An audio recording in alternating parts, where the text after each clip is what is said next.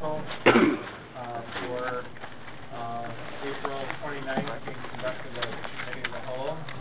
Ms. Banks, please call the roll. Thank you, Mr. Vercanti, Mr. Fraser, Ms. Jordan. Here.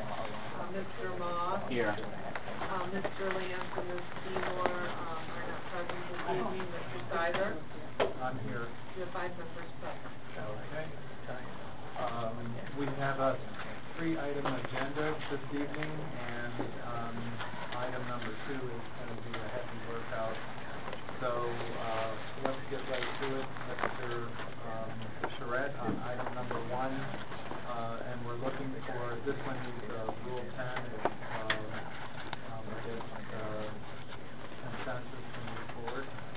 Okay, I'll start this. We have Lee Schultz here from engineering who can answer any detailed questions on the project itself.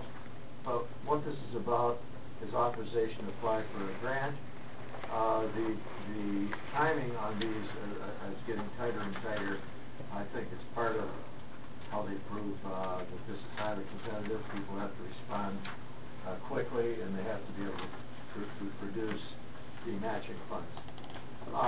This project is necessary because the bridge that we're talking about, 9 Mile at the Evans branch of the News River, over 75 years old, and is at this point in bad shape, but is not a public threat.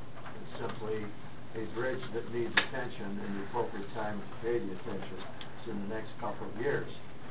This funding would not be initiated until 2015. So even though we're required to set aside $950,000, which we're calling a commitment, and I did pull that out of the major street numbers because that's committed funds.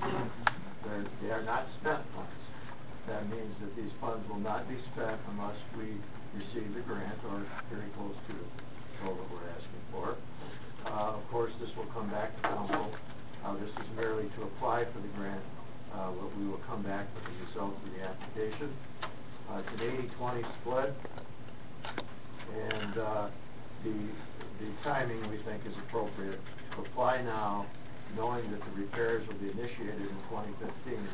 If we wait much longer, we're worried about the cost of interim repairs. There may have to be at some point possibly a reduction in the load that's allowed on the bridge, but not at this point. It will be closely monitored by our engineers, and we feel comfortable with this recommendation at this time. Any discussion? Mr. Fraser? Yeah, you're talking about the one at Sutton Place, right? Right. Yes. Yes. Second question, is this going to be a drawdown grant, where if we get the grant, that we have to put the money up front and get reimbursed by the... That's a good question. I'm not sure. Do we The know? answer is yes. Same as the bridge at Beach Street. So when we submit bills, we get reimbursed. That's correct, and everything must be done in compliance So it's not with reimbursable, which is the other type. That's correct. Good. Thank you. Good question. So we have to put up the whole $4 million? No. Not all at once, not up front, No, right? That would be reimbursable.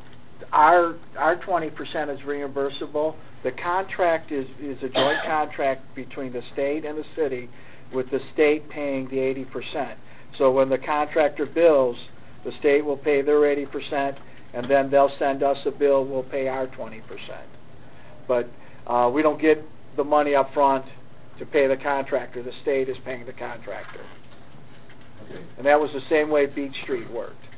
Okay, because we don't need any surprises where all of a sudden, oh, this is the way it's going to work. You know, we have to end up paying more than the $950,000. Right. Okay. And we probably will anyhow.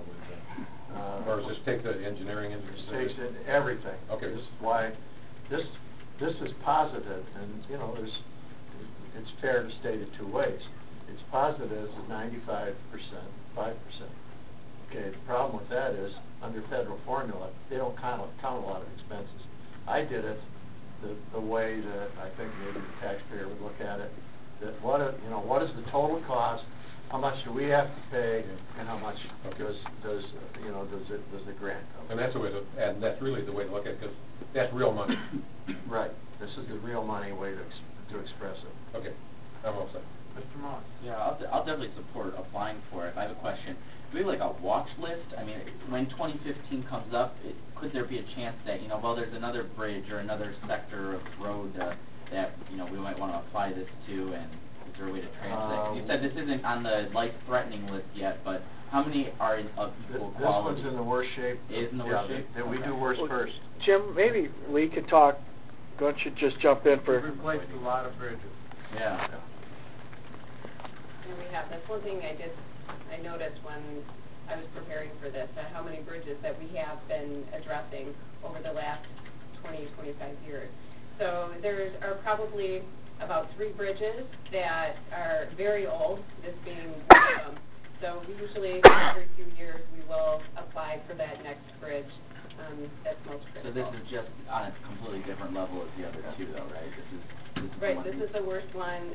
We do have inspections every 2 years on all of our bridges that meet MDOT's definition of a bridge, and this Not is a the culvert. one, right, and this is the one that is the biggest concern as a result of those bridge inspections. And Lee, the last year, the bridge, what's the new part of the bridge inspection?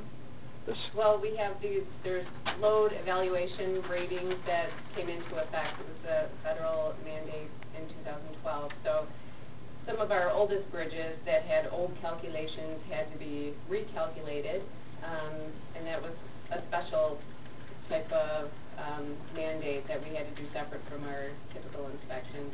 And now that's really just part of our inspection, is to, if there's bridge changes, then we have to recalculate all the load restrictions. And yeah, there have been a couple different federal mandates, unfunded, of extra work we've had to do to make sure our bridges are safe. Can you talk about the scouring analysis that's being done as part of that one of the new requirements? Yeah, in 2011, we were mandated to do a scour analysis plan. So first, the scour analysis, basically they were saying that MDOT advised us to just go ahead with, instead of doing the calculations to see if it was scour critical, they said on almost all of these projects where the abutments are on spread footings, which are most of our old bridges were all done that way, that they would all end up scour critical. So just save yourself the money from going through that, consider it scour critical, and then you develop a scour action plan. So that's something the city implemented as part of those requirements, which you might notice, it was 7 bridges that we had to do that at, and so we had to post signs with a high water level on the upstream side of the bridge, and those bridges are watched every time we have a large rain event. Personnel from our Streets and Highway Department goes out, and if the water should rise to that level, it's a unique and specific level elevation for each bridge, that bridge would be, the road would be closed for safety, and then we had to develop detour plans and notification plans and everything to go along with that. So our guys currently are keeping an eye on that every time we have large rain events, and you would have known, so there haven't been any closures. Where are the other two? Where are the other two that are being watched? We've got a bridge on Inkster, just north of 9 Mile, and we actually did some work on it when we redid Inkster Road, but that is a culvert under there. It's large enough that it meets the bridge definition, but that's one that culvert pipe is just starting to invert a little bit, so that will probably be the next one. Okay. And our third old bridge. No, drive lightly. Right. Mr. President, I think we know more about our bridges in the last 3 years than we have in the last 10. And I like the word Lee hit. All of this was unfunded. The feds put a new requirement, and we had to jump to it, meet the requirements, scramble, and have all this testing done and figure out how to pay for it. Yeah, that third bridge was on 9 Mile, just east of Inkster. Okay. Mr. Perconti. To the administrator, Jim, these are open waterways closest, and ditches that actually run off water from the northern communities. They fall under the drain commissioner, become the drain commissioner. Is there any money in those departments that could help subsidize it? On the west side of our city, because of the tributaries, we're going over waterways that really belong to everybody. And if you're on the east side, if the city was all on the east side, we wouldn't have bridges. But because of the tributaries, we have bridges. And even though those are federal monies to help supplement some of the costs, I think that the Corps of Engineers or their budget or Old County Drain Commission should participate in some of these costs. Otherwise, we should just lock them up. see what happens. I mean, you know, if there are bridges, you know, I mean, it's crazy, but I'm just saying is that we're stuck because we have topography on the west side of the city that differs in most communities, and we have a lot of bridges. And so you have a cost factor that other communities don't have, and so there should be not only federal participation, but because we drain from the north and we are in Oakland County, Evans Ditches in Oakland County, when it went through Cranbrook Village, it was a county project, and I don't see why these bridges that allow flow for their drains, which are our bridges to go over, Frankly, the don't only time we participate. hear from the drain commission is when they're increasing what we have to drain. Yeah, we pay a lot of money to the drain office. In fact, it surpasses our water bill. We will research that in the interim. Okay. All right, Lee? Yeah, I think, you know, Mr. Perkowski, part of the way that they look at it is not who owns the waterway, it's who owns the road that bridge carries. So that's what they look at, and those are the bridges that are our responsibility. Granted, we wouldn't have to put a bridge there if the water course weren't there, but in most cases, the natural water courses are there, and that's our initiative. If you did not have the money to build a bridge, to fix the bridge, they would say that is your road, go ahead, close the bridge. Pardon? They'd say that's close your off the road because close the bridge is closed.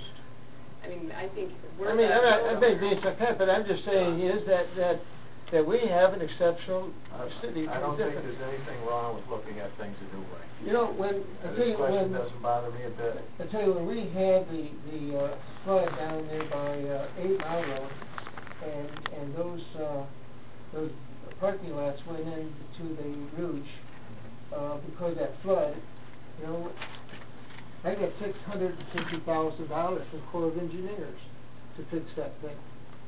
You know, and we said it's our responsibility. Well, you know, Corps of Engineers coughed up, I think, almost 500 and some thousand. I mean, you know, it's a drain. It's a drain that flushes from everything up north to us. Well, Mr. President, staff would certainly welcome an opportunity to talk to council about the Stormwater Master Plan, as well as the discussion about drain funding in large, which is a chapter in the Stormwater Master Plan. And it is clear that a great deal of our stormwater management activities are being funded through our major and local roads, as well as our water and sewer department. And staff's of the opinion that there needs to be a more equitable way by funding source to pay for those stormwater needs of this community as well as the region. This is a very large public policy type question, but we would certainly welcome a dialogue with council. One of the best things we could do for our road budget is to free up some of the money that major and local roads is paying to offset stormwater management issues that really need to have a more dedicated funding source. Well, we need Rule 10. Rule 10. Support. It's been moved by Mr. Scott, support by Mr. Moss. All those in favor? Aye. Then we need a motion to approve the authorization to seek this grant. Also move. Support. Moved by Scott, support by Moss. All those in favor? Aye. All right, we're moving on. I'd like to recommend that the administration look at that. see whether or not the other items would like to kick in, so. We have that as a research item, and we will follow up on that. That's the note. All right, Mr. Comerford and Mr. Gardella, we're ready for the big show. I'd like to take 1 minute while they're getting set up. It's only one.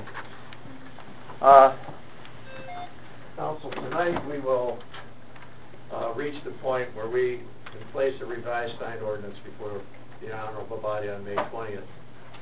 We have the necessary expertise in certified building official Kerry Comerford and Ed Gardella, sign inspector. They represent combined experience of over 60 years in building and signage related issues. You will soon find that Mr. Gardella's research for tonight's presentation has been exhaustive. His research communities with comparable signage issues, taken into account the invaluable input received from the business community, especially as it relates to the joint meeting of City Council and the City Center Board, and from outside consultants in the field as well.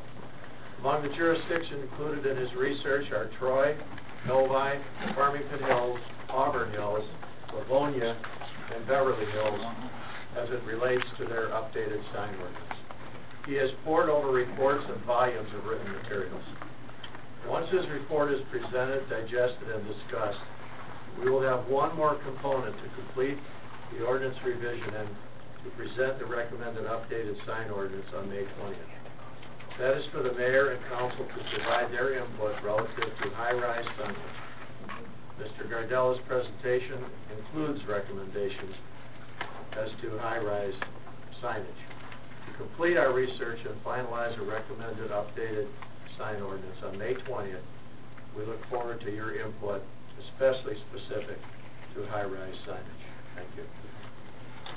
Council, we're going to do this, we reviewed this in Council President's last week. We're going to do this in 3 segments, as I indicated in an email. Ed Terry will present a segment, we can discuss, and then move on to the next segment, discuss. So hold your questions to the end of each segment, and everybody will get to ask their questions, share their thoughts. Okay, the gentleman, the floor is yours. I just want to take just a second to,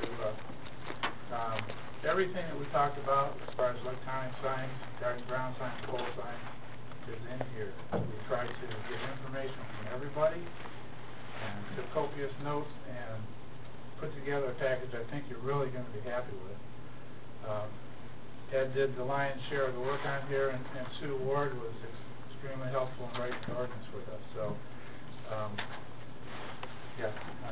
turn it over to Ed and we'll go from there. I think he's lightening it up a little bit on Sue Ward. She's both Sue Ward, the council committees, Mr. Charette, all of them. I appreciate their input, and they all had great input to give.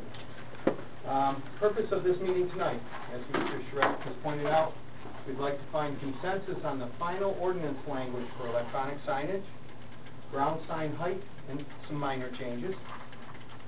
We did provide a copy of the draft ordinance language, and we'd also like to have a discussion on high-rise wall signage. We have some background information on that, and we have some examples and some suggestions and recommendations. At our last meeting in 2012, in October, the building and legal departments were instructed to return to council after seeking inputs from the Site Plan and Neighborhood Services Committee, and to start formulating the sign language to permit electronic changeable copy sign. Staff has done so far. We have received the input from the 2 committees and included areas of agreement into draft language that Sue Ward has provided. There are some differences on just 2 minor issues, and we'll be seeking a little more input and discussion with the council as a whole on 2 small issues. And we looked at the sign ordinance for additional changes based on some other council concerns. So, part 1, which we're going to start out with, is the electronic changeable copy ordinance language. This is a long statement. the statement that starts out the allowances for electronic signage. And it outlines what the purpose is for some of the restrictions that are going to go into the ordinance, but also are to talk about the fact that that businesses need to allow these new technologies to update their messages, but some of the issues involved are adverse impact on residential, the residential character of neighborhoods, and that we're trying to find a balance to make sure that we don't have these negative effects, but we still allow the technology to be used. So even though it's a long statement, pretty much whenever you're starting out an ordinance, you want to have a purpose and a statement behind what you're doing. So that's it. So these are areas in agreement that we had between the two committees. One ground sign on the site with the electronic portion on it in all zoning districts. Single unit LEDs. They're known as monochrome. They have red, they have green, they have amber, they have various colors. Talking about single color units, not multicolor units. And amber specifically in residential districts, they're probably the least obtrusive look, and they're actually what you see at most churches and schools use amber. Non-residential, 15 foot in height maximum, the sign is, 80 square feet in area, based on the frontage size, and that's in our ordinance now. The larger the frontage, the bigger the sign gets, up to 80 square foot. 75% of that sign will have the electronic changeable copy portion to it. The remainder of it will have the name of the business and an address only, or identifying factors that if something happens to the electronic portion, we'll still have that portion so that the site can be identified to traffic or visitors in the event of a malfunction of the electronic portion. Residential area, garden ground signs only. Meaning it's 5 foot in height, 35 square feet in area. 60% of that sign can be electronic, and the remaining area devoted to, again, the name of the organization or site and the address. The base of the ground sign must have a covering over it, so that we're not going to see poles or uprights or any braces. And that base area has to have a minimum of 50% of that area has to be a solid component. So we can still have some open areas in between these so that we don't just get all single signs on a very large base. Every sign looks the same. So we can have some changes. And we would also like to see the use of durable materials such as masonry, metal, or other material that's consistent or that's used in the facade of the building and approved by the building department. So it's something that ties it together with the building. Okay, other areas of agreement are setbacks. These are setbacks that are already in the ordinance. So for a 5 foot tall sign, you're going to sit back 5 foot from the property line. As you go up in height and the sign gets grander or taller, it sets back farther from the property line, up to the maximum height of 15 feet, as we'll discuss in a minute. No other ground signs at the site, temporary window signs, interior, exterior, or banners for special events. These items should be able to be addressed on that electronic sign. So whether you have a special that's going on. If the electronic sign is changing for whatever period of time, a minute at a time, you have 60 changes in an hour, so you have more than that opportunity to advertise these special events on that particular sign. So this is kind of the trade-off. Of course, we want a landscape area around the sign, which is approved by the planning department. Helps the look of the sign, helps it kind of fit in the place it is. Residential districts, we want to maintain a distance from any residential structure of 100 feet. We wouldn't want the signs so close to a residential structure where you would see them in your bedroom window or in your living room window. Some other areas of agreement are the locations in the top crash intersection as defined by SEMCOG. There's not a whole lot in Southfield, but we want to provide a distance from those corners where we already have an issue with crashes. So there's not a whole lot of them, but they are defined by SEMCOG. The electronic sign, we don't want it to be closer than 50 feet, from a signalized intersection. Reason for that is if you have a red sign or a green sign or something like that, and it's changing at the same time your light is changing, you want to provide some distance for that so that traffic doesn't mistake the change in an electronic sign for the change in the light, the traffic light. And of course, we're going to have a spacing limitation between each electronic sign so that we don't have electronic signs back-to-back changing at different intervals. So we're talking about 1,000-foot spacing, but we're talking about also, so if we have a freeway or a roadway that's divided by a median, that 1,000 feet would not be in effect. So if you already have a median, let's say like Telegraph Road, the median's going to do your spacing for you. It's going to change that up. So that's where we're looking about making those exceptions for freeway or any other divided roadway that's divided by a median. More areas, no video display. No message movement. The message, right now we had a conversation about having a 1-minute interval for how quick the message would change. Of course, it could stay up there for an indefinite period of time. It's just the minimum amount of change would be 1 minute, other than residential. Transition or change sequence of any image, it should appear instantaneous. So it should appear no special effects. It just appears as perceived by the human eye. And each message must be complete in itself, meaning you don't want a follow-on message that people slow down to see the rest of the story. You want the message to be complete. And believe it or not, no audio message coming from it there. Obviously, you could have an audio message coming from any device. Some more areas of agreement. These are just simple items in the ordinance which make sure that the sign isn't too bright that impairs, endangers the safety and welfare of a pedestrian, cyclist, or person operating a motor vehicle. And that shouldn't resemble a warning or danger signal. Let's say you have a red sign, and you could create a stop sign on a red LED sign. It could actually have a stop sign on it very easily. So we don't want to do that. It's going to interfere with anything like a street sign or a traffic signal. Some more agreement. Same operational requirements we have in the LED gas station signs. Exactly the same. We want to make sure that it's the same requirements we put in for the LED gas station signs, which means if the sign malfunctions, it should shut off. And I'm talking about a major malfunction. I'm not talking about there's a single bulb out or 2 bulbs out or something like that. That's not considered a major malfunction. I'm talking about if the unit is displaying something half of a thing, where it's giving a message that is confusing.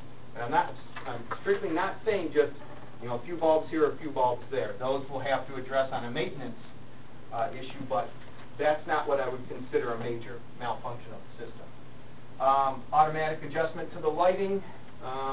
These requirements are actually in the International Sign Association's publication that they put out on electronic signs. These are actually their recommendations, too, to have this automatic adjustment of lighting so that when it's very bright out, the sign's going to turn up. It's going to be brighter when it's bright to overcome the lighting. But as it gets dimmer, the sign should dim down, and these adjustments should be made automatically by a photocell, by taking the input from the lighting in the outside and alter it. And this technology is very available, so that's not an issue.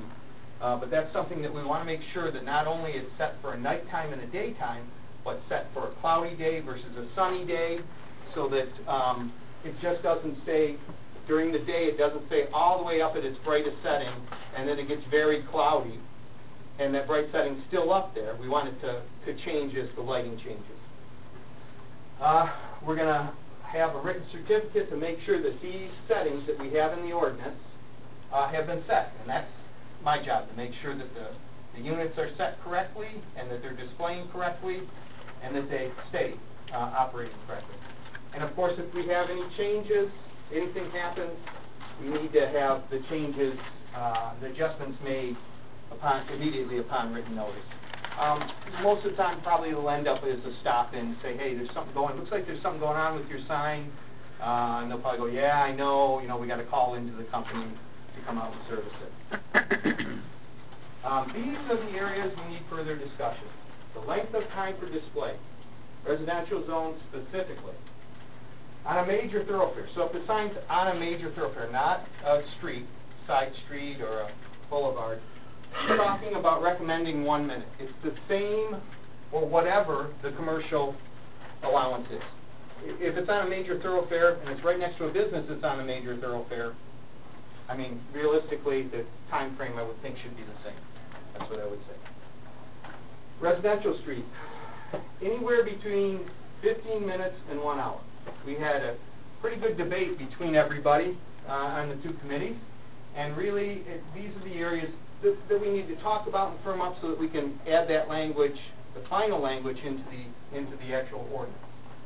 And then, of course, the hours of operation. Residential, 9:30 p.m. it shuts off, 6 a.m. it comes back on. Non-residential, 11 p.m. it shuts off, 6 a.m. it comes back on. Okay. I want to stop there. Yes, we are. I will go back, Let's because go that back is now. a stopping point. Right. Otherwise, we might get Fine, all we over can the go back. place. I think it's more digestible. We've got so much information for it. And, you know, I didn't say this at the council president's meeting, but I reflected on everything that we discussed last week and what's in the packet today and this. And you've really done a very thorough job of capturing all the things that we've discussed. I think you've answered a lot of the questions that we were discussing in the fall. So with that, I'd like to open the floor for anyone who has a question, and then move to get an agreement on these questions that are right here, so that we can move forward. Any questions? Mayor? On page 10, each sign message shall be complete in itself and shall not continue on a subsequent sign message. So, say for instance, it is a bank, and the message says, new interest rate available. The next time we'll say, on new home purchases or something. So we're saying that, I thought we weren't supposed to have an ordinance that regulates the message. So how are we saying, so I answered that question because I've always been told that the message we can't regulate, it is the sign itself. So how are we going to do that? Well, we can't regulate what they can say on the sign, but we can regulate to say to them, so we're not saying you can't say anything, we're just saying whatever you say, we're not telling you you can't say your rates are this, your whatever. But we can say that you need to put the whole message up at once. So we're not telling them what their content is, we're still saying content neutral. We're just simply saying that whatever message you're going to put up there, we're not telling you what it's going to say, that message is complete in itself, so that whatever it is, you don't have to wait, it doesn't say, I'm trying to come up with an example. It has to be a complete thought. Right, and Yes, I agree, it's a safety this issue. is clearly content neutral. It's just to make sure that the message is complete, so that as you're driving, you're not waiting now, watching, because I need to see the next part of that. So we don't care what they put, but we're saying that in a message, it needs to be complete in and of itself. And it's going to be a little tricky, because what you're saying, I wouldn't consider those things two separate. Our rates are, I mean, it's going to be a little, I mean, I think you clearly know if they're leading it to the next message. You'll clearly be able to tell. I was trying to rack my head for a good example. Well, a good example would be a list of people that, say for instance, it's a church or a place of worship, and they're saying that congratulations to the seniors who's graduating from this, and then they list the seniors. I'm not saying they have to list all the seniors on one screen. That's kind of how I read it. Yeah. It's gonna. But see, this is where we have that gray area. Yeah. And to to me, if we control the movement of it, and we control the light of it, then if it's a continuous message, because they're all around us, I don't see us regulating that. It has to be there for so many minutes, and to me, that's controlling, and it's gonna come up. I know it is.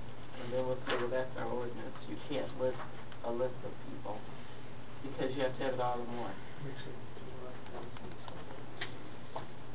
I think that's a little different, honestly.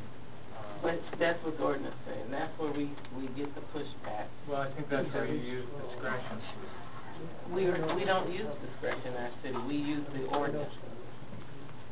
No, I think Mr. Gardella used discretion. It's gotta be a complete thought, and so in other words, it's not a cliffhanger. Or like if it was something and then dot, dot, dot, so you Yeah. gotta watch the next one to know what the first one. But scrolling list of names, each name is a complete thought in itself.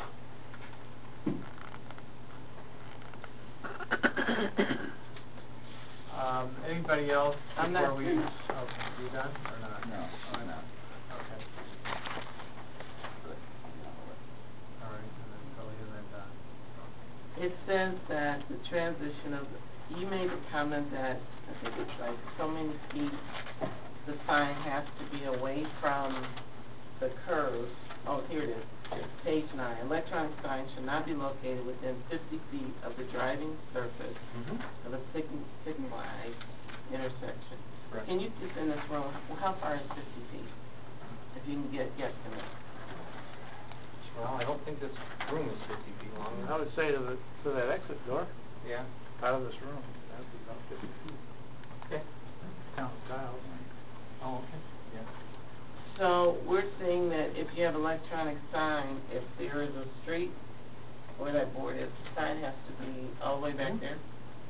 And it's a little hard, you know, to look in a room and say that versus to look out on a site and say that.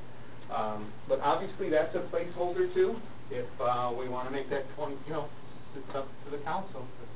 But you're talking, Ed, here A distance. about where there's a traffic signal, Yeah. not just on the street. No, they have a traffic signal. And it's so that the changing sign isn't confused with a changing light. So explain to me, because that's not how I heard it. So where would the traffic light be? Say the traffic light Right is there. right here. The sign would be over there. Okay, where does the property line start? It doesn't really have anything to do, I can't tell you, it changes at various sites. It could be halfway in the room, it could be over there, it all depends. It depends on what particular site you're talking about and how wide the right-of-way is at that site. I mean, that changes within the city of very large right-of-ways on Southfield Road, very wide right-of-ways on Southfield Road before the property line starts that are probably 30, 40 feet wide. And then you have smaller ones depending on what road you're on. Maybe like Greenfield Road has smaller, at the northern portions has less right-of-way areas. So really depends on the size of the right-of-way. That varies. Property line varies. Where does the 50 feet come from, an analysis of light These are situations? from issues from the International Sign Association Thank you very much. documentation. But obviously, the 50 feet, it's more of a comfort level to make sure that so let's say you have a long property. I think the understanding is that you don't want to place them so that you have a visibility of the street light, or the street signal and the sign at the same time. Generally, on a lot of these properties, the signs will either be located in the corner, but a lot of them will be located in the middle of the property to give the property definition as to where it is. So, according to your information, it's measured from the driving surface, not the property line. right, that's what I said. It doesn't have any regard to the property line. It has to the driving surface. So if that light was a traffic light, you would start counting from there, including the street. No, he is right. I would talk, this says from the driving surface from the street itself. I So guess we start could in the change middle. that to the actual signal. That's a possibility. But the problem with that is, What's the that, standard say? right, this, because what you have is the street signal. If you have a 120-foot wide road, okay, like Telegraph Road, that 60 feet from the center of the road is gonna be, if you go from the signal, that 60 feet is gonna be the edge of the pavement. That's how close it's gonna be. Because our roads are 120 feet wide, or telegraph's much wider than that. So if you went from the edge, that's why now I'm thinking that it did this. Because if you went from the actual, if you go from the signal itself, which is in the middle of the road. And that's what we're doing, that makes more sense. And you had a concern, it says that it shall not resemble or Yes. simulate any warning or danger signal, any Yes. other traffic control.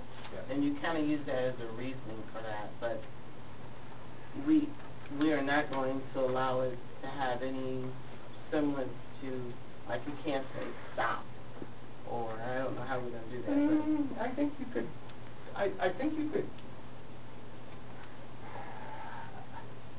You know, everything that you write is gonna have some issues where you're gonna have to look at it.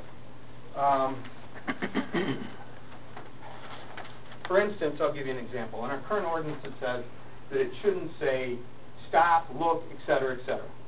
We have a sign, an insurance company called Look Insurance Company. Right. Okay? It's up there, the sign's up there. You could have easily said, and this is where the discretion comes in. Right. You could have easily said, according to that language in there, you can't have the word look in there. Now, that'd be pretty ridiculous, wouldn't it? Yeah. So that's where we get into the discretion issue. The ordinance clearly said it can't say stop, look, et cetera, et cetera.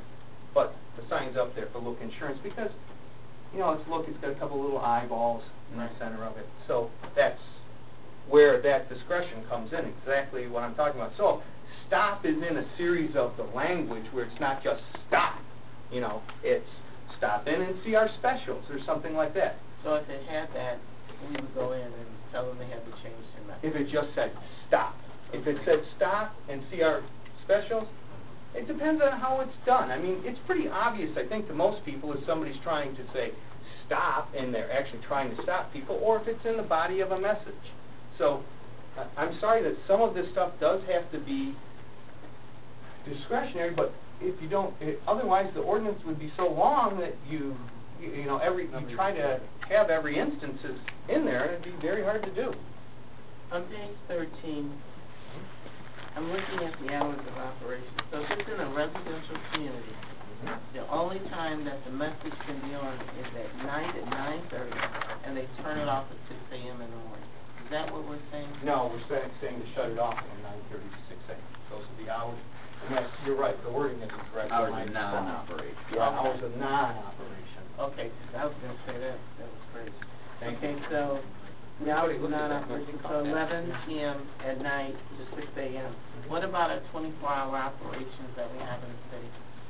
That's a good discussion for council. These are the areas of additional. What are need the for standards? discussion. What's the standard? Where There it come really aren't a from? whole lot for this one. I'll be quite honest with you, really aren't a whole lot for that one. Okay. It's more an On the aesthetic table. issue. I'll tell you right now, it's an aesthetic issue in the community as to whether they want these signs changing all night long or not. So this is not a defined, No, it's an a aesthetic defined issue. issue of Yes. safety. This is a total. Right, correct. So this is one we No. should work over right now. Yes. And would there be, if I'm a 24-hour operation, and I want my sign illuminated because I'm open for business, I'm on Telegraph Road or whatever, Okay. would there be an appeal process? I'm not opposed to the hours of non-operation, but I would not want to hinder a business who's open 24 hours, So and obviously they need let's say we could add that, could we add that as language instead of having it as an appeal process? Well, I kind of see two different things. Okay. This would be saying that the sign changing all the time goes off. This isn't saying that they can't still advertise Meyer illuminated on their sign, This is but saying it wouldn't be electronic. able to say, you know, paper towel $5.99. The changing message would stop between those hours. Or would you like the changing message, this is another option, to remain the same message for that period of time and not be changing? And maybe it's more of an issue just in the residential. Right. You know, so that, you know, you don't have the Well, I'm flash. fine with the residential, I'm thinking of the business. The business. Right. That's open 24 Mhm. hours, Yeah. and the purpose of the sign is not to blink, it's to advertise. Yeah. And that's part of their business. Right. So could, Sue, just off the top of my head, could you have language within there that ties it to the hours of operation of the site? Yeah, I think we could probably do that, to say So if that it's- whatever the hours of the operation of the Right. site, then the whole sign would be permitted. But after the site's closed, just the non-electronic sign portion would remain on. Right. That's another So like option. if they close at 10 o'clock, then we're, The whole thing's running till Then ten. it could go till, but right, not change. right. Okay. No, I think That you makes could sense. let it change until that period of time. I know, but Right. after their hours, they're Yes. closed. Then Yep. it goes Yep. just, yeah. What if they close before 11, and they still want to advertise, they still want to say what they have there? I guess you could say, but in no event, you could say, till the No time of, longer. but in no event, you know, between the hours of this and this, or something. I mean, we could develop language if that's. That's why we have it that's up here as a the- discussion You know, point. there really aren't any representatives, and I know that, you know, we had extended invitations to some people to attend, but for some of the people that own small businesses that are making investments in this type of new equipment for themselves, there's really no one here to speak to that. And we do have a lot of people that work in Southfield that work, you know, a lot of our operations are open 24/7, so there are a lot of people traversing through the community in the evening hours that, you know, might want to see some of this information.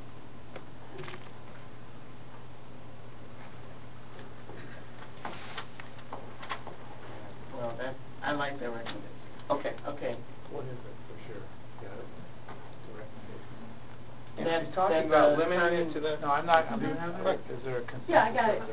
In concept, I've got it, yeah. Concept. The concept would be that the changeable copy can continue to operate for as long as the business is open.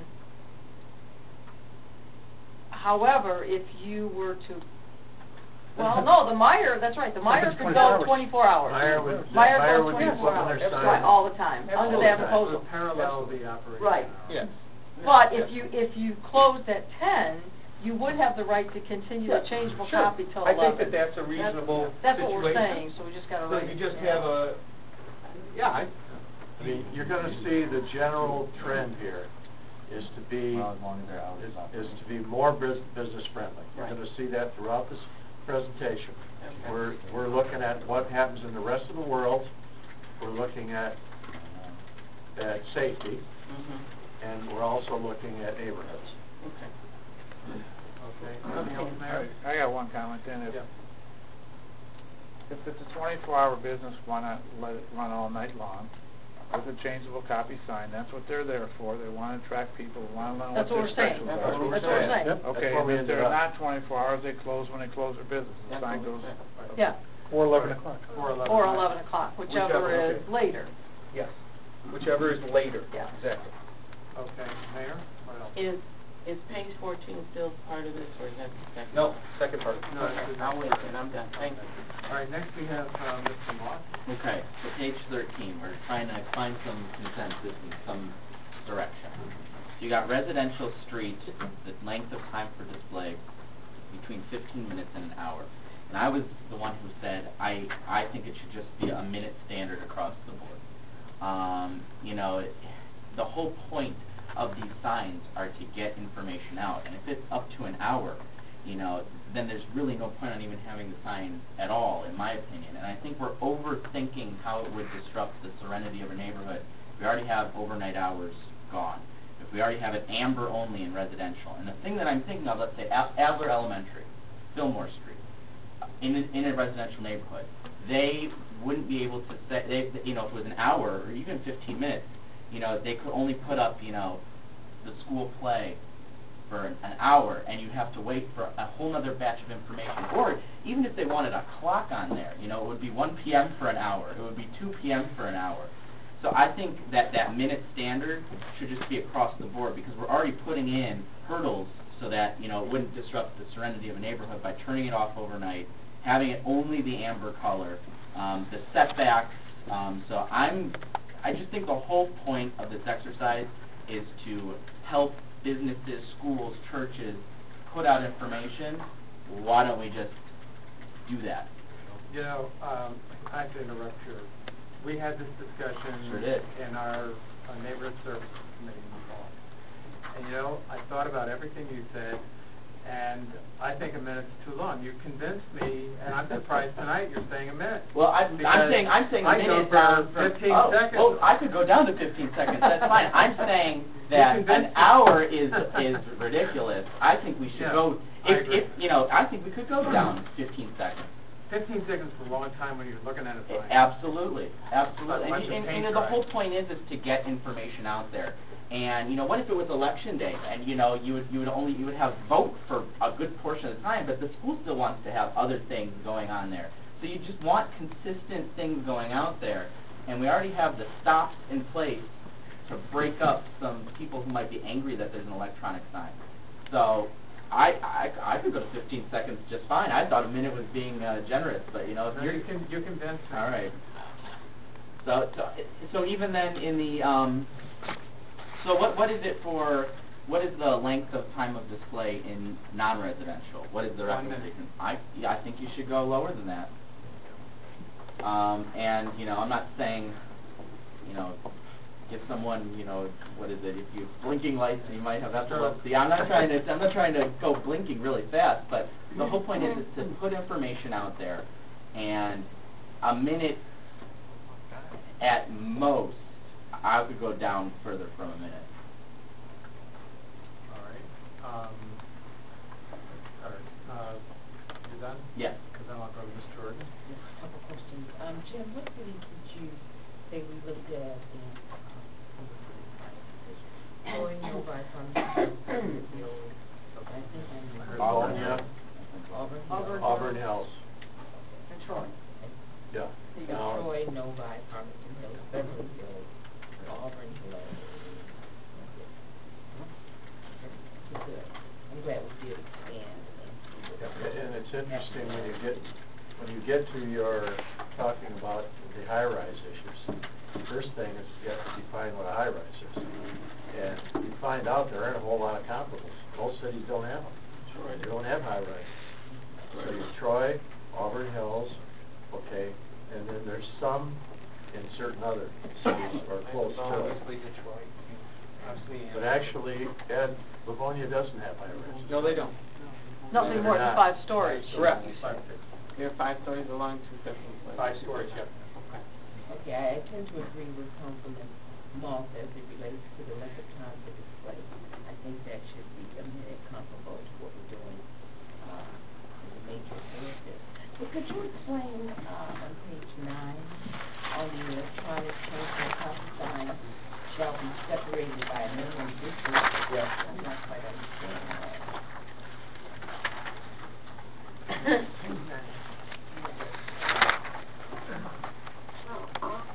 Right there.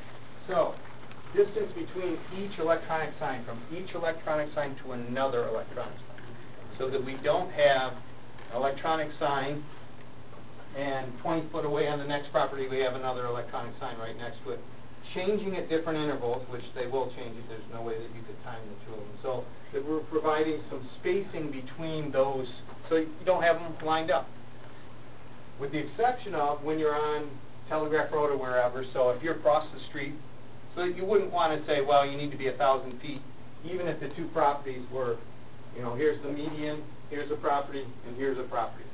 There, you wouldn't put that 1,000 feet into effect there. You would, which that road would be less than 1,000 feet, the width of the road, the distance between the two signs. So you wouldn't have that come into effect because in the median you have other structures with trees, other things in the median that'll take your eye off of seeing the two signs at the same time. So it's possible that one business could be denied. Yes. That is That's basically, yes. possible. Okay, that's what I wanted to know. What you're doing is you don't want the downtown Las Vegas effect. Oh, absolutely. I just need clarification of exactly what that was. Page 12. You said that the default mechanism is a sign malfunction, and you're not going to specifically just say you've got to replace both. How are we going to monitor that? I'm going to monitor it. So you're going to, every person that gets the electronic I drive the sign, city you're gonna- every day. Yes, he does. I drive the city every day and sometimes on the weekend. And I will assure you that if We get signs that, have a whole bunch of bulbs out, we'll absolutely stop in. Unfortunately, there's one on 8 Mile on my way into work on, I think that's still Beach Daily. That's a Sunoco station. A majority of that Pricer sign is out. I mean, 3/4 of it is out. You can't tell what the price of the gas is at all. You can kind of guess, you know, it might be $3.60, it might be $3.80, it might be, I don't know what it is. So that's the kind of thing, we don't want that. We don't want people to be confused as to what message is up there. It's a little bit easier on a traditional sign because the fixed face, you mean you're going to be able to read it. During the day on an electronic sign or an LED sign, if a portion is out, you just can't read it. You can't understand what it's saying. So, yeah, that's going to be as any other form of code enforcement is going to be done on that. But it's not going to be for a single bulb or a couple bulbs or something like that. It's going to be for, you know, a good portion that makes the sign unreadable or unrecognizable. Another aspect we looked at is the whole appearance of the city. Sharp. So, we don't want to make requirements that are ridiculous, but on the other hand, we want the city and the businesses to have a good image, and that's what we're working at. That's why we go nuts over litter, and why we just contacted other agencies so we can get on these highways, all right, and take care of these wind tunnels in the springtime. Well, we've accomplished that. It's all part of the thought process. Okay, a couple questions as it relates to the ordinance itself. Section 8.33, number 15. Give me a little more explanation of that. The ground sign support and not having the columns. You got pictures, don't you, Ed? Yeah, that's coming up in the next section. That's in the next one? Okay. Yeah. That'll show you a lot. It's a major workout on that. Okay,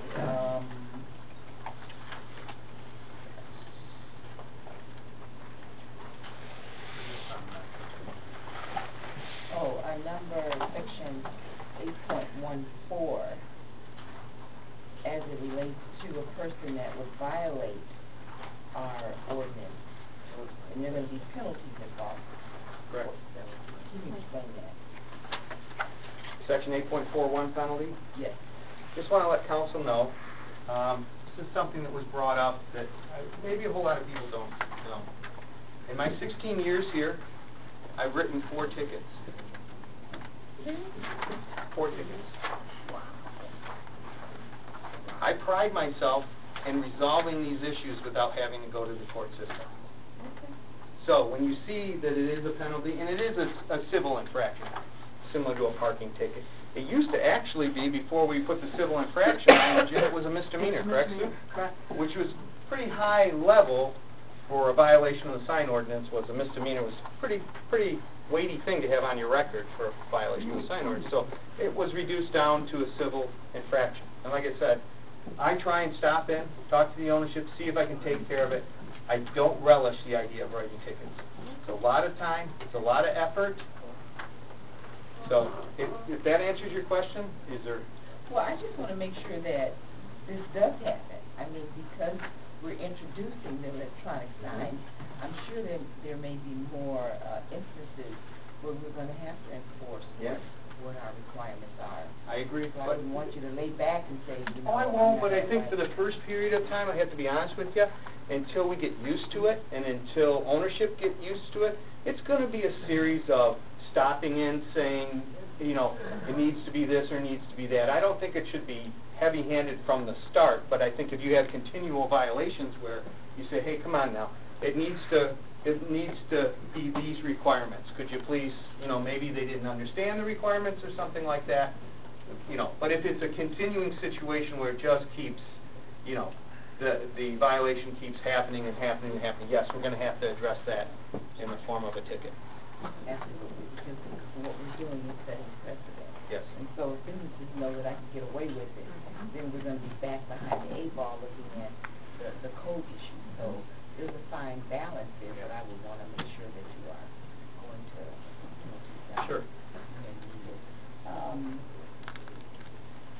section 8.42, elimination, where it talks about the electrical, signs must be identified and listed by an authority. How are we gonna?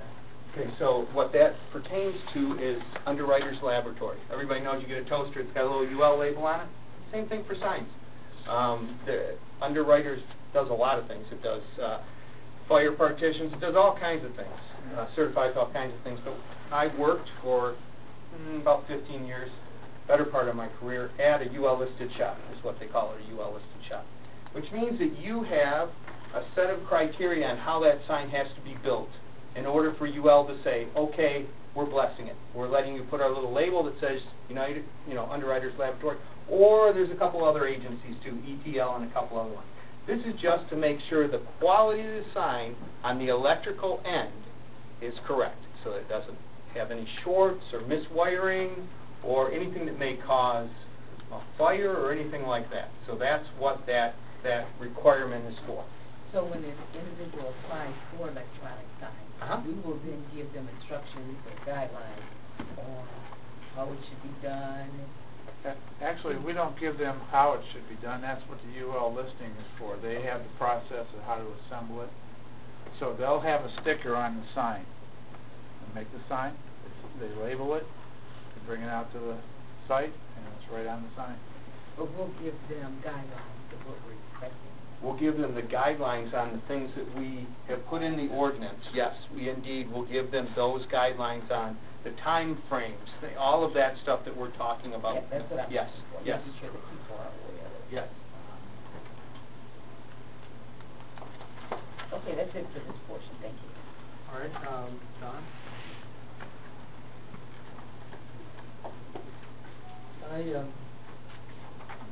I made a lot of notes on this, and I could pretty much put them in the category of nitpicking. And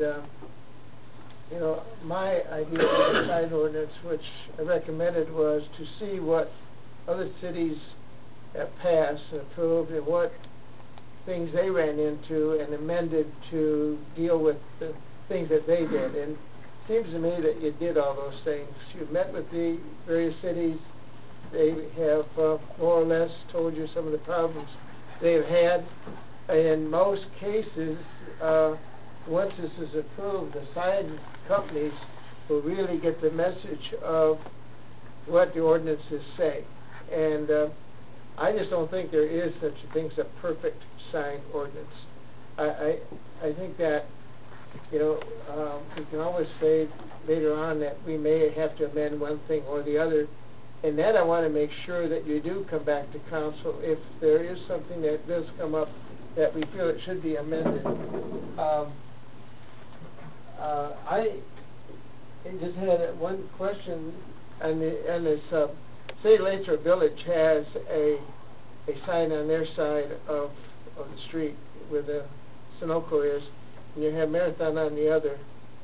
How is that interpreted? We wouldn't interpret at all anything to do with Lathrop Village. In other words, if they had a sign, doesn't matter. It didn't matter. In other words, you would not be prohibited. No, not within the city borders. No. Okay. And the other thing that I'm sure that under this new ordinance, there's going to be a lot of people who are going to be changing their signs if they have the money to do so, and trying to get an advantage over their competition. As they do that, how well are we staffed to address the amount of petitions that we may get? Is there going to be, how big is the delay going to be to go from one permit to the other? As we do it now, I really don't see it. We have sign changes all the time in the city. Businesses go in, they go out. I'll be able to. Our staff, our building department staff, will be able to keep up. But you did the sign, and yes. then if they have an appeal that goes before the Board yes. of Appeals. Yes. If it's something that you can't deal yes. with because of the ordinance. Correct. And usually it'll be something over and above what the ordinance yes. states. And what is the amount that they have to pay to go to the Board of Appeals now? For a sign, it's $400. $400 to come and appear before the Board of Appeals? Yes. I'd like to say on that subject that one of the thrusts of this is that the general goal is less Board of Appeals. Okay, less instances where a business will have to go for variance. You'll see that in further sections as we go along. Yes. Well, the interpretation is where it's all at. In other words, when we see these things like Fifth Third or Aeons or which I can't stand, anyway, you know, I mean, somebody said that was great. And I guess, you know, we all see something and we think differently. But I think we all should agree that that's a terrible sign. But anyway, I guess, you know, we have to have respect for the people who make those decisions and approve them. And I guess I know I made a lot of notes, but I consider them after the presentation, which I didn't get until now, find it nitpicking. So I'll move on. Mr. Fraser, next. Yeah, first question. Have we agreed that we're gonna be down to 15 seconds? Yeah, No, I was waiting for everybody to go around the table, Okay. and then I was gonna do a minute or 15 seconds, show of hands. Okay, because, that answer will determine some of my questions. For instance. We can do that now if you'd like. Yeah, I'd rather ask the question. If it's a 1 minute, let's say that it was 1 minute as it was presented, and the other rule is the business can't have any signs in windows. That really doesn't make a lot of sense to me, that the sign's only going to change 1 minute. So they have paper towels for sale, and at the rate of traffic flow, by the time they get through, the only thing you know, they're going to sell paper towels. Unless you keep going around the block. And that really doesn't make a lot of sense, that they can't advertise other things that they sell. So I'm a strong supporter of the 15-second. If you're going to also have no signs in the window. Which we'd like to get rid of. But yeah. But is that, and I don't mean to interrupt you, but I like the interpretation of that. Is there anything that, I mean, that is illegal about them putting signs inside their business on the window? No, but because today they can put anything on the inside. On the inside of yeah, the but building. you wait till you start going through this ordinance where they can't have signs that say they look like they're painted, or they look like they're painted, either on the inside or the outside. But that's only if they choose to go electronic changeable copy sign. They can keep every window sign they have if they don't go to this sign. Really, so it's an either or. The paper signs are something we've phased out. The ones we still see are like at Plum Hollow Market, which, you know, is grandfathered, you know, forever. All right. Let me give you an example. Okay. They go electronic sign. How do you know the hours of operation? That's today. That's right beside the front door, painted or Can I detail. address that? Can I address that? Sure. I don't regulate that. Pardon? I don't regulate that. Well, hours it is of the ordinance. operation. Again, it's a situation where, and where you have to have some discretion. Obviously, hours of operation. It's not going to. I guess you could put an exception in there, hours of operation, if you wanted to. But I definitely would not be enforcing hours of operation on the door. I would not be doing it. I mean, just like address numbers or anything like that. You could say, well, they got an address number on the window. Is that a window sign? That's going to be on a sign. Yeah, it's not a window sign. It's going to be on a sign. It could be on the window too. Be above the transom on the door of the business. I wouldn't regulate that either. Well, all I'm saying is, I'm trying to understand what's written down. And are we trying to encourage people to do business in Southfield, or are we trying to make it difficult for people to do business in Southfield? Now, every time we get into the sign thing, the Detroit side of the 8 Mile road seems to be the the other side of the coin. If we start changing our signs, this is what we're gonna look like. Well, I think we can control that, but, I just wanna make sure that if somebody asks me a question about, can they have the hours of operation on the windows? I mean, that, to me, seems reasonable, so. That's something that, you kinda gotta choose your battles. We would never get a judge to support a ticket that we wrote for having hours of operation on the sign. We So, can even pursue that. yeah, it's just a waste of time to do that, so. However, contrary that's what the ordinance says. You can't contrary have anything on the windows that look like it's painted or on the inside or outside. Now, today, we don't control what's on the inside. We do what's on the outside.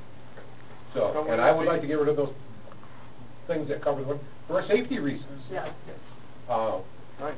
So, but there are words, Mr. there are Fraser, some. can we put that, ask Mr. Wood then to Let's deal with exempt that? I don't know why we can't Hours deal of with it. operation Something. and, We can exempt that. and the address Right. is exempt, just because Ed won't always be here, right? That's right. Might get No, somebody I even won't tougher. always be here, I'm getting older by the day. Get somebody even tougher By than the that. meeting. It prohibits you from getting old. I have a question that's not been asked, it's not even been addressed, and that is, the wiring, the power the electronic signs. Is that gonna be similar to if someone has a sign out there now that has floodlights on it? Is that wiring gonna be adequate to power the? Oh, yes. Yeah. In fact, the lighting requirements for LED signage, I'm sure you notice, is so much lower and saves so much money. That's why you see, we have them out here. I mean, we have them in the parking lot. That's what's lighting our parking lot. And I'm sure we're gaining quite a bit of savings from the electrical bill for that. I'm sure we are. Same thing on signs. In fact, Charter One Bank, big sign around the whole top of the building, changed out 2 months ago from metal halide, the big ones that you see, and neon within there, all to LED. That's one of the green things that's happening in the sign industry is that they're going to, I don't know, to an old sign guy, neon has a place in every old sign guy's heart because, it's just, it's cool. It can be done very nicely. But what's happening to save money, to save maintenance, to save lighting costs, to save everything, everything's going to a form of LED lighting. And that's just the way it's happening, and there's more than enough power brought to these signs, because most of them, in most signs, I mean, in a bare minimum, you're required to have a 20-amp circuit to the sign. 20 amps is going to take care of any LED portion that goes in there, and the rest of the portion, no problem. Well, I was just thinking that there's going to be a real roadblock for people to change their sign out if they have to bring a new lead all the way from the business across the parking lot all the way up to the to the new sign. No, not gonna happen. In fact, the portion that they remove probably, so they're going to remove a portion of the existing sign so that they can leave the header portion. That portion that they remove draws more power than that changeable copy is going to draw. Okay.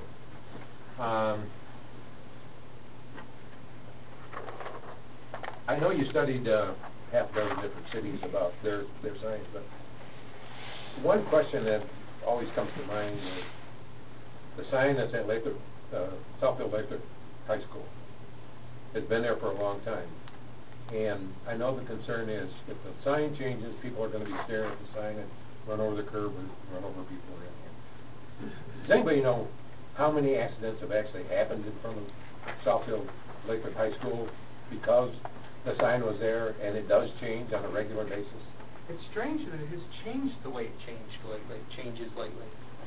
I don't know if anybody's noticed that. The effects aren't as wild on it as they used to be. It doesn't move as fast. It doesn't spin as fast. No, it has nothing to do with the age of the sign. Some of these effects that some people put in, this is from a sign person too. Some of the effects that you put on a sign actually hinder its readability, okay? They may look cool and they may draw your attention away, but in the end, you need to get the message that you want to display. Some of these, I mean, we used to tell people when they would want their lettering curved like this around a circle, and the other one curved backward, and drop shades and everything on it. By the time you got done with it, you looked at it and you go, I can't read one word on this.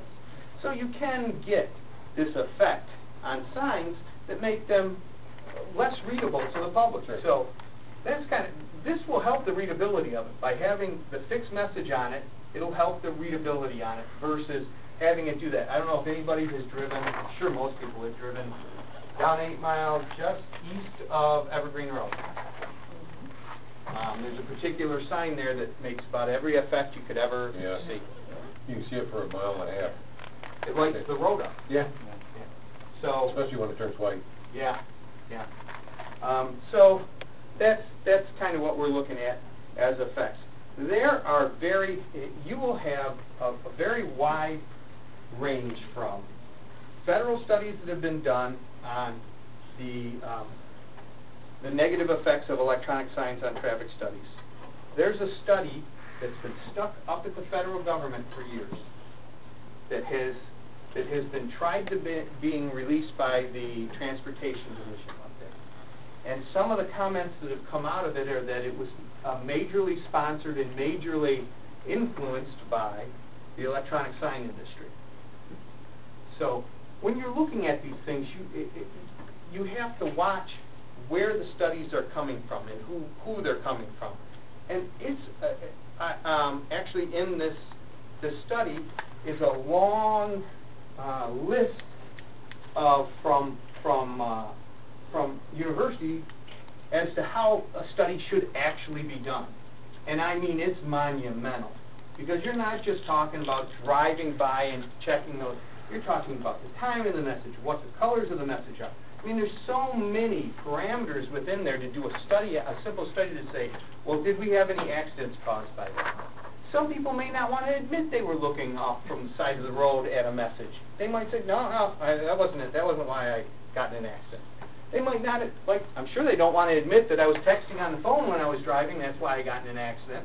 I don't think anybody's going to admit that I was doing something wrong, I was looking off of there when I should have been looking at. That's what caused my accident. And the police do the interview, they ask, why did you cause the accident? I was looking over there at that sign. So, getting those actual reports and an honest report, pretty difficult. We'll find out if that was a high accident area, though. Yeah. My guess is that it's probably not. They've been at the driveway. Oh. At South of Laser. I don't know if there's one about the sign, but they've been at the driveways, the accidents that there have been, which is not surprising. Yeah. I know that when my grandson's name was on the sign, I had to pull in the driveway and stop. Well, wait till it rolled all the way back around again. Imagine if you had to wait an hour. Yeah. Yeah. But you stopped, though, didn't you? Yeah. By the way, what is timing on that? I don't know. Anybody know? Oh, that's in the seconds. That's probably in the 10 to 15 second range. It actually moves. Yeah, and it moves too. Yeah. Not as wildly as it used to. I must say, it used to explode and do stuff. But it doesn't do that It gives anymore. you a good idea what Anything else? Yes, I have one question that we have not addressed. I don't even know if it's going to come up. We have 2 billboards in Southfield. Yes, we do. What if the people that own the billboards come to us and say that we'd like to put some electronics on them? You want to start? I mean, that's always a risk, because, and we said that, right now, we're saying it can only go on a garden ground or ground support, it can only be a certain percent, it can only be 15 foot right, tall, right. which is a So key one, we're- because nobody's going to build a 15 foot tall billboard. But we do know, as soon as the technology nowadays it certainly invites those 2 billboard owners to say, look, you're discriminating against us, and this sign, it's allowed, and so we just know that. We've done what we could to try to limit so those things don't light up. And if they challenge us, we'll go from there.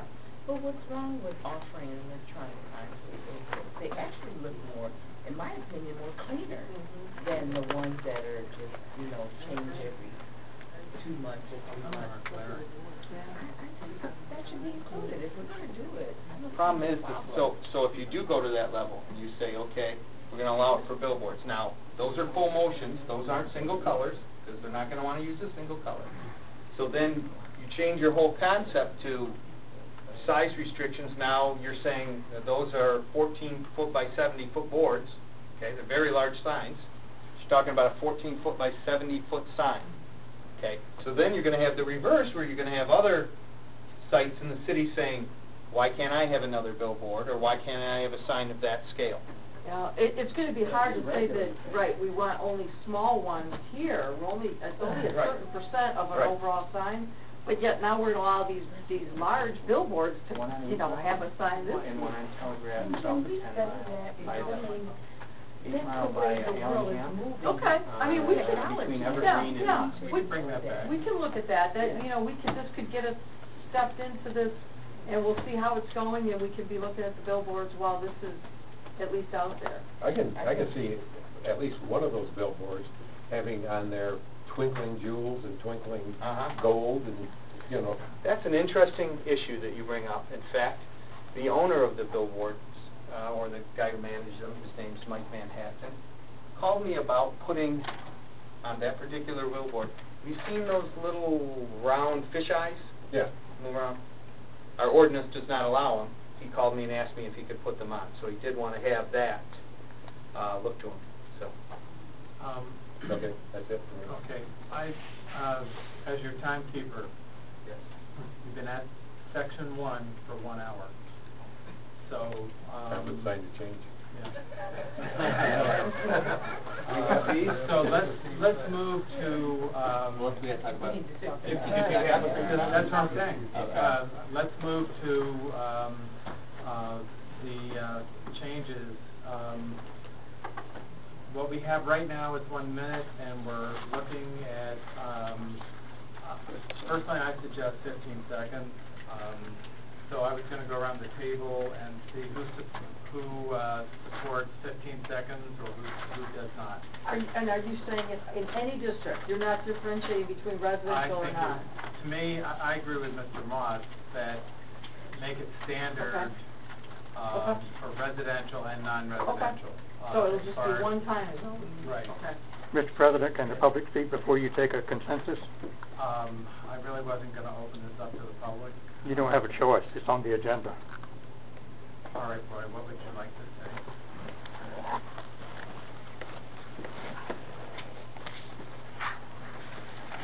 My name is Roy Bell, 28618 Spring Arbor.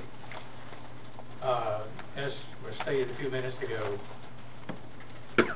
one of the main reasons for having this changeable copy sign is to provide information to the public. But in doing so, we should not forget why we did not allow changeable copy signs in this city for the last 10 years. And it was for safety reasons. And the faster a sign changes its face, the more apt you are to create a distraction and therefore accidents. I want to relate a very short story of I happen to have the necessity to travel from here to Connecticut on a regular basis, about twice a year. And on my way over, the last time on my way over, I noticed a very nice looking, brilliant sign in the daytime. It was a billboard, but that has little to do with anything. It's the fact that it was a sign, and it was just a gorgeous looking sign. And I was stuck in a traffic jam, moving very, very slowly, 5 miles an hour or less. And I kept looking at that gorgeous sign and being able to read every bit of it so clearly from such a distance. And as I kept watching it, because I was in such slow-moving traffic, I could, about 25 to 30 seconds later, it changed. Instead of advertising an automobile agency, they were advertising an insurance company. Oh, it's a changeable copy sign. But as I watched it for about 15 minutes, it took me to get past it. It was so well done in that it only changed about every 30 seconds. And so if you were in regular moving traffic, which was somewhere between 55 and 105, I guess, you wouldn't know that it was a changeable copy sign, and therefore you wouldn't be looking over at it to watch it change again. But if it's less than 30 seconds, or actually less than a minute, you might have a tendency to take your eyes off the road, which was a freeway with a speed limit of 65 miles an hour, and you know how we drive on our 65 mile an hour roads. And if you're driving past a changeable copy sign, you have a tendency to say, okay, which one's the next one? And so, are you really paying attention to your driving? That concerns me a lot. And I see that that's the direction that this council seems to be going in, having apparently completely forgotten why we didn't allow these type of signs in Southfield for so long. I'm in support of changeable copy, but reasonable changeable copy. Thank you. All right, so we have 15 seconds on the floor, changing it from 1 minute to 15 seconds. Sylvia? I would be in support of 15 seconds. Mr. Frazier? Yeah, I can, yeah. When you drive down the road and you have signs that are out hanging over the bridge, tell you what the traffic is, sometimes they change. And so, I think people can adjust to it. 15 seconds, I'll go for 15 seconds. Mr. Moss? 15 seconds. Mr. Perkowski? Is there a standard? I can tell you it varies wildly. Novi, Troy are at 60 seconds. Goes all the way down to 8 seconds. Just depends. That's one of the things one of the reasons we're discussing it. Mr. Chair, if I may, I don't mind 15 seconds on the major thoroughfare, but I don't like to see it in the residential.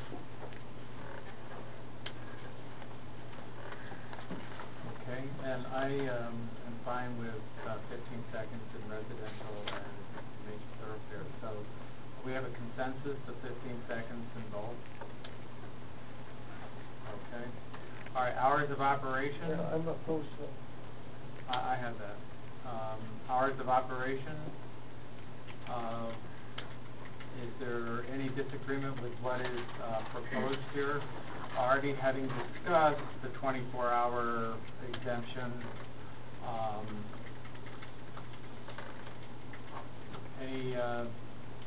anything to add? Otherwise, then, are you in support? Yes. Say it again. Are you in support of what's proposed here with the 24-hour? Well, it's supposed to be the hours of operation. Right, hours of operation. Hours of operation, or in a residential area. non-operation. Right. Yeah. Right. Well, just put the Right. 6 a.m. Right. 6 a.m. to It's 9:30 prohibited. p.m. Right. It's prohibited there. Yeah. Or who did say? The reason I am hesitating, there are some businesses that close at odd hours other than, for instance, bars stay open 2 o'clock. Mm-hmm. And so they aren't 24 hours. They would get the But later. They would. So it goes with the hours of operation of the business, or 11 p.m. under this. Yes. Whichever is later. So if you go till 2, then you can have your changeable copy going till 2. Because that's later than 11. So that's the way I would word it. Right. Mr. Moss? Yeah. Mr. Perkowski? How is that wordage going to be changed? Prohibited It would- between those hours? Yes. The changeable copy has to be off. Changeable So it goes, copy portion of the right. sign It must can be- go on as long as the hours of operation of the business, but then has to go off, or 11 p.m., whichever is later. So if the business is open till 2, this changeable copy can go till 2. Then it has to go off till 6. And I'm expecting you to pay. You'll give me the wording. Oh, yeah, correct. well, right. Okay. Now, But does that mean but we're the talking about sign has to go dark? residential and non-residential. No, the sign, but the changeable copy has to stop. So you could just have one message I all guess night you could have long. one message going. Is that that's an option too? That's You an could option. either That's completely an shut option. off, or you could have one message stay on. Right I know over it's again, one more stay piece, on. but Well, the reason I say that is, it bugs me that a place like no, I won't say it. There are some businesses that have a lighted sign, but they're closed. Mm-hmm. The fast food. And it draws you in. You still want to go in anyways because you think it's open. Yeah, the light's on, but So nobody's home. are you saying you want it off, the sign off? Well, that's what I'm saying. Are we saying that the light goes dark, or?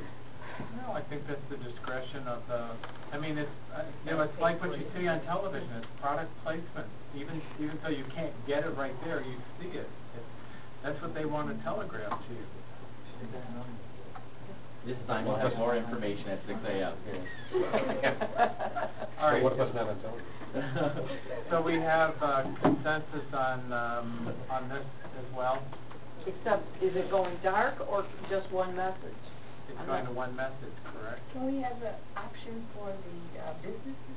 Yeah, they can turn it off. Yeah, they can decide. Oh, of course, but you're saying you're giving the limiting factor, so you have to give them what the minimum thing they have to do. So they could always shut it off, just like you could always shut off a sign. But the minimum, the smallest factor, the minimal factor would be that the electronic portion would have to remain fixed in non-residential zones, correct? Or are we talking about leaving the electronic portion on a fixed message in the residential zones too? I think it seems separated. Well, they are, because they're two different things. One My is recommendation would be that the electronic portion shuts off in the residential area. That's fine. That would be my recommendation, whatever you want. So in residential, it goes off. Yep. Right. Okay. In non-residential, it can just go to one message. One fixed message. Or if they want to turn it off, Or off. that's up to them. Well, you don't even have to say it. It just No, goes to one exactly. fixed message. That's all you have to say. They always have the choice to shut their sign off. Nobody's going to stop them from shutting it off. question. Now, the ones like Fifth Third Bank, that does not tell them to shut that thing off. Nope, because it's not It's just electronic. electronic. Yes. What if they do go electronic? It's only on ground signs, not wall signs, as been presented. Mayor, you had something? Yes, I just want to clarify the districts that we're allowing it. Are we still restricting Nope. it? So this is All citywide? districts. Yep. All districts. Okay, thank you. Okay, then we're going to move on to section 2. All right. All right? It's 8:30. This is more exciting because this actually has some photos in it. I guess it's more exciting. And Sylvia's ready for this. Okay. And So- excited. Okay. So we're talking about ground sign height, currently 25 feet. We're talking about limiting the maximum height in the city as a whole, down to 15 feet from grade. Requiring any pole, upright or brace. You're not going to see a pole. You're not going to call them pole signs anymore because you're not going to see a pole anymore. This is where I'm going to show you the pictures. A minimum of 50% of that bottom area of that sign has to be enclosed in something. Okay? So it doesn't look like a pole. And why I'm saying that is because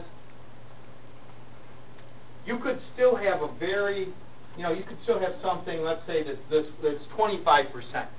Does it look like a pole or doesn't it look like a pole? Some people might say it looks like a pole, doesn't look like a pole, but I'll show you in the photos what I'm talking about. And of course, landscaping requirements, landscaping requirements, landscaping requirements.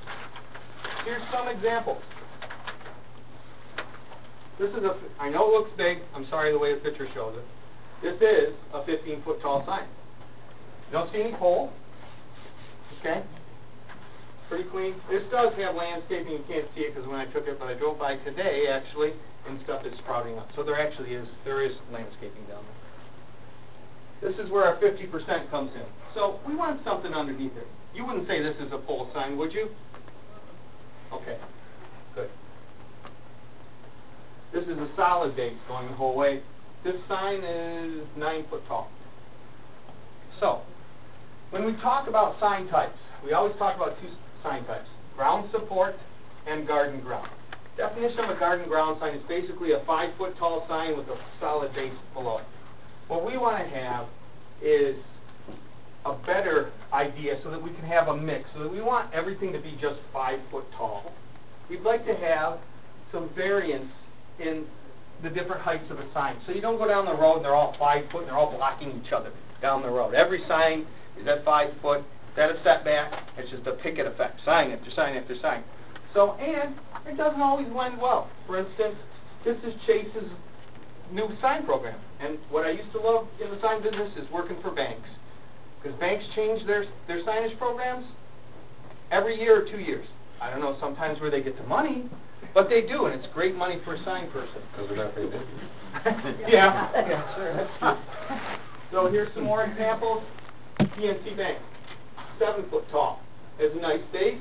This base actually matches the mullions on the bars of the building, where I'm talking about having some tie-in between the base material and the material of the facade. Chase Bank, this is their earlier design of sign. The other one, the tall one, is what they go to now. One right across the street. This one is a little over 5 foot, about 5.5. What's nice about this is a opaque background, and the letters just glow on this. It's a nice looking sign. Has elements of the building, again. So we're trying to tie together a little bit so that the sign just doesn't look out of whack to the building that it's in front of. Tim Hortons. This is also taller. And unfortunately, we had to calculate the height to here. And this went to the Board of Appeals. Actually, it's a waiver for height. But here's one of the problems with 5 foot tall signs that I want to point out. Landscaping. Any sort of landscaping on a 5 foot tall sign. I'll tell you what sign companies will tell you. Okay, you got a 5 foot tall sign. I'm going to give you a 4 foot tall box. Because that's easy to make, and that gets maximized. I'm going to give you a foot from the ground. So you get any sort of landscaping, and it grows up into the sign. You get any large amount of snow, and it's into the sign. All right. So that's where you need more than just trying to say, and some communities do, say, very small ground sports signs. Livonia is a classic example of it. I will tell you, back in the day, probably back in the 80s, Canton changed from having a sign ordinance that had multiple sizes to having very, very, very restricted ground signs. Very, very, very, I mean small. On Ford Road, which everybody knows is, you know, pretty good sized road. They went back again. So I think the key is to have, not be so restrictive, but to have a good looking sign. And I think that's what, I think that, and we have some, you know, every time I drive around, I forget about some of the really nice looking signs that have come recently. And there's a whole bunch of them. I could have filled up 15, 20 slides of signs like this. So that's what we're talking about changing the height of the sign, incorporating some sort of land. It would have been nice to have some landscaping around this one. We have some here. It would have been nice to have some around here too. So I would like to stop here. Yes. And just deal with this before we get to parapet, and right, deal with each one of those separately, okay? Yeah, we're stopped. All right. So this is the recommendation. So we were open to discussion on this, if you agree or disagree, and then we'll move on to Mr. Perkowski. Yeah, no, this does not affect gas stations, is that correct? Yes, this would, but we're up to 15 foot in height. Most of those signs are... Yeah, but I'm talking about the pole sign. If you go back to that one sign that, it was right there, the CVS. If you had large landscaping there, it takes away the way I look at it is a safety factor that sits on a pole so you can see someone on the sidewalk riding a bike or something coming down the street. But if you put landscaping there, that I've seen some, have these arborvitaes sitting up there about 3 foot high. I think we would look at every one of those. I mean, Mr. Crode's back there. I think we would look at each one of those and look at corner clearance issues when we talk about landscaping. Of course, when we're talking about having the planning department look at a landscaping drawing for the bottom of the sign, they're going to take into consideration, I can tell you they do, visibility. So they're going to say, well, you know what you need really here is some lower stuff because we need some visibility. I just want to clarify, when you say Chase has got a landscaper yet, this one's got to be 4 foot. That opening is very important for the safety of so we have lower. Because they're land. closer to Yes. the corner most often. Yes, absolutely. All right, anyone else? Ms. Jordan? I'm very, very pleased to see this come forward. Riding through different communities, particularly in Novi, M24, you see a lot of the communities that have adopted the garden ground signs, and in my opinion, I think I've used the term before, they brand the community. They give us a standard, to me, that's clean, the lives are clean, and they make the city look good. So I am very, very pleased and happy to see this come forward. But I think an important piece is to require the landscaping around the sign. But even though some of them are higher than the 5 feet dimensions that we talked about before, I think this is really, really good. Let me ask one more question, Mr. President. Lawrence Tech, now, their scoreboard, how does that affect any of these things that we were talking about? That's an interesting question. Because that was We left don't up to consider that somebody's a sign. discretion. We don't Right? consider that a sign. Okay. So if they put Lawrence Tech on it, it becomes a sign. We don't consider it a sign with Lawrence Tech. We took it to the Zoning Board of Appeals, Yes. and we asked them to look at the definition of a sign and look at a scoreboard. But interestingly, you bring that up, because within my research and the Beverly Hills ordinance, it actually defines a scoreboard and it exempts it from the sign ordinance. However, in the exemption, it says that it cannot have any commercial advertising on it. But it clearly, within that, it's interesting in that ordinance, in the Beverly Hills ordinance, that they go to that extent. I think Beverly Hills probably has a lot of scoreboards that they would address that. Gross High School. Anything else where they would have a scoreboard? Rose, that's not, that's Birmingham, isn't it? Yeah, we talked about this last week. Today, schools are doing lots of advertising. That's how they're paying for their sports programs. So for us to go to that standard, I think I'm would just be, saying it as. Yeah, I know you are. I know you're not recommending it, but I'm just repeating what I said before. Okay, but it doesn't clarify to me what a scoreboard is allowed to put on it. If Lawrence Tech went through the ropes and got everybody mad at us, I mean, what was so terrible about it if the discretionary group looking at it said, go ahead and put Lawrence Tech on it? Lawrence Tech is on it. Yeah, I know that now. Yeah. And it was always, the Lawrence Tech was not the issue. The word Lawrence Tech was not the issue. What was the issue? Was the Michigan First Credit Union on the bottom of the sign. Oh, okay, all right. That was the issue, and where I was saying from Beverly Hills is, they exempt their scoreboards by saying, you can have a scoreboard, which I thought was interesting. You just can't have commercial advertising. But the board went even farther, Roy knows this, to allow them to have that tagline down below while the events were going on. So if you have the public in there in the stadium, and you have the stands put up, and they're sitting in the stadium, they can see that's on there. But when they're not using it, they put a cover over it. So when it's not in use all winter long or whatever, so it's not like, well, Michigan First has got a ground sign over there on the property. They simply covered up. That was I consider that a reasonable solution to the problem that the Board of Appeals came up with. And that's something that a Board of Appeals does a good job at. It looks at the situation, that unique situation, and sees, okay, somebody did donate this board, and they would like some recognition. So how can we come up to allow them to have some recognition, but still not turn it into, a ground sign on a property for Michigan First? Okay, do we have, Jim? But, going off of that, I think that, there's such common knowledge that if you're seeing a scoreboard with the company that's paying for it or helping to sponsor that I almost think that should be an exemption too. It's just, and I can't remember, but I almost think there was an exemption on the Gross High School scoreboard. I think they had an AT&T sign or something on there. I'm not sure. But I almost think that for Lawrence Tech or for whomever, that it's common sense just to kind of give them that exemption to to allow a company to fund their scoreboard and get the advertising. So what is our bottom line then? I don't know.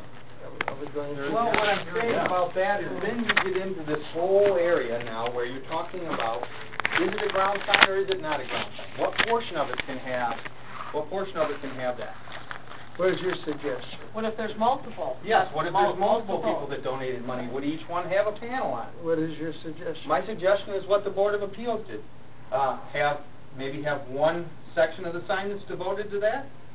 During the game, have it available for people to see, but the majority of the time, when it's not in use, when its purpose is as a scoreboard, okay, and the people that come there, they see the advertisement, they can see that the board was paid for by this company. Great. People in the audience can see it. But then to move a step farther and say, you should have a permanent display for something that's not located on the site, okay, or Michigan First, or whatever other company it is, now you're assigning signage rights for other companies on that property, is what I'm saying. Yeah, I have to digest that one. Yeah, why don't you put in the lights on the bottom? So that when the scoreboard's lit, it'll be on there. When the scoreboard's off, the lights go off. Problem is you still be able to read the message because, you mean if it's, if it was an LED, that's not the way they do them. They generally do, because they're so expensive, they generally do the scoring features are the LED portions and the rest are fixed because it's a very expensive So thing. what are we going to do? Well, I mean, I'd like to see, I'd I'd like to have a clarification of that. It'd be another, Because we can bring that back, but I think, what I'm hearing from myself, Ms. Jordan, Mr. Moss, is we shouldn't get in there. Let them have their advertising on their scoreboard. Can I ask you a quick question about that? Let's go over to Southfield High. Yeah, Metro PCS. Okay, on both sides of the sign? Yeah. So it turns into a ground sign on one side. So how do you you just say that you can, so you could create a scoreboard and turn it into a ground sign. That sign went up, or that scoreboard went up without, anybody's approval. The city, the school board, nobody approved that sign. It just appeared. I mean, I think we can make an exemption for universities and schools in our community. Yeah. I mean, we're only It's a talking reality today. We're talking Central, we're talking OCC, and how many of them are really going to have realistically? You know what I'm talking about, self-efficient. Yeah, but are they going to have? And we didn't deal with that as a sign either. We called that a structure. And actually. They can't put Christian on there. They put in memory of because. Well, that's what they chose was in memory No, of. because they denied to have the authority. In the interest of time, we're gonna come back on, on the interest of time, we're gonna come back on scoreboards. So, right now, do we have agreement on the less than 15 feet in height? That's the recommendation. You've seen the examples for ground signs. Ms. Jordan. I want a clarification, and this is for all new signs moving forward for Yes, businesses. the rest of the signs are grandfathered. I am in full support of this. Mr. Frazier. Yeah, I am. I'm also in favor of it, but I think we need to make sure that we don't have landscaping or stuff that blocks the view of the traffic. Okay, Mr. Moss. I hear what Ms. Katz Freeman wants to say. Yes, thank you. I'm just questioning, both Northland Mall and the different regional malls that are in the area. How would this affect them? I'm going to make one more proviso, Shelley, about this. We brought it up several times. Mr. Charette has brought it up. There are going to be some unique situations, and I would say Northland Mall would be one. I would also say somebody like Home Depot would be one, where due to an enormous setback, we might go, we would seek waivers to go up to the 25 feet. I think that would be a reasonable situation. I think. See, that's okay. Well, why are we putting this in place, and we're going to allow at a later date a company to come in with 25 feet? It's up to council. The reason why I bring it up is, we have the Economic Development Committee and other people have questioned why some of the larger retailers are not coming into the market. And as we seek to bring some people in the area, they do have certain standards that they want in order to come into an area. Talking about this combination sign. I'm just talking about a lot of different factors that if we're very limited to crowds, and then I agree, I like this a lot, but I know that, the gentleman from Northland Mall, and, and they haven't done their part in bringing forward a nice plan. But that being said, they have had discussions where they want multiple larger signs, and the same with it. Tel 12, Redico Ramco Gershenson had also expressed needs for more signage at that corner. So I think that, there might be other, situations that arise that are going to not be happy with this scenario. So what would be, you still could go to the zoning board of appeals. You can always go to the zoning board of appeals for a situation. But I want to get an idea, this is an important subject, I want to get an idea what the council thinks. For your typical business, this would be the standard, correct? Correct. Yeah. But you see, Target, like at Home Depot, are very unique. We wanted nice landscaping, and they provided nice landscaping and nice evergreens.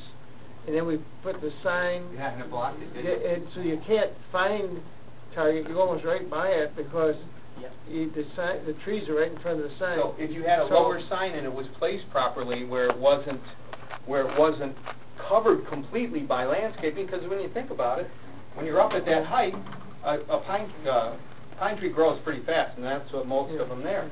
They may have started out so that they were pretty visible. Yeah. But then, all of a sudden, they shot up and they were right there. So, obviously, we have to, that's one of the things that's always come up in the sign industry when you talk about signs. It's always the last thing people think about in a business. You're in there trying to sell them a sign, and it is the very last thing, I'm talking about most businesses, look at. And they wait until they pay for everything else, and the least amount of money they have is for their sign. I'm telling you, because I used to sell them and try and get paid for them. It was always, I'm sorry, I spent all this money, I only have $1,000 left. And you have to figure out a way to get them some identity for that money. Different on the bigger corporations, but unfortunately what happens is there isn't really a look at the landscaping and the sign placement at the same time. I think we definitely can interact on that and try and place these signs in a better position so that the landscape doesn't block them. There's no reason why a 15-foot tall sign properly placed could not be readable. What happens is, why the signs go up in height is they're generally blocked by something. They're blocked by trees, they're blocked by something. Yeah. Okay? I hate to see them take down the trees because of a sign. I've had companies who have taken down their signs because of the landscaping and gone to a lower sign that was underneath the tree line. Yeah. Where the taller one was in the tree. And you just hit it. Monument signs are visible because they're below the canopy. Yeah. Yeah, but evergreens, they'd have to prune the bottoms up. Well, or you got to watch where you locate them. I mean, you should have some idea where you're going to locate your landscaping when you put your sign in, not always make the sign. If someone wants to go over 15 feet, they have to go to the zoning board of appeals and make their case. Yeah. Right. So this is our standard, correct? We're all in agreement? Okay, so we're going to move on it. Okay. That took 20 minutes. Sorry. Okay, these are the minor changes. I'll try and get through these real fast. Yeah, and I want to, let's present each one and then get an agreement so we stay on topic. Okay, so the minor changes, 4 minor changes. We don't have a definition of parapet. We don't have a good definition of wall signage. Don't have a definition of a flag. And we have almost a definition of window signage. So, change number 1, parapet. We don't have a definition of them at all. What they go back to is the old castles where they had a parapet wall where the people would defend the castle. Now they're considered all kinds of things. Now they're facades that can go way up, as far as you want them to go up on a building. So, I would like in the ordinance to add some illustrations to make it easier for people to see instead of just blank. So, the building, the roof line, parapet. imagine this going up as high as you can, as high as you want. But the area devoted where you can put the sign is only 42 inches, or whatever we decide, but 42 is a good, I'll show you some pictures in a minute where it's pretty close to 42 inches. But, and the rest of it, you can have the parapet, but what's happening is that, here's picture one, picture of another one. This is about within the 42 inch range. But the only reason this was added was to put signage on the building. So, what's happening is, we're starting to see this, and we might see another 40-foot tall, and then the sign goes up there. So the parapet starts to lose its relationship to the building and becomes an entity on itself to just put the sign on.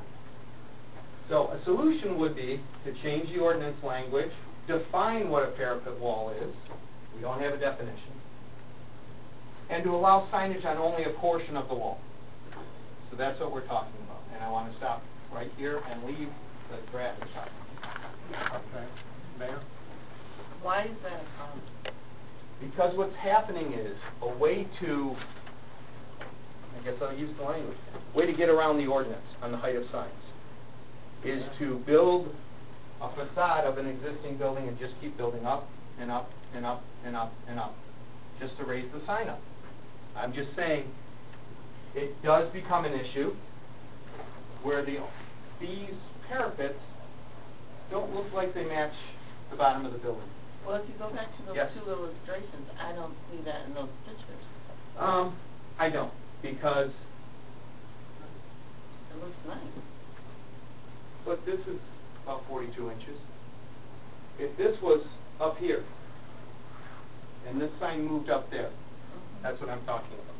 Some of those parapets were encouraged to block the ventilation or the air conditioning from the ceiling. This doesn't block any HVAC. Well, I don't know about that one, but but HVAC is down there below. This is a parapet right here. I'm just saying that I don't see why that's a bad thing. I mean, if the signage is That's what I'm asking within you the guys. proportion, they're paying for, they're constructing that. I don't see it as a problem. Maybe I'm missing something. Is that an actual trend in other communities, or they It's just an keep actual going? trend everywhere. Yes. Really? It's a way to get your sign height up. So let's say you have a high-rise building, and they have signage on a high-rise building, and it's at the top of the building on a high-rise. Instead, let's take a one-story building and raise this up 50, 60 feet. So why is that a bad thing? Is it a bad thing? Does anybody care? I'll take it right out. It doesn't matter. What if you limit the height of the material that, I mean, the sign is Southfield, supposedly on that one. Yes. So I don't care if the thing goes up 100 feet, if that is limited as to its height, so who cares how high it goes? You know what I mean? In other words, you go another 50 feet up with it, but the Southfield has to stay. That's what I'm talking about. Yeah. That's exactly what I'm talking You about. can have a higher parapet Yeah. if you want, but your sign can only be 42 inches. Yeah. Or whatever, if you want to go higher than that. If you want to go 8 foot up. Yeah.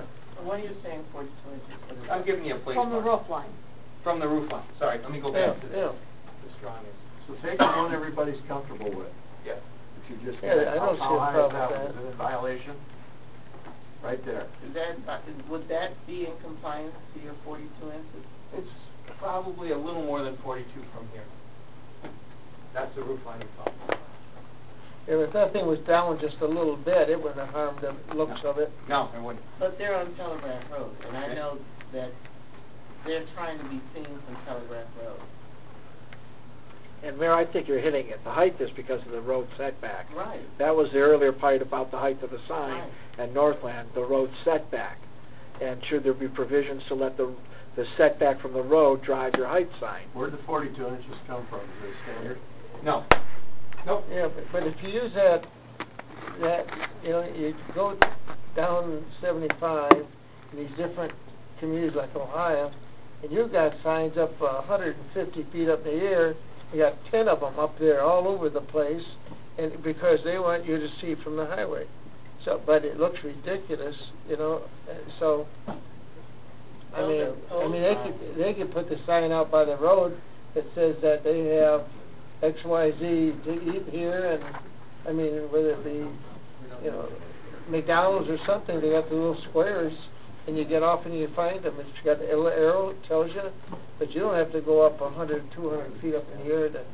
I just don't see anything wrong with that. No, not with that, I don't, All right, so the question here is, do we want to add this, or do we not, keep this? I'm for the drawing, that right there. So you're for the restriction then? Yeah, See, and there's another if they wanna school of go thought higher, here. they can go to the Board of Appeals and get it higher. But at least that sets a mark. Just to be clear for everybody, what I hear is that we're talking, our sign expert is recommending that we add this language. I'm hearing that maybe it's not necessary. So you're for adding the language, right, Mr. Percassi? I'm for what I see here. Okay, that's adding the language. Mr. Moss? So this is only for new construction coming before the city in the planning process anyway. So if we would look at it, and it's ridiculous that it's so high up in the air, we could say we're not going to approve of that site plan. I don't know if Terry or Well, through the chair, Yes. we do not deal with signage in site plan review. Signage is regulated in a separate ordinance. How So high, that's the difference. How how high do would you approve a parapet? Well, That's the new zoning that you. right now, the parapet and the height is limited to the height of the district. And one of the definitions about exemption to height is to deal with that. Okay. But what, just if I could add my 2 cents, I recommend something similar to what Mr. Gardella is if you have an illustration, you limit where the sign can be located, then we get away from that other issue. They can always go to the ZBA waiver. I wouldn't want to see that sign stuck too much higher than the examples that he showed. We will deal with the facade in the site plan review process. The signage placement should be regulated, and I think these illustrations only help to limit where those signs are placed. Then they'll have to meet the overall maximum square footage and placement and so forth. All right, I support it. I have a question. And does the 42 inches allow for the sign itself, the lettering of the sign itself, to be seen clearly if the building has quite a bit of setback? Yes, because I'm not saying how far the sign can go down here, okay? And But isn't there a limit to the square footage Yeah, of of the course sign? there is. There's a limit to square footage, and that, we'll be talking about that in a minute. That's our next section about wall signage. But yeah, there are restrictions on that as far as the size. All we're talking about is placement here. We're not talking about the size. So, for instance, let's go back to this pole. So let's talk about this. So this storage pros, if it was larger, could extend down here, except with the exception of these are build-outs. Yeah. You know? Looks like an I-beam. Yeah, something like that. So, yes, I mean, look how much room is still down here. And, by the way, this building operated without this for years. Had Mars Music in there, had Office Depot in there, had, Yeah, they're all out of other business. people can help me with all this. What's that? They're all out of business. Has a ground sign out in front, Yeah. says Storage Pros. I just don't see what's, so it takes Southfield, take Southfield. If this ordinance was in place, where would that Southfield sign be? I think, distance-wise, it might go down a little bit. 42 inches to the If top. this ordinance does it, that's our grandfather. Yeah, that's not going anywhere. That's all. Well, I think the question she asked is what happens if it was being built tomorrow? Yes, I would say it'll end up going down a little bit. Probably down around there. 'Cause this is the roof line we're talking about here, folks. What's the foul, what's the harm? Why is that a burning platform for you? It's not nothing is a burning platform for me. But why is that a concern? Because what's happening is that these are being built and keep going up and up and up and up. But show an exaggeration on the board, and Wouldn't it be conceivable to say that, okay, with show that. I don't think we can picture it. Is there a So, you have a location parapet that goes like this, that you can name? goes like this, goes like this, okay? And the only reason we did this was to put Southfield up here. Okay, so you're saying it doesn't exist, but you don't want it to exist. Yes, you're correct. So this is preventative. Yes. That's why you don't have examples. But you're saying there's examples in the rest of the world. Oh, yes. We're trying to get out in front of it. And Mr. Crowe is telling us that they'll deal with the parapet in the site plan. We're only talking about signs. Yeah, I know. Parapets can go up another 100, 200 feet. The sign can still be on the top. But correct me if I'm wrong, we have height limits all over the city. Based on the distance. And that includes the parapet. Right, does right now. Right. So what are we regulating? It's already taken care of Exactly, so why are we doing it? because of the sign issue. It's a sign placement issue, not. So we have a height restriction already in our ordinance. He's telling us, this is what I'm hearing. Mr. Crowe is telling us that they have a restriction. Mr. Gardella is telling us how high can you go within the limited, the height restriction for the given zone. So our planner is telling us we should have this. Our sign man is telling us we should have this. And then there's always the ZBA. I'll say this and then I'll be done. If we have in our planning code how high you can go, so would you approve something like that? Again, That he drew? Through the chair, the site plan does not regulate the placement of. I'm not talking about the sign, I'm talking about that Parapet. Would you? I'd be looking at proportion, building material, and size. Exactly, so if we're doing that, that's why we don't have. So are that you in saying the that we ordinance. could never have this condition? This is different than an office building. It's like 10 stories. This Right. is talking about an architectural element that's placed on top of a building for whatever reason. And we have zoning requirements for that, We correct? just have a height limitation. We have a height limitation. What's the height limitation in B3? I don't know off the top of my head. Okay, let's look at this another way. Let's look at this another way. This went to the Board of Appeals. This went to the Board of Appeals, both of them. Why? Because our current ordinance says can't extend above the height of the roof. There's no definition of parapet in it at all. So every time we get a sign that wants to go on a parapet above a roof line, we have to go to the Board of Appeals every single time. This is making allowing it to go up into that parapet without going to the Board This of is Appeals. actually Within more reason. lenient than what we have. Exactly. So once again, our sign expert and our planning director are telling us we should have this. So we don't allow this right now. I want to make that clear. We had to go to the Board of Appeals for both of them. We don't want people to have to go to the board. So they should at least be able to do this at a limited height and not have to bother going to the Board of Appeals. That's why we're putting this step. I should have included that as part of the discussion. I'm going to keep moving here. Okay. So Mr. Perconti says yes. Mr. Moss has now said yes. Mr. Frazier. Yeah, Ms. Jordan. I agree with it, however, I'm a little concerned about the 42 inches in terms of the signage. Because to me, the lettering, that seems small. It's not the lettering, it's just the projection above. The letter could be 8 foot tall, okay? Oh, that's right. Let's go back to this drawing. I'm not saying the letter has to be 42 inches. I'm saying the top of the letter can only be 42 inches above the roof line into the parapet. This could still be a letter that went down here. I'm good. All right, so you're good, I'm good, so, we've got this for you. Okay. All right, we're moving on. Definition of a wall sign. This is a little strange, but I need this in the ordinance to help me when people say, what's one wall sign, what's two wall signs? What makes one wall sign? What makes? This is another perfect opportunity for another drawing in the ordinance.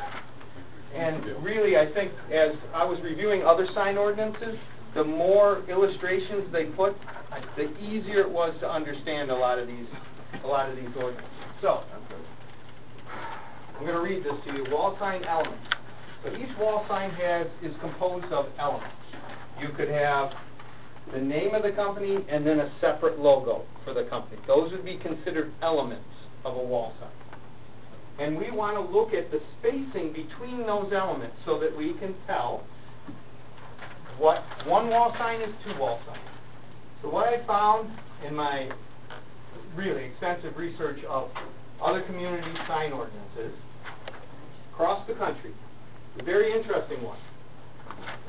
Whatever the largest height of any letter or element, whatever it is, the largest single element, that spacing is what the maximum spacing between the two pieces is. So that this would be considered two signs, this would be considered one sign. Because what's happening right now is you have this, let's say you have this all the way over here, a sign right here, and another sign all the way over here. And someone's saying, I think that's one sign. And I'm saying, no, that's not one sign, that's two signs. Well, why don't you show me where in your ordinance it says it's one sign, it's two signs? Well, I don't really have it anywhere in the ordinance where it says it's one sign or two signs. It's a discretionary call. I'm saying because it's way over here and it's way over here, obviously that's two signs. But if they're close together, that's one sign. So I don't have anything clear in that ordinance to tell me what's one sign and what's two signs, so I can tell you have two signs or you have one sign, or three signs, or four signs. I don't know, because if you're going to say this sign over here and that sign all constitute one sign, is that reasonable? At what point do you say it's reasonable? So this is something interesting I found in the ordinance, in another ordinance, that dealt with that issue so that there was a separation between the different elements. It would make my job a lot easier in explaining to somebody, showing them in an illustration that, see, here's this dimension. I don't care if this is 20 foot tall. You know, let's say this M is 20 foot tall, 30 foot tall, whatever it is. That means 30 foot between the two of these. It's all done in scale so that you have, so the sign looks like this logo belongs with this, and we call this one sign. Longer than that, we call it two signs. Okay, so our sign expert is telling us that he needs this language to stop arguments. So, yes. But don't you have an ordinance that says, part of the ordinance says how many square foot yes. a sign can be? Okay. So if part of it is on this side of the building and part of it's over there, okay, then it would be outside of your square footage for a single sign, wouldn't it? No, it's interesting, because our ordinance allows, which I don't think a lot of people know this, not a lot of communities have this in their ordinance. We allow up to five geometric shapes on a wall sign, okay, to calculate. So, for instance, this M is a shape. You take the square footage of that. This is a shape. You take the square footage of that. Now, most communities do this. Here's your sign area. All this negative space is counted against you. When you see a 200 square foot sign, it's done in five shapes. This is an element. This is an element. This is an element. This is an element. And this is an element. And that's the only areas you calculate for your square footage. You don't calculate any of this negative space. You don't? Nope. Calculate blank space? Nope. Get I didn't five realize that. geometric shapes. The geometric shapes are counted geometric shapes, square, rectangle, circle, oval, etc. It is, yeah. And we do that on every sign, and that's how some signs end up being, they may look like they're, I'll give you a great example. We'll show it in a minute. 1-800 law firm. Everybody looks at that and thinks that's a big sign. Do it in five geometric shapes. Not a big sign in five geometric shapes, and I'll show you how they did it. So that allows one extra piece in the ordinance to make a sign where most communities will just square off the whole message. I mean, it can get more ridiculous than this.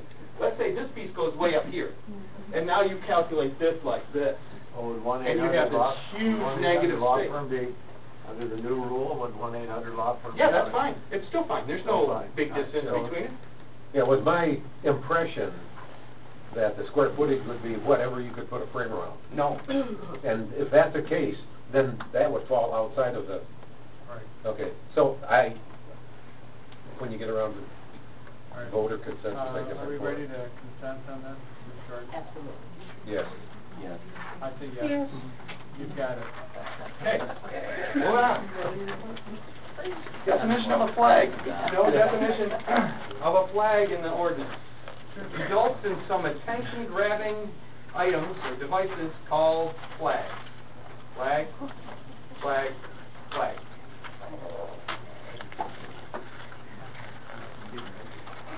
I'll stop right here.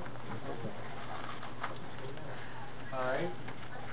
Problem is, there's no definition between a flag and what's not a flag. So you've got those pictures in your head, so let's go to what the definition is. Flags of, and this is from the Flag Code of the United States. Flags of the United States, the state or nations having diplomatic relationships, or relations, with the United States, and any other flag adopted or sanctioned by an elected legislative body. That's where that's where you get in the city, municipal, etc. flag.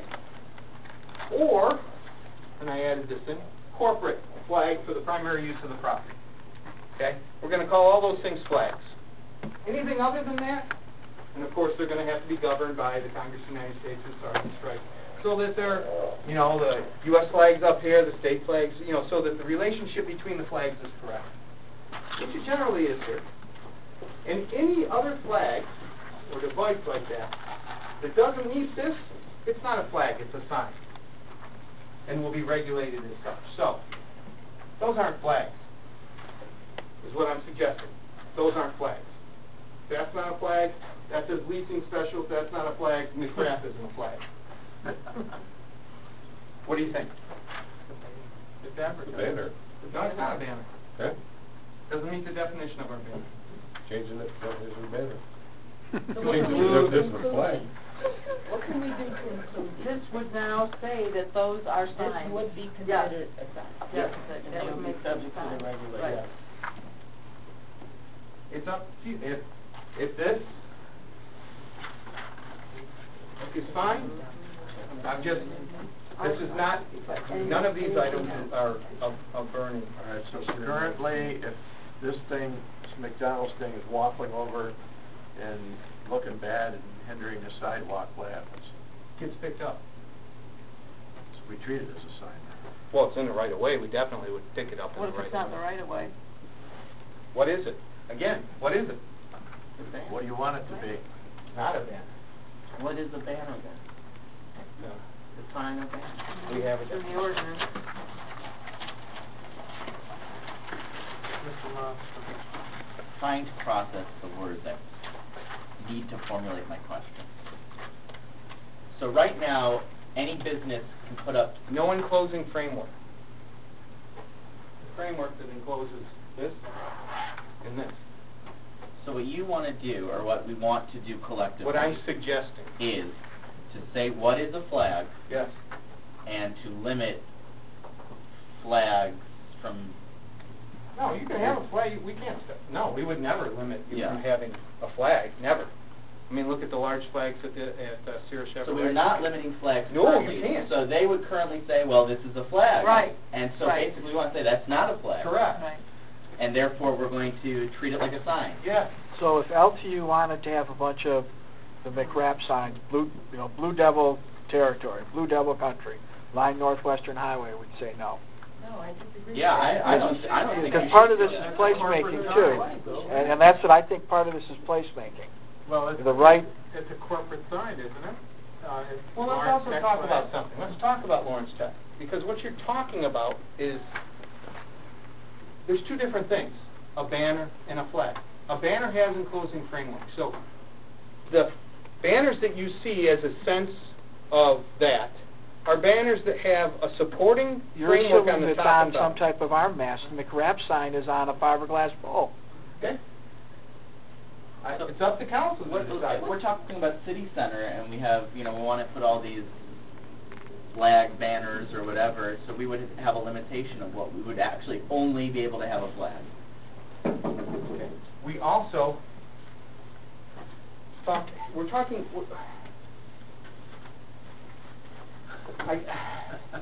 The question is, why did you bring this forward? Because I'm getting a lot of this. And you don't want that. Yeah. Well, for one thing, they fall over. I mean, they put them out by the street, and they flip over into the highway. I've seen them hanging over the road. Yeah. There's no, you just stick it in the ground and you walk away. So There's no way to stuck in the ground. regulate. This isn't any permanent, it's just stuck in the ground. These are just stuck in the ground. I picked them up in the middle of a road before. So why can't we have, when they go into the right-of-way, and then they have to be removed or re-removed? That's fine, but what if it's not in the right-of-way and it still flows into the street? Let's say your right-of-way is only this wide. Well, I think we can regulate it. If the sign falls or becomes defective or damaged, it has to be removed or replaced. We currently don't allow, we obviously don't allow anything in the right-of-way.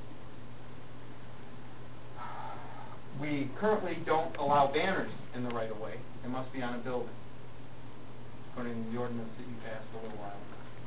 So when we've had a situation where it's Lawrence Tech or somebody that wanted to do exactly that, the banners on street poles and stuff like that, one of two things happen. If they're in the right-of-way, they're under your purview, and you can approve them, council can. If they're on private property, they can go to the Board of Appeals, which Lawrence Tech did, and was approved for banners for years and years and years. Also, believe it or not, was a ZBA case going way back for the city itself to put those banners up right there, on those light poles.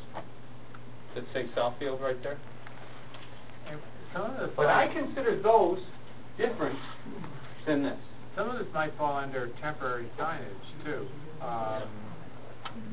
If we want to look at changes to temporary signage. But maybe we'll try to get to that. You want to hold on this? Do people want to hold on this, or what? How much trouble are you having with it? I'm having, it's getting more and more. It really is. You want them.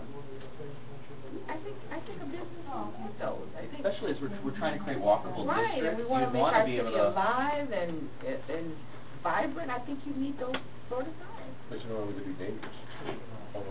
Well, I think that if it's dangerous, you don't have to call it a flag in order for us to address it.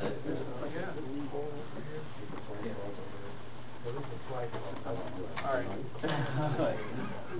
Only if we call it a flag. So even like the leasing flag would be illegal because it's not an American flag or a corporate flag, right? We deal with it as signs, yes. And what I'm showing you right here. So I have a question. Sure. The premium McWrap sign, flag, whatever, falls over. Can't we do something to make them pick it up besides calling it a banner or a flag or a sign? We currently don't permit that. Yeah. We don't permit it at all. So if this went out, I would send them a violation because we don't have any definition. Or if you're driving down the road and saw it, you would stop and say, you got to remove that sign. Gotta remove that sign. Is that a sleeve on the pole? Yeah. So what's permitted here? None of them. None of it. Well, this could be if you had a This could. flag on it. These are actual flag poles here. But that one and this one, I'm not. So what I'm having is, along some of the major thoroughfares, I'm having just lines of them, okay? There's no coordination between them. There's not like saying you have a city center district and you're trying to make them kind of coordinate with the district. Just pick whatever one you want, okay? Next door to whatever one you want, and just line them up. Okay, so let's say we have a green and blue one here, we have a yellow and black one here, we have they're all different shapes and sizes, and they don't give you any identity to a district. I agree that when you get to a downtown district with an overlay zone, those things are completely appropriate because they do give you a sense of place. I'm not talking about that. I'm talking about these random events where you have that as a situation. Are you saying, for instance, at a rental place or an apartment complex, they put these all out in the All lawn over and the said, now leasing? All over the place. So these are the ones you want to Yes. Control? Yes. I want to deal with them as signs and not as someone saying, that's a flag. That's not. I mean, a flag has a definition. So maybe Now, we could still do this, but then open up, if you want to open up our temporary allowance, okay, and call them something else. Don't give them a definition of whatever else you want to call them. Big posts. Okay. And allow a certain amount of them. You could do that, but that's a whole nother discussion. Don't you have It's a temporary sign. Don't we have an ordinance for inflatable signs? We don't allow it. No, well, We don't allow them, The period. guy that's. Right, right. The guy that- Wacky waving. Waving, wacky, inflatable tube man. Hey, it's a Family Guy That's reference right. there. Al Harrington's wacky waving. That's right. Sign joke. Miss Jordan, What are other had to be there. communities doing as it relates to the McWrap sign? Such as, you know, we talked about Novi Pharmacy. Right, you don't really see them there. Where I see them is this picture was taken along Area down farther south. So you think none of these other communities do we? No, I'm not saying none of them do it. I'm just saying. Lower Telegraph. What's that? I've seen it in Redford and other Yeah, places on right. Telegraph. I've also seen, pay close attention on Redford, up at Telegraph, it's where, Lafferty's Steak on the Herd, or Seven. What is that? Seven. Seven, just south of Seven on the, west side of the street, look at that strip center. Not Redford, I work there for a long time, they don't.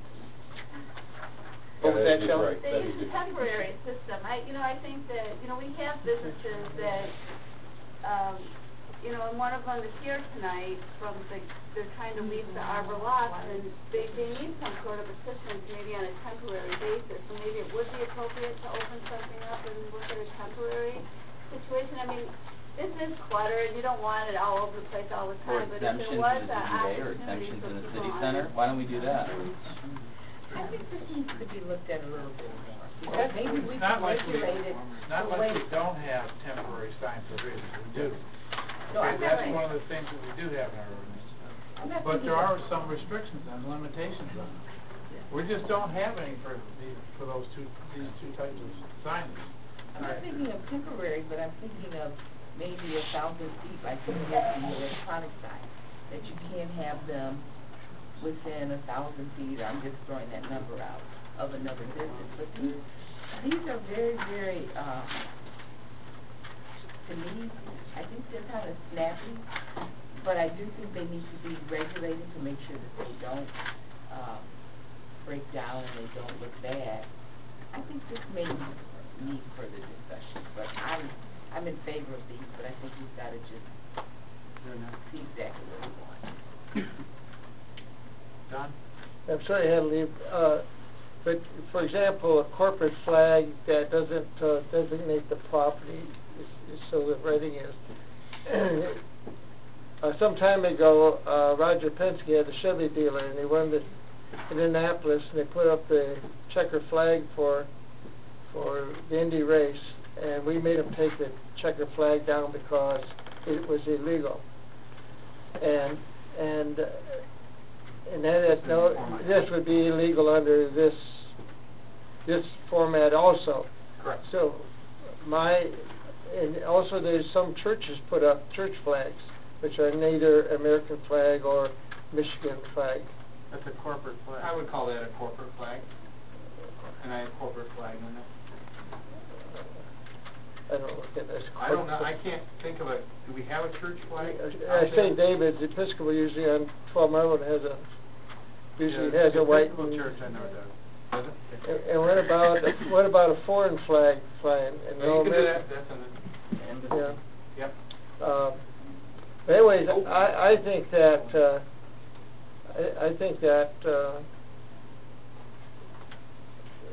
flags that designate corporation, I don't know how to define it, but in Penske's case, I didn't think anything was wrong with it, and they put it back up. But the other ones that you're showing there, the lateral ones, we have a temporary sign, don't we? Where you can come in and Up to so 200 if square you foot. so you come in and ask for a temporary permit and you look at the sign and either you do or you don't. And we would always have, again, I know I keep saying the Board of Appeals, but Board of Appeals granted those out there, they granted Lawrence Tech's. So when it's something done that makes sense, where it is a sense of placemaking or something like that, they look at it on that particular, go ahead. But our zoning board of appeals is not the council, and when you talk about a sense of place, I think the council should set citizens, it seems like we're driving people to the Board of Appeals. That's all. Well, and we're trying not to do that. Right. Yeah. Well, you know, I'll summarize what I've been saying. Every illustration that we've had that have come to council about, you know, what the future of the city center has looked like, or even the future of the Telegraph Tech Corridor, would have flags that would be signs. So I think we should just exempt the 3 districts that we've been working with, DDA, Telegraph Tech Corridor, and the city center. And then I could understand why in a McDonald's parking lot you don't want something flailing around. But where we are kind of focusing on these certain 3 areas where we have the overlay district, I think that should be just exempt. But you may have a grand opening, for example. It'd be illegal to put up those. Well, that would be the temporary use. Temporary. Yeah, but I mean, but I don't see why the other ones wouldn't come in for temporary use as well. That way, you'd say for so many days and or months or whatever they are allowed to, and just, you know, if they're having an open house for realty purposes, they put it up, and when the promotion's over, they take it down. That's what you're saying. That's what you're saying. All right, so where are we here? Are we going with this, or are we not? Or we have an alternative proposal that we go with this and exempt the 3 overlay districts? I think there's other businesses in the community that want this sign, and I don't think we should just restrict it to City Center and Cornerstone. Okay. So, Ms. Jordan is not in favor of this. Mr. Frazier? Well, I need to, you got the slide up there right now. I need some clarification. I guess I've heard so much discussion, I'm not sure what I'm talking about. But that last sentence, any flag not meeting these conditions shall be considered a sign. Can you help me? Maybe I need to go back to square one and so you're saying that today the McGrath is a flag? That's what I'm saying. We don't have any definition, so it's very hard to keyhole that into something. And when someone's telling you it's a flag and you're saying that's not a flag, and then you say, well, where does it say it's not a flag? Oh, well, on the flag code of the United States it says it's not a flag. It's So, not the city ordinance. right. Isn't this what got us the dancing guys on the corners and the litigation Farmington Hills had with Little Caesars? Because they were told they couldn't put certain flags up, so they went to the dancing guy on the corner, and now it's his First Amendment rights to dance and have the guitar and the flags. I was... Like the ice cream guy. Yeah. No, I've never heard that was a Farmington Hills issue. So I'm not You also have the directional signs. Yes. So for purposes of like the DDA and a city center, those might fall in directional signs. Directional signs which ease pedestrians. But those didn't. Okay, so let's talk about this. Let me interrupt real quick. It's not saying that we couldn't revisit our temporary sign allowance that we have in the ordinance and include those items that we're showing pictures of. Oh, sorry. And then allow them for a certain period of time for grand. Right now, and I brought this up quite a few years ago, actually, in a presentation I talked about increasing temporary signage. I showed you guys pictures of the waving guy. I showed you guys pictures of this type of thing, and I showed you guys pictures of pendants and all of that, and asked if we needed to do a change to allow a broader form of temporary signage for grand openings or whatever event. So I think that that could be something that could be looked into again to see, okay, well, what do we consider a temporary period of time? Let's say 2 weeks, 3 weeks, a month? When And Providence had the banners up for the 100th anniversary or 125th or something, the purple ones, whatever, I mean, would they be illegal? They went to the Board of Appeals. Okay. I know that for a fact. They went to the Board of Appeals because they looked at that judgment. They went to the Board of Appeals. They said, this is what we want to do. This is where we want to put them. What do you think would be the best situation for you to manage? Because regardless of what we say, you're going to have to manage it. Yes. And I don't have a definition. and if somebody if that McRath sign is, somebody went out in the morning and had a pointed pole on the end and jabbed it into the ground and said, you know, we've got a sign out here that advertises McRath, you know, we have to know whether that's gonna be okay or not. It's not gonna be okay. Okay? And I have no real way to tell the person it's not okay, because I have no clear definition. So, what I'm saying is if the council wants to do these things, I'm just saying that we have a clear definition of what these things are. This is not a flag. No. I don't know what we're gonna call it. Additional, I mean, I'll find a term for it. I'll look in the ordinance, or look in other ordinances, and I'll find a term for it. And let's say maybe we allow those for a certain period of time within the year, like we do with banners. We say you can have a banner for 2 weeks in any 6-month period. Okay, that's what we currently allow. Let's say we allow these types of items 2 weeks in that same 6-month period. Yes, just, Yes, you may. You're from Arbor Law? Yeah, I'm Gal from Arbor Laws. Introduce yourself and your business address. 20300 Civic Center. Right up here? Yeah. Up here? You know, by the way, I'm getting very hungry, so it's working. We're right across the street at 20300 Civic Center. Gal, G-A-L, K-A-L-D. And we're getting close to opening up. Working pretty hard over there. And we want everyone to know. So, you know, we talked about temporary signage, and I think it's, 2 weeks, and it costs $400, right? No. What, you For a told me- banner? For a banner, 2 weeks? No. It is 2 weeks, you are correct. I didn't say Okay. anything about $400. Well, the banner, a good banner, I can, these, or this for sure, and they're obviously doing this around the country, and I'm not saying these are nice, by the way. They cost, you know, $400 or $500 easy. Our leasing agent, what was it, about a month and a half ago? She ordered that sign. You're talking about the very large banner? Yeah, she ordered a banner. She didn't tell us, and she put it up, and we got a call right away, so we took it down. But we did get 12, 15 people walking immediately. So, you know, I wouldn't have ordered that banner, and I think it was too big as well. But if we can come up with a good idea, because now you know those apartments are there. I mean, you want to go there. They're obviously doing this around the country. You know, McDonald's corporate approved it. I'm not saying it's nice, but, you know, for a week or two, it's not the end of the world, as long as it's not flying in the road. But you're telling us the temporary is only for 2 weeks. That's not enough. Right, 2 weeks not enough. We can't afford to order it. I'd like to interrupt real quick, because I did have quite a long conversation with you about other methods to do this. We allow up to 200 square foot on a rigid material for up to 2 years. I did discuss that with you. So that takes away from the signs that you get to put up. No, I explained it to you. Temporary sign allowance is in addition, I had a long conversation with you, it's in addition to your permanent sign allowance, up to 200 square foot. In fact, I told you, you could split it up if you wanted 100 square foot on one side of the building and 100 square foot on the other. It's just not on a banner material. Something on a more rigid material. And the reason for that is, and I'll give your site, not to pick on you, but I'll give your site as an example.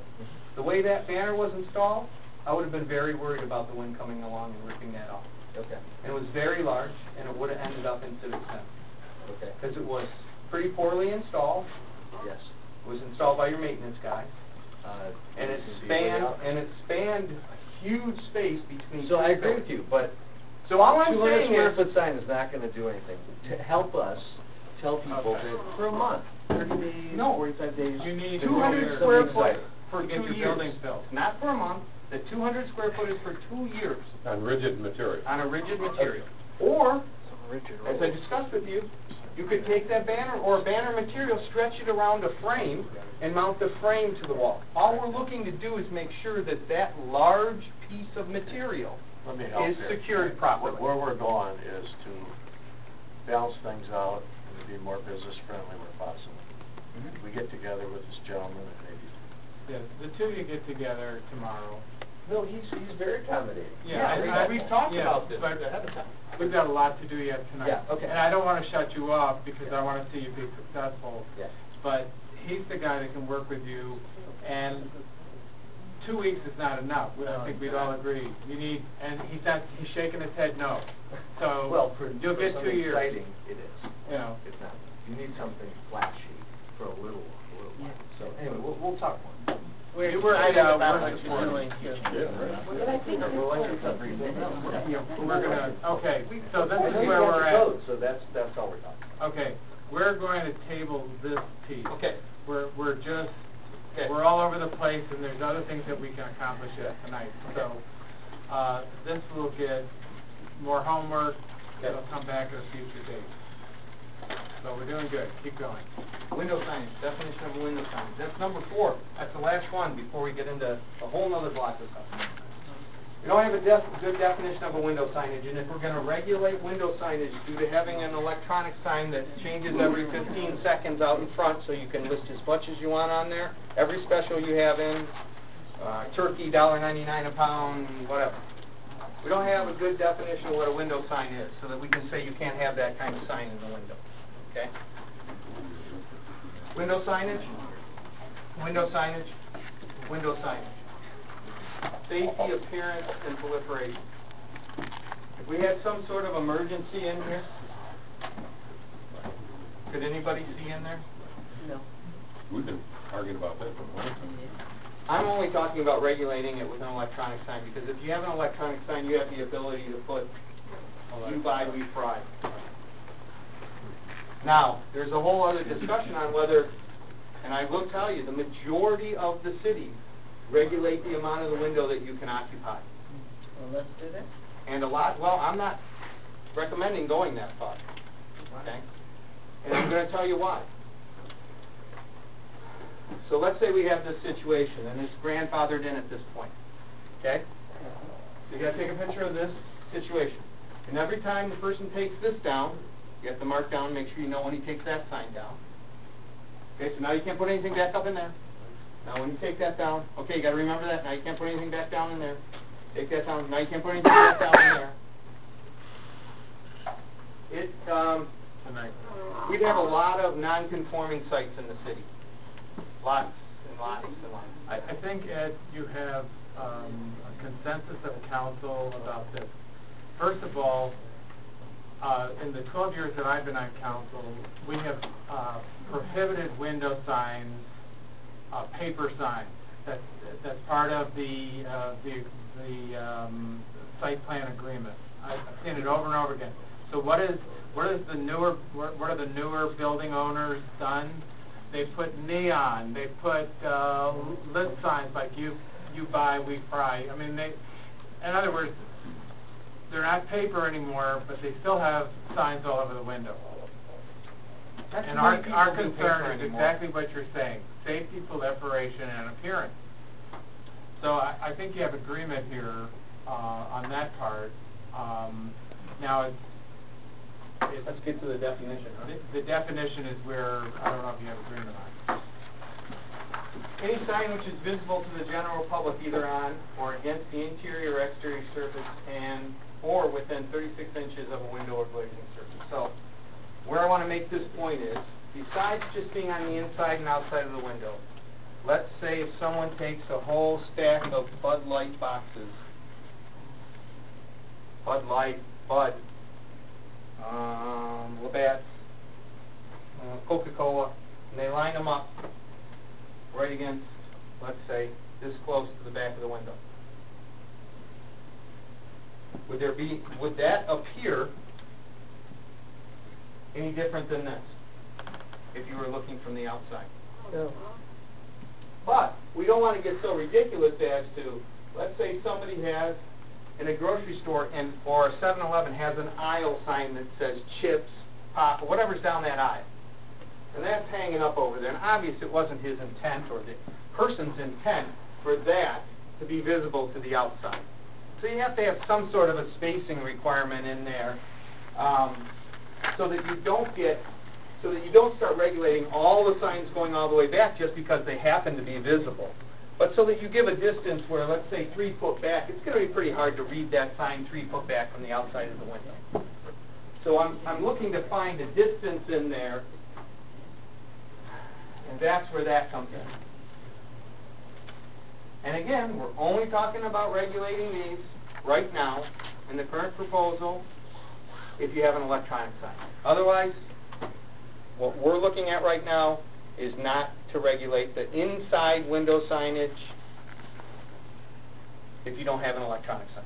In other words, this is a new standard that goes with the Electronic. electronic sign. So are we for this? Mr. Perkowski? Yeah, I have no problem. If they want, electronic sign, they can put the advertising on electronic sign and clear up the windows. All right, Mr. Moss? Yes. Mr. Frazier? Question, does that include open? No. Again, we get back to the hours of operation. Product advertising? Product advertising, I mean, we could, how could we streamline the? We can say, because there's even an exception at the sign, the address is on a sign. Right. We could simply say hours of operation and addresses are not Open and signed, closed. or open and closed are not signed, something like that. We'll work on that. Okay. Because I don't think that's improper to have an open sign up there, although I can tell you most sites I go by with an open sign, the open sign's on when they're closed. Yeah. They never shut it off. Same as with Kentucky Fried Chicken. Okay. I'll have it. All right. Oh, are we okay with that? You just gotta know, well, wait a minute, we didn't get this to our, Sorry. I'm gonna say yes, but I think the whole window signage that's not related to the electronic signage. I agree, so, we've got your, approval on the signage for messaging. Okay. Last area. New discussion of wall signage on high-rise buildings. Just going to give you the background on the existing conditions, what the ordinance says right now. Give you sign ordinance allows for a maximum 200 square feet of wall signage area for each side of the building that fronts a major thoroughfare. So let's say you're on the corner of Civic Center and Northwestern, you would get a sign on Civic Center side and a sign on the Northwestern side by ordinance, each one of them 200 square foot area. However, the majority of the high-rise sites have a master sign plan, which was approved by the Zoning Board of Appeals, and have been granted waivers from 2 times at a low end to over 10 times the 200 square foot maximum. So we have allowances for 3,000 square foot out there, 2,000 square foot, and anywhere in between. Master sign plans, just to let you know what they are, they're developed by the staff, ownership in the Zoning Board of Appeals, to offer flexibility and certainty to each site for both wall and ground signage at the site. Master sign plans have been a requirement in the sign ordinance for 25 years. You are required, even if you don't have a larger sign or granted waivers, you still, in order to get a permit for these sites, have to provide a master sign plan showing where all the signs are located on the site. These grants that came from the Zoning Board of Appeals stay with the land, okay? Stay there the whole time the land, regardless of what happens to the sign ordinance.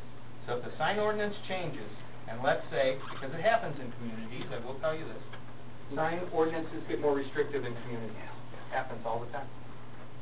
Those grants that were made based on that building, they stay. Doesn't matter that you change the ordinance. If they got a waiver, it stays. Now I'm just going to show you some pictures, 1-800 law firm, and this is where I wanted to point out the earlier issue. This is one shape, this is one shape. We did some shaping out of there, and that's only 140 square foot.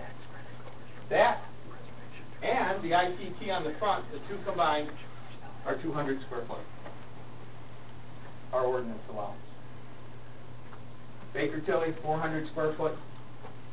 Signage along the bottom here. This is Oakland Town Square 1 for Signature Associates. There's also a recent approval, Zoning Board of Appeals, for a sign right here. Don't know what happened with that sign. 80 square feet. So there is an allowance for a sign there. Another example. Another example. Waiver way back in the 70s for this one. Galleria Office Center. Big long office center in the city.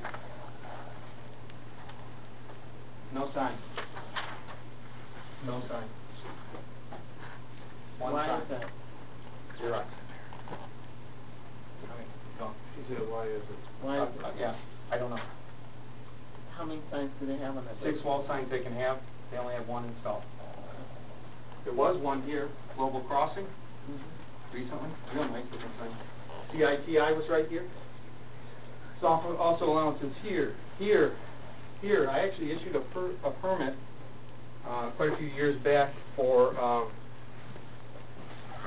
always lose it in my head, Dan Gilbert's company that moved down to Detroit. Quicken Loans. Quicken Loans. Issued a permit for Quicken Loans right here. Sign never got installed. Obviously due to them moving most of their operations. So we have 200 square foot, 200 square foot, 200 square foot, 200 square foot, and 6 sites. We only have 1 installed. First Center. Signage allowance, we have this on this elevation, and starting over here, we have Secure 20. GBA case back in '94 for master sign plan. Sign locations here, here, here, here. 2 ends, here. Here's the building, ZBA case. Sign allowances all over the sides of the building. 12 signs permitted at the site, only 5 installed. So what we're seeing at some of these sites is the allowances are out there for signs, but they don't seem to be utilizing them. I don't know why. So let's show some examples of what we have. This is Charter 1 on 4 sides of the building, close to 3,000 square foot. That was ZBA, right? But way back. ZBA back in the 70s. They came back to the board again because they wanted additional square footage on the top. And they were granted even more square footage than what was granted in the 70s. So we're up to 3,000 square foot. PNC Bank, Troy, 3 sides, it's a triangle, so there's 3 sides of the building. Charter 1 again, Troy. This is a real strange situation I want to show you. So, we have a condition in Troy where 2 sides of the building say Citizen Bank when you're on the freeway.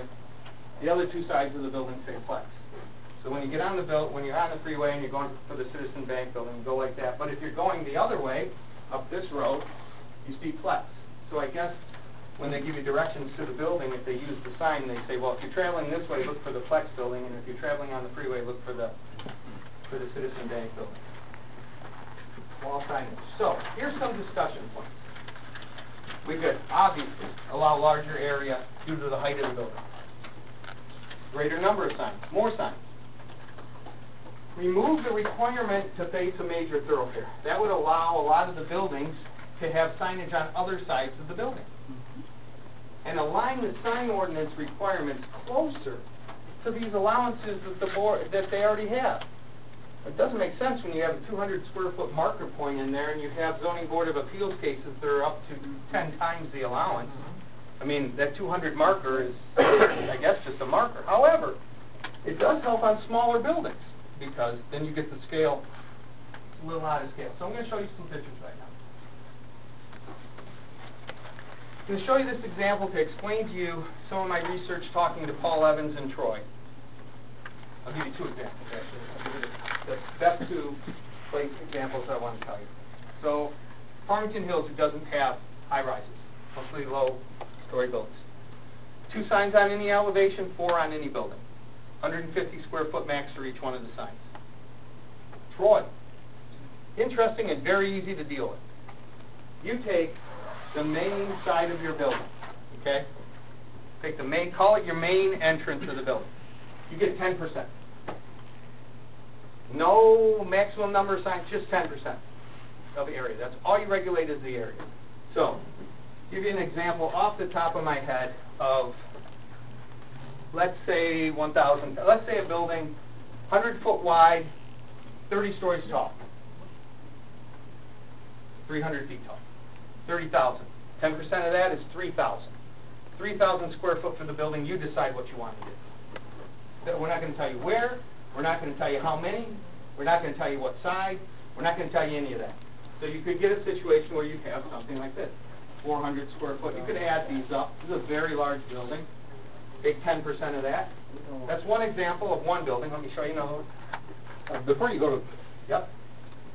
Now, you said take the largest side of the building. Take the main entrance of the building, that's what Okay. Troy does. They Okay, take the now main the entrance. GE sign is around the corner. It's just a marker place. I just put it as a possible sign, I'm sorry. No. Yeah. But what I'm saying is, the signs don't have to be on that side of the building. No, it can be on any side, I just can't take a picture of every side. Yeah. Yeah, But, any side, any side. But the total number of signs, the total square footage of the signs Is can't be over 10%. 3,000. Or whatever it ends Yeah, up being. well, Okay, let's in say that this is example. 200 by what, I just gave you an example. 10%. It can't exceed 10% Yeah. of the largest side of the building. It makes Of it the sign proportional. you call your main entrance. If Okay. you wanna call it your largest sign, I don't know. Okay. So that's an example. So this is a good building to show this example because luckily enough, not like Charter One Bank. Charter One Bank is a solid glass facade. It's very expensive to put signs through that solid glass facade. Lucky on this one, these are granite inlays where we can actually mount signage to, and we don't have to go through the glass. When you get back to this, look at this. In order to put a sign up here, we're going to have to cut through the glass. We're going to have to go into the main structure of the building. Open.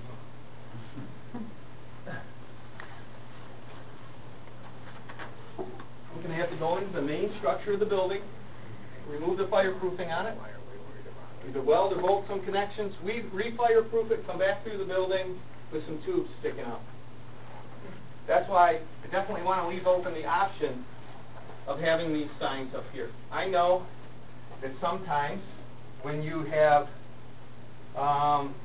people look at situations where they'll look at a building and they may do a study on something, they may not have the knowledge of how something attaches to a building. Well, it might look nice to have a sign down here and a sign here and a sign here and a sign here. And I'm going to show you a picture coming up in a minute. That building's even more interesting because American Homes built it. Yes. And there are continual running tracks to carry the window cleaner all the way around the building. So if I put a sign on the glass on top, I can't get the cleaner over the sign to clean the lower glass. Let me show you something though. I got to show you some buildings in Troy and how they did it in Troy. Okay. Great. So what I'm saying is, some suggestions have been that we don't allow signage up here. Okay? I don't agree with that. We should allow signage up here. It's the best way to mount the sign. I think you know that, Jim. You raised them with a helicopter up there. Plenty of ample areas to mount to. I would never want to not see signage up here. I'm sorry, but it's the easiest place to put it. It looks good. Right. Looks good, Right. saves a lot of money, Right. but That's right. we do have some opinions that feel that these areas would not be appropriate. So let's get back to where it was. Open Town Square. Now, of course, I exaggerated some of these companies. This is actually over at your other building, Jim. Yeah, trailers. So it wouldn't be there probably. Well, maybe they'll move over there. Who knows? This is actually on the other building. Anyways, so that's what I'm talking about. So, you do it the easy way. I had quite a long conversation I had about electronic signs and about high-rise signs with Paul Evans from Troy, who does their stuff. Him and I kind of talk on the same wavelength, although he doesn't understand the installation issues on signs, because he's not from the sign business. But I thought that was pretty neat, and of course you have the other option, which is Farmington Hills, which is less than this, would be 2 signs on any side and 4 signs on the building total. That's what Farmington Hills does. Now mind you, they don't have this scale. Right. They don't have a that. mid-rise building. They only have a 5-story building. Yeah, 5-story or below. So it makes a difference. Okay, I'll show you another one. Oaken Commons. Take the calculation of this, take 10% of it, put up as many signs as you want. You want me, I'll stop and let you look at these, or do you want me to keep going? Whole building. 10% of this. Whole area. Now, Fox Sports Detroit is in this building, I did get that correct. But I don't think Lawrence Tech is in this building. But you had to use some signage available. So what do we think about these? What is your recommendation? 10%? I would say that there's two methods out there, but I would say the easiest, most liberal one out there that requires the least amount of issues, 10% of the building, let the ownership decide what signs and where. Absolutely. Would that permit that? Would 10% It's a permit pretty that? large building. I'd have to get the actual sizes, but, I mean, you'd have a pretty large allowance at 10% right there. Polk is really, again, we go with our shaping issues, we get 5 shapes. So Polk had a unique situation here, which is, this is kind of strange, so it's a little hard for me to deal with doing this. So we actually had to do like a calculation here with an oval, here with a square, here with a rectangle, here with a rectangle, and here with a rectangle. That's how we shaped that one out. That's how complex the shaping got, so that we could get it as large as we could up on top of that building. Did either one of you gentlemen want to comment on our sign expert is telling us, suggesting 10%. Tim, did you want to say anything? I also want to know how we're going to get a sign for gastronomy. That's how I'll get a sign for gastronomy on the building. Right. Thank you. Jim Jonas with Redico, One Town Square. Yeah, the 10% rule would help us tremendously. Obviously, the other issue Ned and I have kicked around is the height of the building and the distance from the roadways. For example, at American Center, where we've got 3,000 square feet, but, you know, a couple of those signs are facing like the Blue Cross building, which, you know, there's very little visibility there. And then as you start to get up to 25, 30 stories high, and then you're a half a mile away from the freeway, you know, if you don't have substance and size, it doesn't work. It's kind of like the retail you saw on Telegraph Road, where they're set back, you know, a football field from Telegraph, and they're trying to get up higher because the road elevations change, and there's telephone poles and other buildings in the way and other stuff that interferes with it. We're getting inundated by people who want signage now. I mean, and we're getting a lot of full floor and multi-floor tenants, and they want to be able to get signage, and they, because there's still vacancy around, they have many options in terms of where to go. So it would be a tremendous attribute for us. And we're going to let you decide what size the sign and height the sign's going to be. You're going to decide that. You with your sign guy, not us.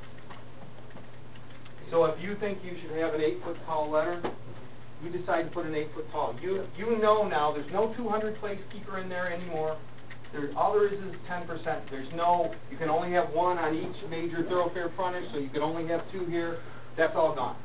And Baker Tilly took the 200 from both sides to bring it here, to make this big enough, because they're set back so far from 1-800-Lawyers, that, you know, and from 696, that you couldn't see it if it was this way. So that basically took all the signage on the building with the one sign, just to get it to be visible because of the distances. And we 600 square foot there, not 400. That one? Oh, the total for the building, right. That one sign is 400. But you're right, down here we have another 200 square foot down there. Right. The other recommendation, again, on the table is that it doesn't have to face a thoroughfare. Right. The signage. Right. The only So problem for is instance, I'm sure Mr. Jonas would want one over on this side. Right? Whatever you'd like, Ned. No, I'm sure you would. You have this exact same condition over here. Yeah, we do, on the other side. Yeah. And I could do 400 on that side. This probably wouldn't do you as good. I don't know, Jim. Does this have any visibility back? Yeah, that has visibility from 696. Okay. Well, then that would work. That's why I'm saying, And this whatever is side of the visibility, building. and this is visibility from the lodge, Right. because it's high Right. enough, even though the Right. lodge is down, that you can see it. Right. Of course, this is now next door on 2 Town Square, Right. which is another side, but that And you would building have is the same lower. options on that, and the 3 Town if we Square, ever God get the willing, 3 Town I should Square. ever build it, yes. Yeah, the only problem with that Well, building is you can see it, I would hope. but unless you know how to get there, you don't know how to get to the building. Well, that's another, right. We need to cut a hole through the lodge and get an exit right there. Okay. Mr. Crowe. I just wanted to mention that I'd like to thank all of you, by the way, on behalf of all the members of the City Center Advisory Board for taking this up, because I know you've worked hard at it, Ed has worked hard, and we appreciate Terry's efforts and Rochelle, because it really is important for us, it's important for the city, so that we can be competitive and keep the city vibrant. So thank you very much. You're welcome. We heard you. Just a couple of quick comments. I think the 10% is a simple formula. It allows the business owner to allocate it the way they see fit. But for me as a designer, it allows everything to be kept in scale and proportion to the size of the building. So I think if you look at what the variances have been given, they're closer to what that 10% is already. Right. So Well, for those would say three the reasons, I 10% think a little that's higher than a little bit, but I think that's reasonable with what other communities that have buildings of this size. I think it addresses some of the concerns that the business owners have had. Mr. Fraser. I have two comments. One is the 3,000 square feet, or whatever, the 10%. The 10%. But 10% is fine, except all the signs aren't going to go up at the same time. And if the last person that wants a sign up there, if there's not enough room, do they go to the zoning board of appeals? I guess they could, but, I mean, what you're leaving open is the options for Mr. Jonas or any other building owner that might say, I've had conversations with you where you've said, you know, sometimes the tenants is unrealistic. They might rent a 5,000 square foot space out there, and they want this. They do. Am I correct? Right, oh yeah, especially banks. Yeah. So it gives him the opportunity to say to them, look, you know, it's an incentive program. You rent a certain amount of square footage, I give you, but it's all up to you. And at some point you have to, you're leaving it up to them, and at some point you have to say, okay, you ran out of square footage.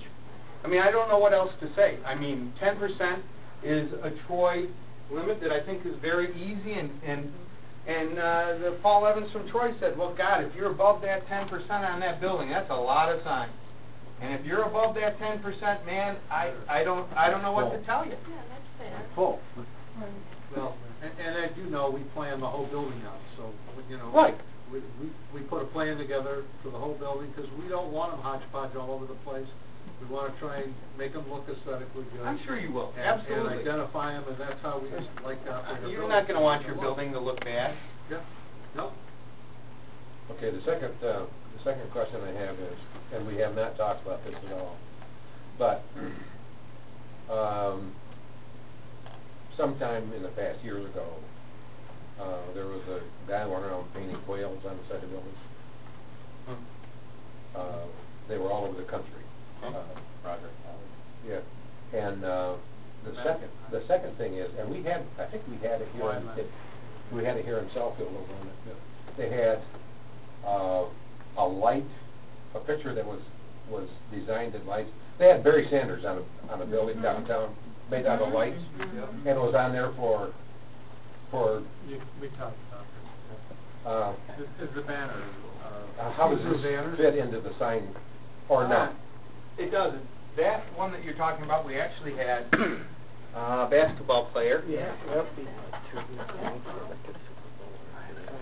And when they took it down, it did extreme damage to that building. Pulled off the finish, the anodized finish on that building. Oh, it did? Even though the sign company assured the building owner that it wouldn't do any damage and that he could have it down in a day. Took them 3 weeks to take it down with heat guns and scrapers. Wow. So we have to watch out on what we do on buildings, obviously. That was a ZBA case, granted that time. Okay, so that would not fall under the... No. Okay. No. So that, anybody that wanted to do either Go to of the those Board two of things would Appeals. have to go to the zoning. Yeah. Okay, thank you. Mayor? I just have a sorry, Ms. Jordan. Ms. Jordan is first. I do agree with the 10%, giving the building only 10% to do what they want to do with the sign. My concern is just making sure that it's going to be visually calming. And do we want to regulate exactly where the signs can go? Because everybody's not. Our part about that you is know, that we have these different types of buildings, different facade materials, different areas where you have the opportunity to locate a sign. So if you get so rigid and you say, I only want it on this corner of the building, I only want it on this, I only want it in this spot, and in that spot, you happen to have, very hard to mount that sign. You got to go through the glass, but over here, you have a spot where you can locate it, okay, that you can mount it to the wall. So we don't want to be so rigid that we do damage to buildings just because we want to be rigid enough to say, you want it here. I think, and I do think this is true, and I know this from Mr. Jonas and from people that I've dealt with on high-rise signs. They don't want to ruin their building. They don't want to damage their building. They don't want to, it doesn't help them to make it look like a hodgepodge. Nobody's going to say, oh, that looks good, I think I'll go there. So we're allowing them to have that flexibility. And I think I've got a pretty good track record with people like Jim Jonas that they get proper engineering, they mount the sign properly. They don't just throw them up on the side of a building. They don't just throw them in a position. They look at it, they get engineered. Boy, I can actually bring some of this stuff out here.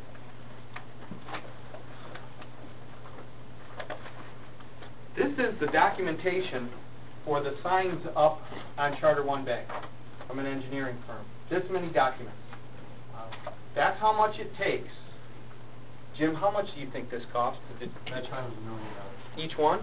No, the total sign, the installation was $1 million. The installation. Wow. So, it costs a lot of money to do this. And they're certainly not just going to hodgepodge putting it up. But I think there should be one more step. Okay. In terms of an approval process. Okay. Before we give the go-ahead for where that sign is going to look. It needs to come back here. I'm not trying to micromanage, but I'm trying to look at just the overall visual effect of what this will have on the city. I think we've got to begin this to me. I think we need to see what it's going to look like. I don't think we can just 10% go for it. I think we need to visually see. Well, let's do this. First of all, Mayor, and then I want to move this to a consensus on a couple of things. If this ordinance is changed, I know like the Hans building is under the old rule that you only can put it on two sides, major Doesn't go anywhere. But actually, the Hans building could be on, you mean the new Hans building? Yeah. Could be on 3 sides. Yeah, but they were restricted to only 2. No, they could put it on any of the 3 sides. American Center, the end, it's just 3, no. There's 3 sides. They could put it on 3 sides, yes, and they could put it on 4 sides now. He only could, now, but he was under the impression he could only do 2. He could do 2 sides, you're correct, but he got to choose which 2 sides he wanted. Exactly, but he wanted 3. Okay, I didn't, I'm he never watching suggested 3 that to me, but okay. Yeah. Okay, so, but first still of all, be grandfathered, right? yeah. He doesn't need to be, because under this, he would be able to have them on all 4 sides of the building. Okay. So he doesn't need to be grandfathered. Okay. He would have more than what he has. Right. Yes.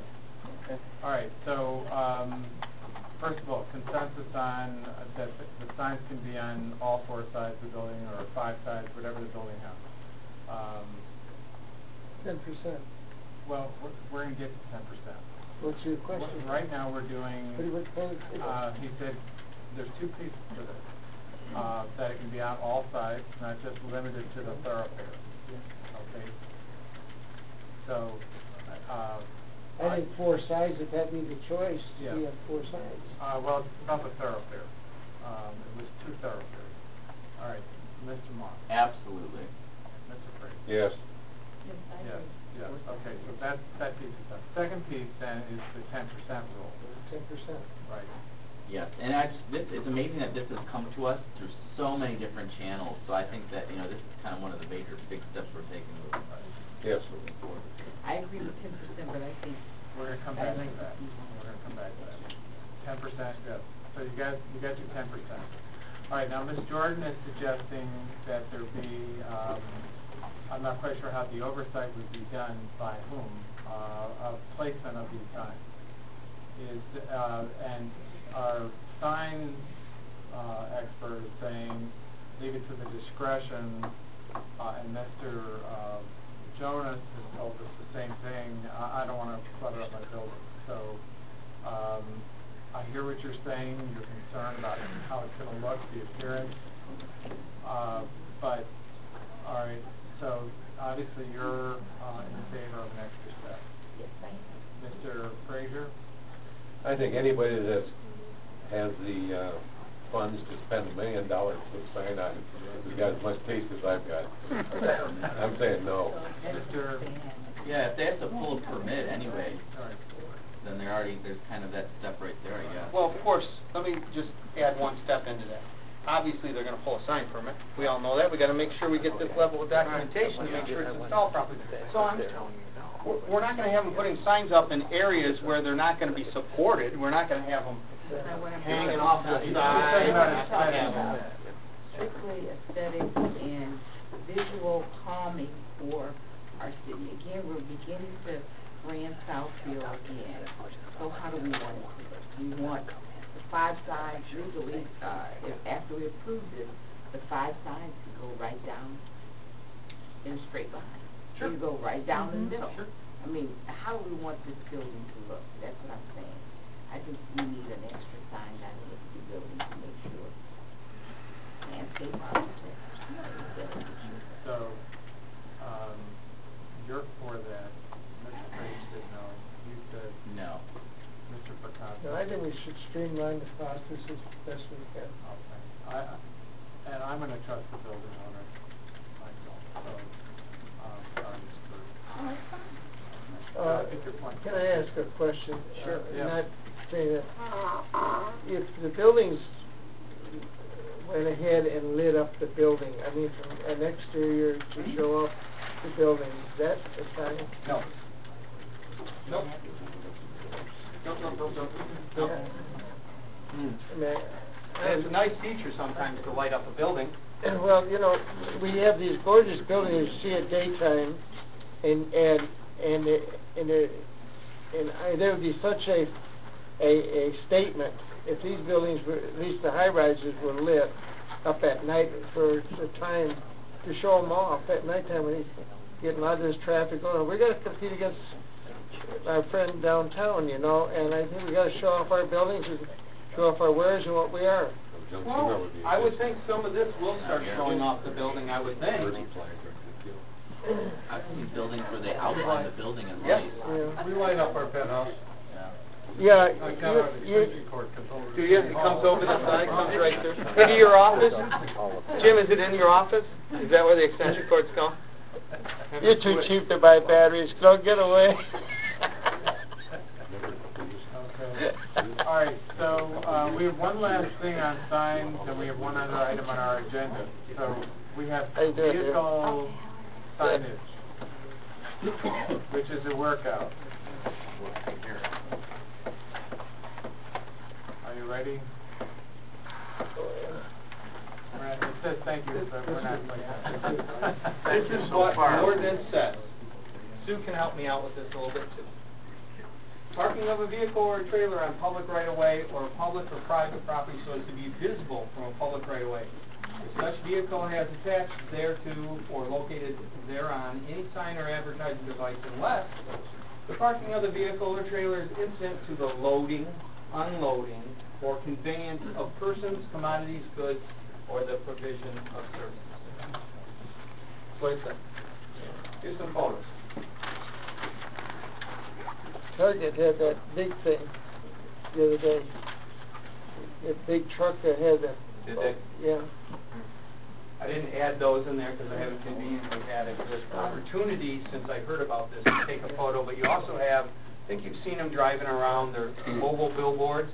Yeah, that's what they had. And they actually have parked them, some mobile billboards for other competing companies across the street from their competitors. So let's say, for instance, let's say this, Cars for You. Go one step further. Cars for You. Star Morgan Mercury's right across the street. He sells used cars too. This is located in Watercrest. So, this isn't located on the site. These are located on the site. What I currently do, that when we see this situation, okay, and I will tell you what happens is, you see one, and then the person that you go talk to, then you see another one, and the person says, well, he did that across the street, why can't I do that here? So, what's happening is, the intent of these, parked all day long, sometimes all night long, sometimes all weekend long, sometimes for a week straight. When I go in, I usually just say, could you do me a favor? Move it around. Don't just park it out there every time. Move it over in another space if that is indeed what you're doing, using it as your delivery vehicle, as it's said in the ordinance. It says, okay, it's your delivery vehicle. I understand. But the way that they're being used, this one's interesting because this has a frame up here and you can change this out, whatever sign you want.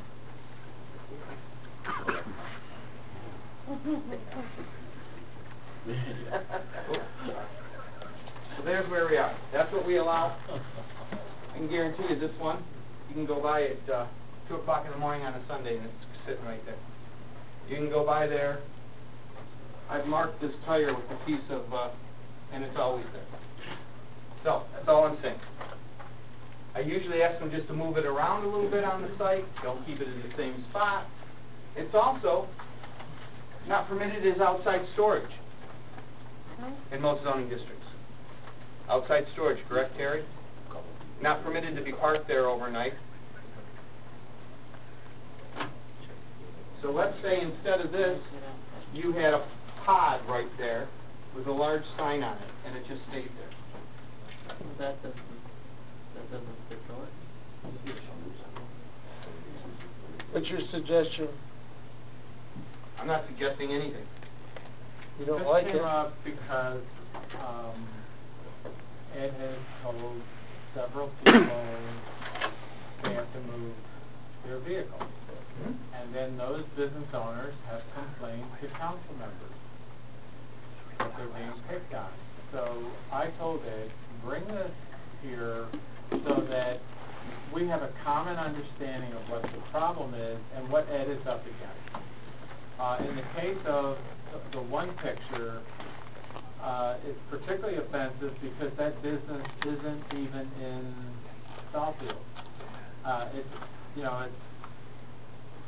It's a Waterford business, correct? And the complaint that I received on it was from a Southfield dealership. Yeah. I had it in emails, multiple emails, because this kept showing up. And either this particular vehicle or this particular vehicle. Both of them kept showing up at multiple spots. This is in the Myers parking lot, then it moved across the street to this parking lot, and then it became this vehicle. And what you can't see here is not only is this vehicle here, it's also parked incorrectly. It's parked so incorrectly, it's pushing on the tree and pushing on the landscaping there. Because it's too long to fit in this spot. Mayor Lawrence? I would be in support of a non-operating business to continuously park their vehicle here. However, I don't know if they're moving because it's obvious daytime and there's other businesses going on. There are some people that own multiple businesses and they do transition between different locations. I know personally that a couple of these businesses, because they have talked to me about it, I know for a fact that green thing moves around because he actually has a product line. He goes to the different, he purposely tries to park at that spot because he said it's away from his customer. It's not close to the door. Stop it. It's not close to the door. He has his reasoning. But I mean, asked him to move it down a couple down here. And I can, but it's very hard to me to say a person who's paying rent in a strip mall, they have their business there.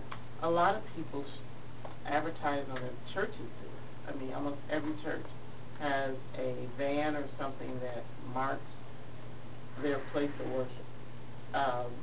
Grocery stores or places that cater. You'll have a party store, but they may cater. So, I don't wanna harass my small, because these are mostly all small businesses. But I'll tell you, Guardian Alarm has had that trailer parked on the corner. And I stopped in multiple times over there. Yeah, and now that to me that's a trailer, that's not even a vehicle. And it's just sitting there. They also have vehicles that have it all over it too, so Yeah. if you say move the trailer, there's just a 5 And vehicles. it's not like you can't see, 1-800 stay out. Yeah, but too, like if you have, because they're on a corner, you're gonna see their vehicle from any angle, from 8 Mile or from Service Drive. So how do you tell someone you can't park your vehicles on the space that you are renting? My only issue really is, it's really not my issue, I was asked to bring this up. My issue would be this situation. I used to do vehicles like this, vehicle wraps like this. Take you quite a while to do a wrap like this. Mm-hmm. This is well done. This is expensive. This is a well done vehicle. Okay. This, not so much. But the business is in that strip. Yeah, it is. Well, let's say we had 5 of these lined up. One for every business. Because if you tell one person it's okay, you can't discriminate. You can't say nobody else can. But we have a whole city of businesses, and I haven't seen a proliferation of these vans. Is that because I enforce and ask them to move around? Absolutely. What do you do with 20 U-Hauls? What do you do with 20 U-Hauls? It's an amazing situation with U-Hauls. I have a U-Haul on 8 Mile. Yes, you do. And I've asked him to move he's supposed to only, and this is on his site plan, he only has a certain amount of spaces there for the uses that are inside that building. He's supposed to, let's see what they call it. They prep them, when they get them back, somebody brings them back, they make sure they're empty, they clean them up a little bit, they go take them, get them for gas, and then he's got a huge parking lot in the rear. You're supposed to take them, bring them around the rear. That's what was set up in the site plan. That's what they're supposed to do. So I've stopped him multiple times there and asked him, and he's had big trailers just sitting out there too, U-Haul trailers. Would you do me a favor? I know what you're doing. I understand that you're transitioning them. That's fine. If it takes you half a day, 3/4 of a day to transition them, or somebody, I'm not ridiculous, if somebody drops it off at 9 o'clock at night or something and it's still there the next day, it's not like that. It's when it's specifically parked there and just left there day in and day out and it doesn't move. That's a sign. That's not a delivery vehicle. That's a sign. So if that's the case, then you might as well put a second ground sign out here for Tahoe. So the purpose here is just to explain what you're up against. Okay. So that when someone comes and complains to either the mayor or council members, we can tell them, you need to move the truck. That's it. That's all I ever ask when I go in. I say, and I have some people that would rather go in front of a judge. And by the way, I've never written a ticket for a vehicle. And those 4 tickets have never written. So what I want to make sure that I get across is that I know there's some nice terms for me and things like that out in the public that I really don't like. And I like the mayor's the best. Yeah. Suffice to say, I don't go out there. People say, he came out here, he wrote me a ticket. I didn't write you a ticket. I've written 4 tickets, and I can count the 4 tickets in my ticket book. I only have 1 ticket book, and it's only got 4 tickets out of it. So I obviously haven't written this person a ticket, this person a ticket. I stop in, and I say, could you do me a favor, please? Could you just move it around for me? Don't park it out here all the time. Move it back by your business. So if it is a delivery vehicle, wouldn't you think that at some point this vehicle would be back by their business so they could load it up? At some point that they would be able to be loading it up? Because this situation right here, person who owns this, person who owns this told me that they use this for deliveries for this. Right. And they have them both at the same time, both the same owner. He needs both of them. With the exception of this one always stays there. And I've marked the tire on it. It doesn't go.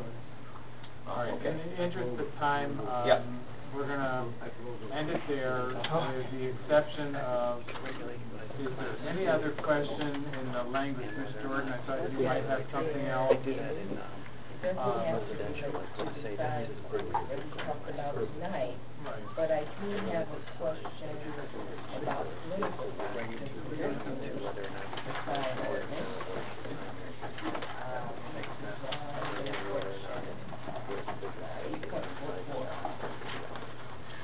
Number 2, paragraph. And again, this could be possibly brought back at a later date, where it says that candidates put up a sign 90 days, and they have to be removed 30 days.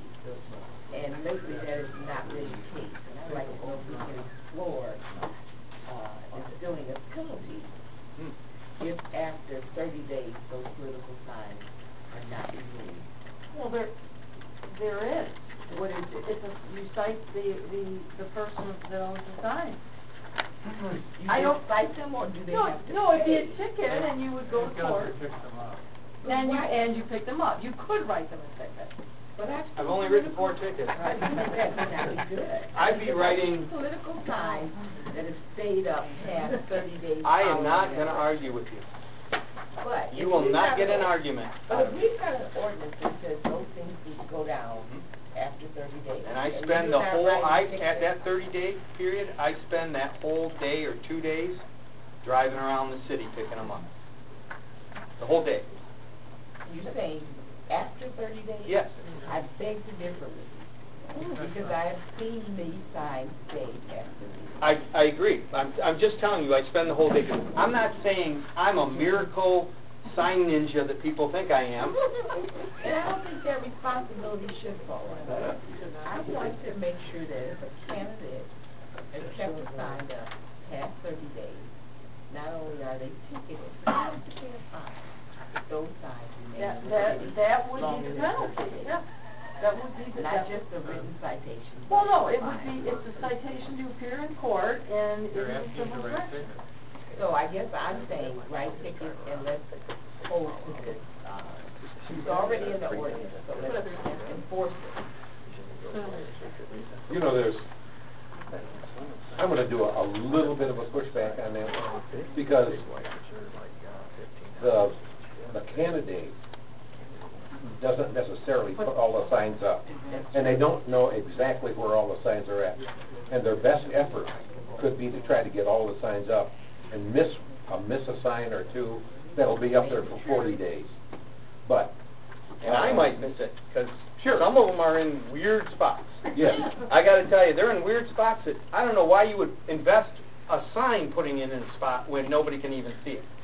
It would seem like it would be a waste of your resources to just stick them, let's say, so far back. I've seen them 100 foot back from the road in the trees, and I'm like, well, what the heck? I would agree with Ms. Jordan that if there's signs all over the place, like the candidate didn't make any effort to get them up. And that has happened. But typically, it's the losing candidate. Right, that has happened, absolutely. And I would agree with her on that, but And when that vote for for an occasional, you know, if you see, yes. Let's talk about that real quick. I just want I'm to worried add about one the thing. magnus signs. Oh, and I picked those up all over. Well, I want to get back. Let's talk about a national campaign. Well, I'm gonna say the county campaigns are probably the worst offenders. They come down, their So are campaign nationals. people come down here and they put them all over. So are nationals, And I then can they don't guarantee come you. up. They don't I come picked back. up national campaigns in the middle, in the median, in between that big, huge median. I picked up signs made out of garbage bags in that median. I picked up signs, political signs made up, messages made up of everything you could imagine besides signs in my 16 years here. So I'm going to go back again. Why do we have it in the ordinance if it's not enforced? Whether if it's national, county, state, we should enforce it, and I'm saying there should be a penalty. Okay? Whether they're the winning candidate or the losing candidate, 30 days is sufficient time for political signs. Ms. Clark. I just want to echo what, Councilman Frazier said. In the course of a campaign, you'll have people supporting you. They will put signs in places you have no idea is there. And so I think it would be, instead of being, I think it would be a good thing to require any candidates to give their email address, and they are notified, or whatever their address is that you have signs located. If they're not moved, you'll be ticketed. Because it's A warning. a warning. Because if you don't know, you don't know. And sometimes they are in very strange places. And then you have those candidates that put it in the right of way. Mm-hmm. And I mean, they just just put them in the right of way, and that is illegal. And he picks them up. He moves them because they're not in the right place, and he does remove almost everything that's not in the right of way. But I think there should be some kind of warning. There is. When you file for office, you get a whole package about signs and where you can put them and the consequence. People just don't pay attention. Well, if they don't know the sign is there, how can they be held accountable? So you email them for every sign? No, after the 30 days, if it's there, then you have... The only problem is that I could interject a tiny bit into this. Is that, so I have one sign here and one sign here and one sign here. I'm going to tell you what I'm going to do. I'm going to get out of my truck and I'm going to go pick it up and put it in my truck. I'm going to walk across that field and I'm going to go get it. Because to me, that takes less time than writing a letter to the candidate or something. I would agree with you. I agree with you on that. So I'm sorry, it's part of the enforcement, it's part of my job. It's part of what I do. And if I see it there, it's just part of my job. I go and pick it up. It could be a lose weight. It could be a whatever. I don't even pay attention, believe it or not, to what the sign says anymore. I've picked up so many of them. I just pick them up, whether it's sell your house or we buy houses. I picked up probably 30 of them today already, again. Yeah. And 24-hour babysitting. Yeah. So it's just another thing like that. It's just a sign. And if I agree with you that there should be a consequence. I do agree that there should be a consequence. I think there should be a consequence for the weight loss people too. I just think this needs to be pulled out and discussed at a later date, because to just send an email, the candidates should be responsible for picking up the sign. The magician's got to come up with a way of... Anybody else have a sign, question, or comment? I do have a question. If we're driving down the road and we see a sign that's in the right of way, can we pick up the sign? Or I do it all the time. Yeah. well, I mean, whether you do or not. I call Ed. Can you? I call Ed. I know Code picks them up all the time too. Right away, they just pick them up. I get a lot of phone calls. Yeah. Well, that's not a problem. No, if it's in the right of way, because they have no right to be there. You're not trespassing. No. Think of it as garbage. Right. Somebody, so when somebody goes and picks, so you put your garbage out and you put something attractive out there that somebody wants to pick up. They pick it up, right? They don't stop and ask anybody. They pick it up. I would consider it just like garbage to be. It's clearly not permitted. Put them 8 feet up on a pole on a telephone. Well, I get those. I got ways. We're all over Myron, that. you know They had us buffaloed for a day. A very long stick. I can usually do it in one whack. Sometimes it takes. Anything else on signs? We're going to bring back the flags business at a later date. Make sure I pick them up on And the garbage political day. signs, right. Anything else? Okay, then we're going to, we have a third item on the agenda, and this is Ms. Ward and Mr. Frazier.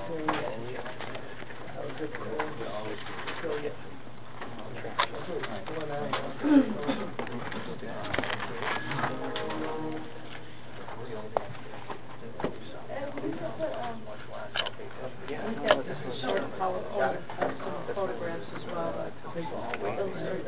Thank you, everybody. Thank you. Thank you. Good job,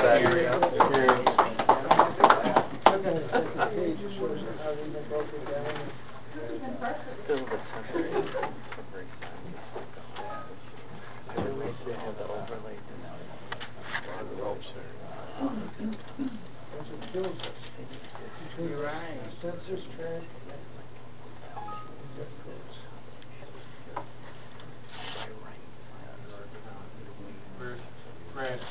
help us out here? Would he? Trying to hold us up. No, I got it. You got it? Right password. Okay. All right.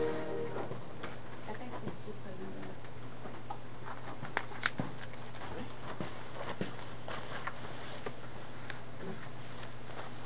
Probably that right there, yeah. Yep.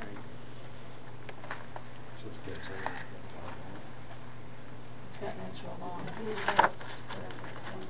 It's under consent. Probably because he brought the photos from the earlier one. On the beginning, please. Great.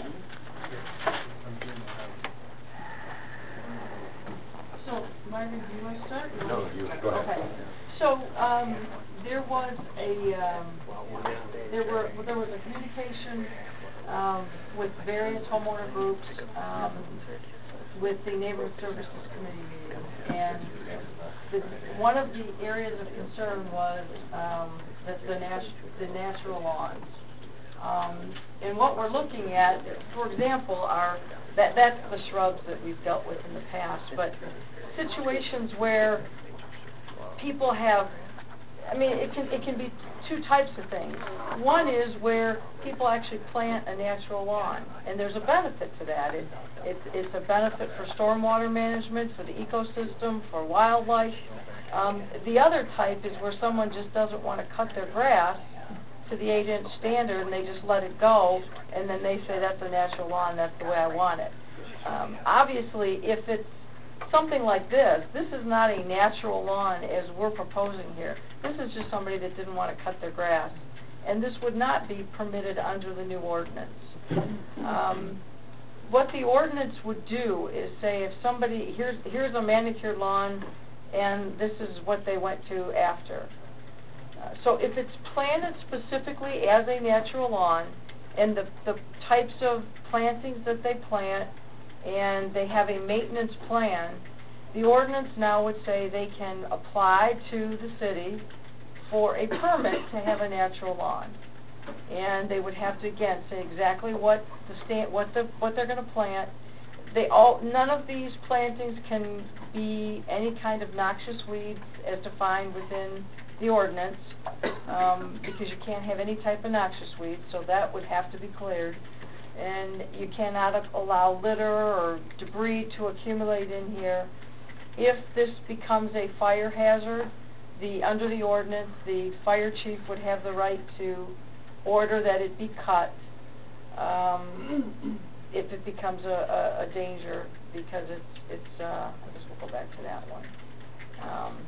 Actually, the one that, back up a couple, Okay. that's all hay now, Right. that's loaded with litter. Yeah, so, I mean, that would not be permitted, but the one where there's plantings of a natural lawn, and someone doesn't just want a regular 8-inch turf lawn, they want something, if it's done right, it can be very, very beautiful, and there are instances of them throughout the city where they are done nicely. So the purpose of this ordinance would be, if you want to have a natural lawn, you have to apply, there would be a permit issued. We would notify residents within, this proposal says within 300 feet of the natural lawn. Those residents now, because they would be around this, would have the right to object if they wanted to. They could object to the planning department where the permit would be issued. And that would be taken into consideration if they said for whatever reason they wouldn't like living next door to it or in the vicinity of it. It also allows people right on each side of a natural lawn to say, I want the natural lawn cut at least 5 feet from my property line. I don't want this thing, right up on my property line.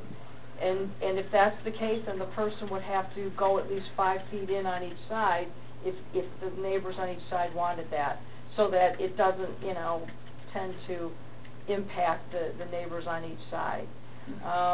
There is a proposed $75 permit fee that would be go along with the application, and that's simply because we've got some notification to surrounding property owners, and that would be to cover some of those costs. I did talk to Terry Crode on it. We kind of likened it to the fence application where, we're not trying to dissuade people from applying for these based on a high application fee, so we thought $75 was probably reasonable.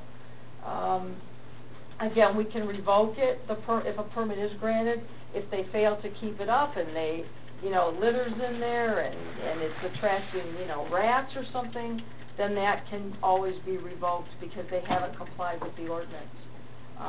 So in sum and substance, that's what this ordinance would do. The Neighborhood Services Committee did review this, tweaked some changes, made some changes. It came back to them, and then they passed off on it and said that it would be acceptable to take it to the full council.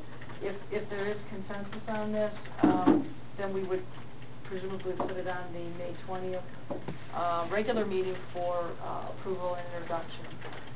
Now, there's in order for us to, for me, in order for us to decide one way or the other on this, we need to know both sides of the issue. Mm-hmm. And one side of the issue, or one concern might be whatever grasses that are planted in the natural yard, when they become mature and seed themselves, if the wind comes along, they may blow it into the neighbor's Mm-hmm. yards. Mm-hmm. So it could cause spurious plants in the next door neighbor's yard. So we need to know that, because even though the neighbors start out by saying, yeah, that's okay, but then if they start getting strange. Right, and that would also, they could revoke too their agreement to not have it built within 5 feet of their property line. Right. So if they're finding a lot of stuff is blowing over onto theirs, they may say, no, I want that 5 foot maintained now. And also, the opposite could be true, because noxious weeds, some plants by nature seed themselves by blowing in the wind. Mm-hmm. So if noxious weeds don't start out in this yard, but end up getting in this yard, how does the person eradicate themselves of the noxious weeds? Well, they'd have to dig them up. Yeah. We'd have to remove them. But I'm putting this on the table so that we all Right. know what we're going to consent to, if we're Right. going to consent. And I did pass this, through the stormwater manager, Brandy Slodzik, and, she said really there is a benefit to this in terms Yes. of stormwater Yes. management. So there are, competing that aesthetically we don't want that. And this clearly says a turf lawn, which is defined as, ryegrass, the normal fescue, those type of grasses that has just been allowed to go to this is not considered a natural lawn and would not be permitted. So this would be a nuisance, and this would be dealt with under our existing ordinances. Okay. So I think we've covered that there. We've covered why we want to do it, and we've put in place that if you're going to do it, you have to do it right. Okay. How do we, and this didn't come up until someone brought it to my attention, how do we manage backyards? If someone wants to make a natural lawn in the front yard and There are more backyard. natural backyards Yeah, than there are. yeah. Yeah. How do we manage, because we can't now, because the code enforcement can't go on property. They can't, unless they can see it. Yes. Yeah, they can see it, but generally, we have not taken, I don't think, an aggressive stance on backyards. It's been mostly front yards. Actually, maybe backyards is where we ought to be spending more of our time. Well, that could be, but it is a problem to get access. I'm not code in my house, in my backyard, to go look at. To go see the neighbors. That's If we get probably that about the only way cooperative, that right, you can. Right. Well, this came from people that keep their properties up, and then they have to deal with this. Yeah. And the homeowner says, it's a natural yard. Yeah. And you're crazy mowing your lawn and putting that fertilizer out, and so we're not outlawing it, we're outlawing this. Yeah. Right. We're outlawing this. Right. And I think it's appropriate that we have a description of what a natural yard is. Right. And, so if somebody wants to go that route. yes, so that at least they have the road map of what it looks Right. like. Yeah. Right.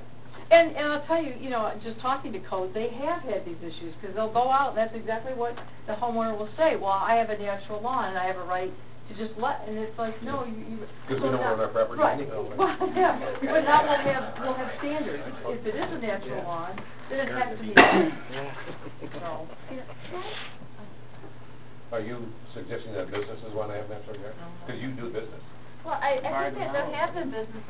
have wanted them, and I think, you know, with DTE Energy on their property, which they're selling, you know, they have created certain atmospheres, and it does cause, you know, others that have very well manicured properties. So, but I really like this. I just wanna, you know, in Farmington Hills on the median, when they cut stuff back, it looks really bad. So you know, if there's a way to make sure that, like, when the seasons change, or when they have to clean up, that there's a way to make it look more attractive. I don't know if there is a way, but, or if they do that on these or not. You're talking just about in terms of cutting? Well, you know, like when you look on Northwestern Highway, you know, because they created that natural environment down the median. Right. It looks really. When they cut. It looks bad. I don't like the way it looks personally, but then when they cut it, it looks really, you know. But even MDOT's been experimenting with some of the grasses they grow, where they'll cut 2-3 feet up and let a natural prairie grass. Yeah, it's good until you cut it, because most of the natural grasses have thicker stalks. Yeah. They have to cut it. Yeah, they have to cut it back. Right. It'll get to hold. The natural grasses tend to have thicker stalks, and when it's cut, it looks blunt. Right, I think that's the issue. It looks more like straw than it does. If it's like manicured way.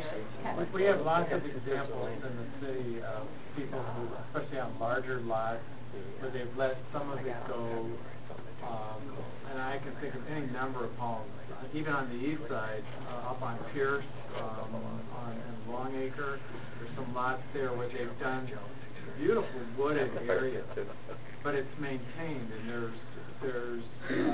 it's got an appearance to it, even though it's not grass, but this is what people are complaining. Yeah, I think we need to be more aggressive with stuff like this. Right.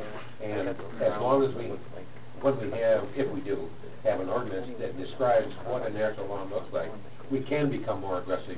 Absolutely. To clean this up. Absolutely. Because then we'll say, well, if you want to do a natural lawn, comply with the ordinance. Right. So. Where's Jeremy to cut his grass? Right. You've only got 2 more minutes to wait. And this, you know, the previous one that came through on the height of bushes in the front yard, you know, I mean, now we are talking about front yards as far as natural. I mean, are we taking away, and I don't agree with this stuff, but, you know, how many situations you have to cause the ordinance to be, I mean, ordinances are, to me, are very, very special kinds of laws that we enforce for the betterment of our community. And again, we can't dictate every neighborhood and every house the maintenance of it. No more than the siding. We got siding off on Virginia, we got siding off buildings, and one of them we own, one across the street belongs to someone else. I mean, to me, that is worse than having, you know, not particularly that, but what if you had these plants like Shelley's talking about in your front yard? They're all plants, their own vegetation. You still can do it. I know, but why should we be having to go and have a person get a permit, draw up a plan of what they have, and get additional cost to do that, and say what portion of your lawn are you talking about? What if you do 1/2 of your lawn? And I mean, now you get the plantings that may be out in the middle of your lawn that you still can't see the front window of your house. So, I mean, it gets to the point where we're just getting dystopic. I mean, you know, just everything's got to be just like this, and every other house has got to be just like this. And no, I don't go for this, but there's got to be a way that we just don't go through. There's so many other things that code enforcement can handle that really take away the appearance of neighborhoods that you know, if I had that next to me, I'd be complaining too. But at the same time, you know, can you reason with people to cut them down? How many people won't listen? How many people, when you go in and cut them and you bill them, put it on the tax roll? But boy, I tell you, I mean, some guy doesn't like a berm, for example, between the bushes between houses. And he said, okay, that's fine, but, you know, what is it, so many days, you're 5 feet away, you gotta cut them down, right? Your neighbors could. Yeah, your neighbors could complain, you could cut down your berm. You could cut down your trees, you know, I mean, you got bushes over here. We walked through the neighborhood where we're talking sidewalks. Jim and I, we drove that. There was a whole big row of berms that were right near the road. Is that something that you would go and tell these people, hey, I don't like that because there's paper that gets stuck in there and that, and I got one right at the end of my street. There's a stand of trees and bushes that are right by the berms on 12 Mile Road. There's all kinds of plastic bags in there. They cleaned it up the other day. But am I going to turn them in and say, hey, you know, you can keep that through there for now, but you got to either do something else. That complaint hasn't come forward, but this issue came forward in several neighborhoods. Well, you know, I can get things come from neighborhoods too. I mean, I can go out and solicit all kinds of letters for everything. There's all kinds of people having a problem with their neighbor or have situations. I'm not talking about this in particular. These are really, you know, I think the bad ones that are being looked at and brought before us. But I mean, just like Ed says, you know, he goes up to people and tries to work with them and tries to get things done without giving them a ticket. But I mean, I just don't like to see us becoming to a point where people are going to run out of here because they don't have to have those restrictions in other cities. Howell, Brighton, Lenawee County, any of these places, Livingston County. You got farms right next to you. You got cows right next door to a $500,000 house. You're going to tell them, I don't like the smell, get rid of your cows. That happened in Clinton Township. You know, sold the land off for a subdivision, and then they complain about the cows. You know. Yeah, I think that this actually solves the problem of not having necessarily to say you can't, you know, you either have to have your lawn a certain way and it's to a certain standard of the 8-inch blade of grass or whatever, because this actually makes room for, no, we as a city recognize that you want a diverse atmosphere, you want to have a broad range of plants or whatever, and we will absolutely, you know, cater to you, and this is what we want. These are the standards we're setting, because right now Jerry was at the meeting, and Jerry said, this, you know, these people are now saying, well, it's a natural lawn, and there's nothing we can do about it. Yeah, I'm not saying there should be a toll. I'm just saying is because, I mean, how many can there be? Yeah. How many are there? They're going to pass an ordinance just because maybe there's a dozen or 2 dozen houses like that in the city, in neighborhoods? I mean, how many are there? I don't know. Jerry said there were enough to bring it to our attention. I don't know if he said... There's 17,000 houses in the city. I don't know. I don't know. 17,000. You're going to write an ordinance for, what, 1,000 people? Let me ask you a question. Do we have any standing to take care of this in a reasonable manner? And the reason I bring that up is sometimes I think we do have ordinances that we try to solve one problem, create another, the unintended consequences. But the ordinance is not for the person, it's really not for the person that's going to take care of a natural lawn. The ordinance is for this person. This ordinance? Yes. Yeah. This ordinance is to give our people standing to take care of this, which they can't now. Because the person is saying, I have a natural lawn, and we don't have anything that really defines that. Right. This would now define it, And you're right, it would then say to code, this doesn't constitute natural lawn, so now we can go and do our remedies on this. Yes, and so, I understand what Don is saying, but it's to give us a tool. Right. To fix a problem, not to dictate to somebody else what they have to do that would normally do it right. Right. Other than applying for a permit and Right. spending $75. I mean, we got Fidelity Bank down here. You know, it took the whole line of walnut trees down. Whole line, like this. All right? It's illegal to take them down. And I mean, that's what bothers me more than this. And it's right on 12 Mile Road. I mean, But we could. and I'm saying is, you know, I mean,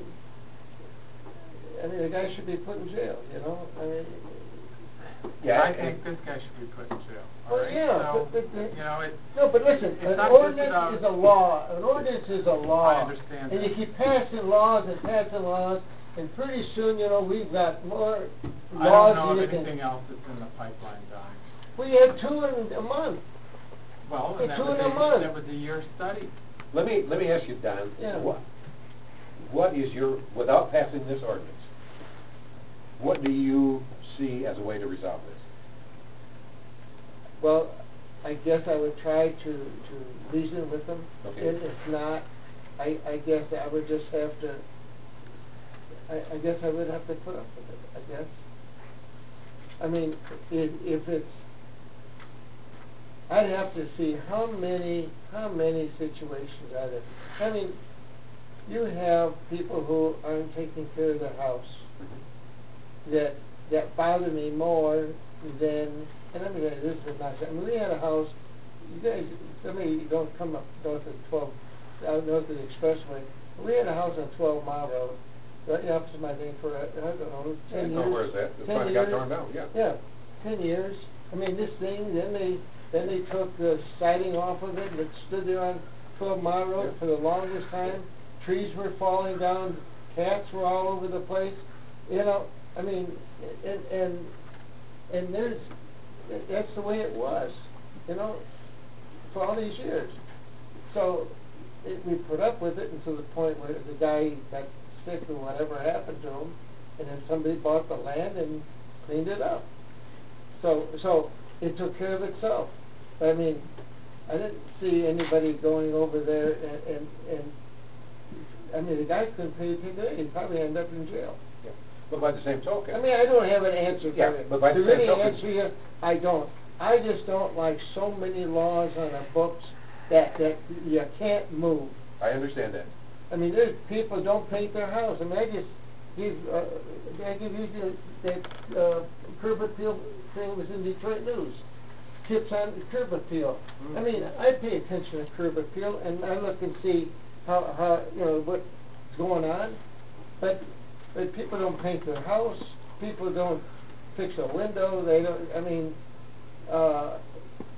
so now we're going to say, you know, if you got a crack in your window, we're going to come pound on your door. Yeah, but I know you remember the house across from Don Jones, around behind Kennedy School, where the grandmother lived, and the house, and the siding kept coming out, and she had her grandchildren or some families living, and they were taking advantage of her.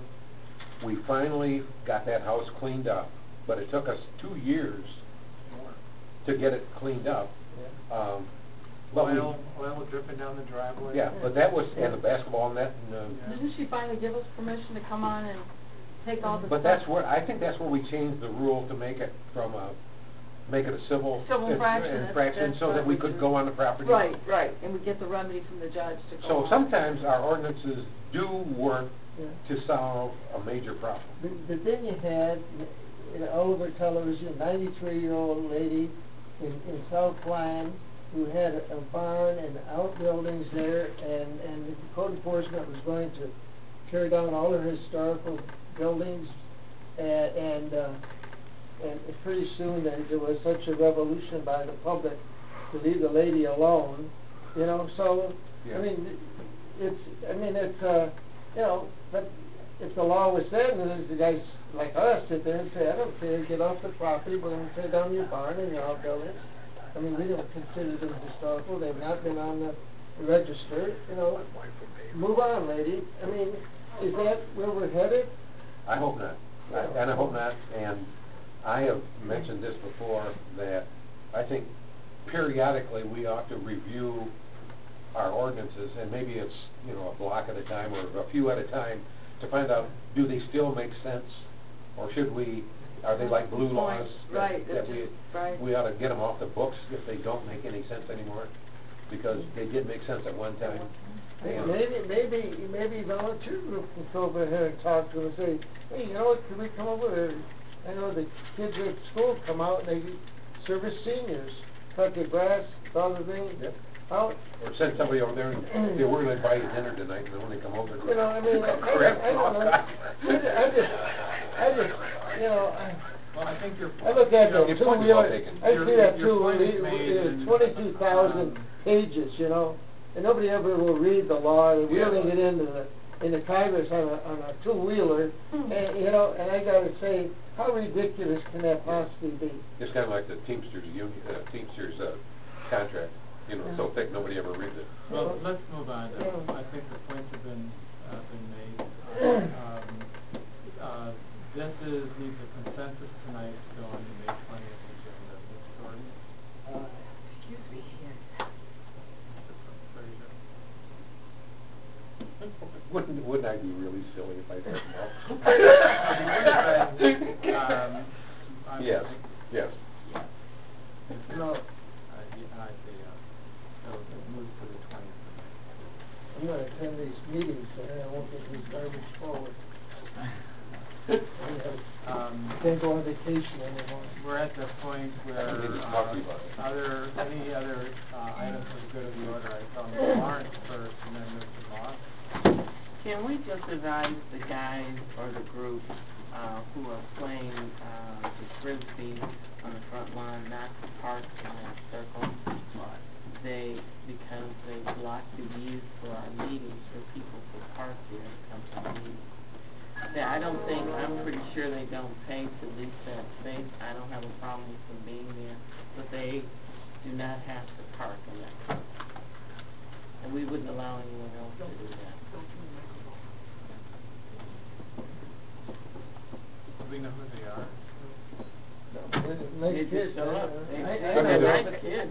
young, strong people like to walk in the parking lot. They did park in the South parking lot, so. Yeah, I don't have any problem. Mr. President, when this came up a year ago, I went out and they accommodated us. Could be different new players.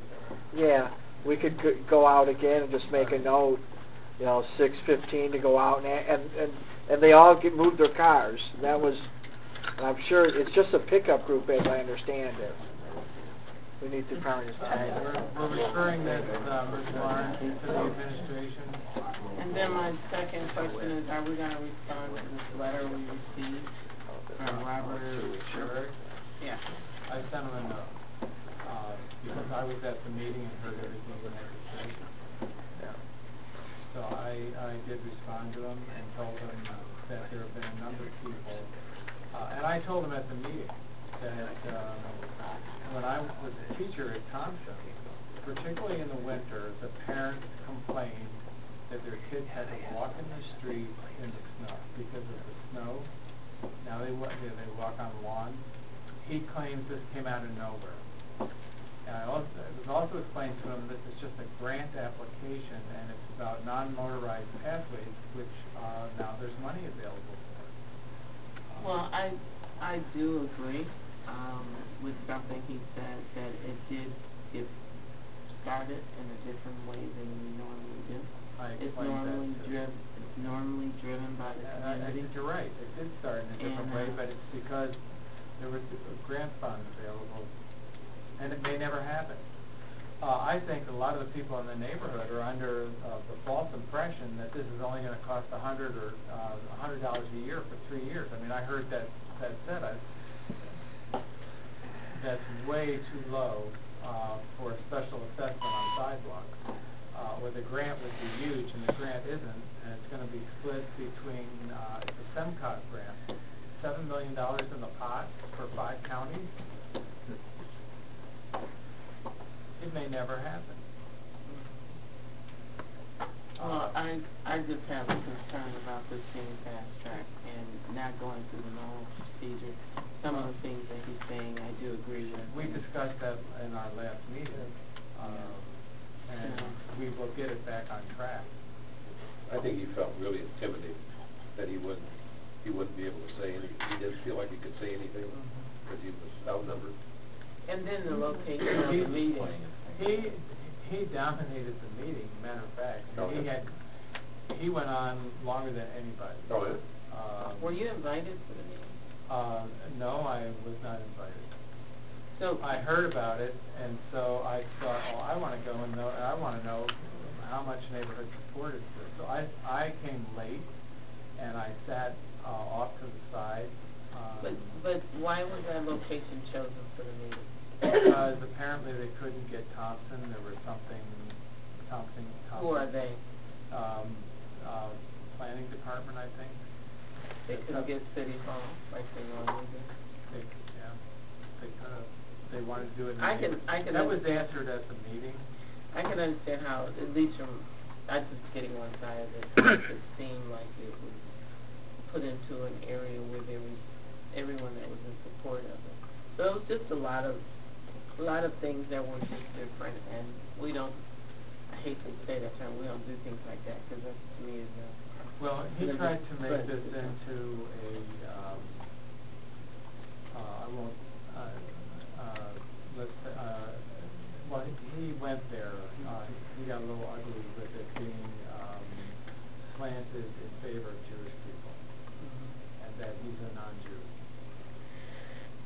Well, he didn't say it in the letter, but what I heard him That's saying what he is said that to I'm me. a resident, yeah. And then he said, oh, but don't misunderstand me, some of my best friends are Jewish.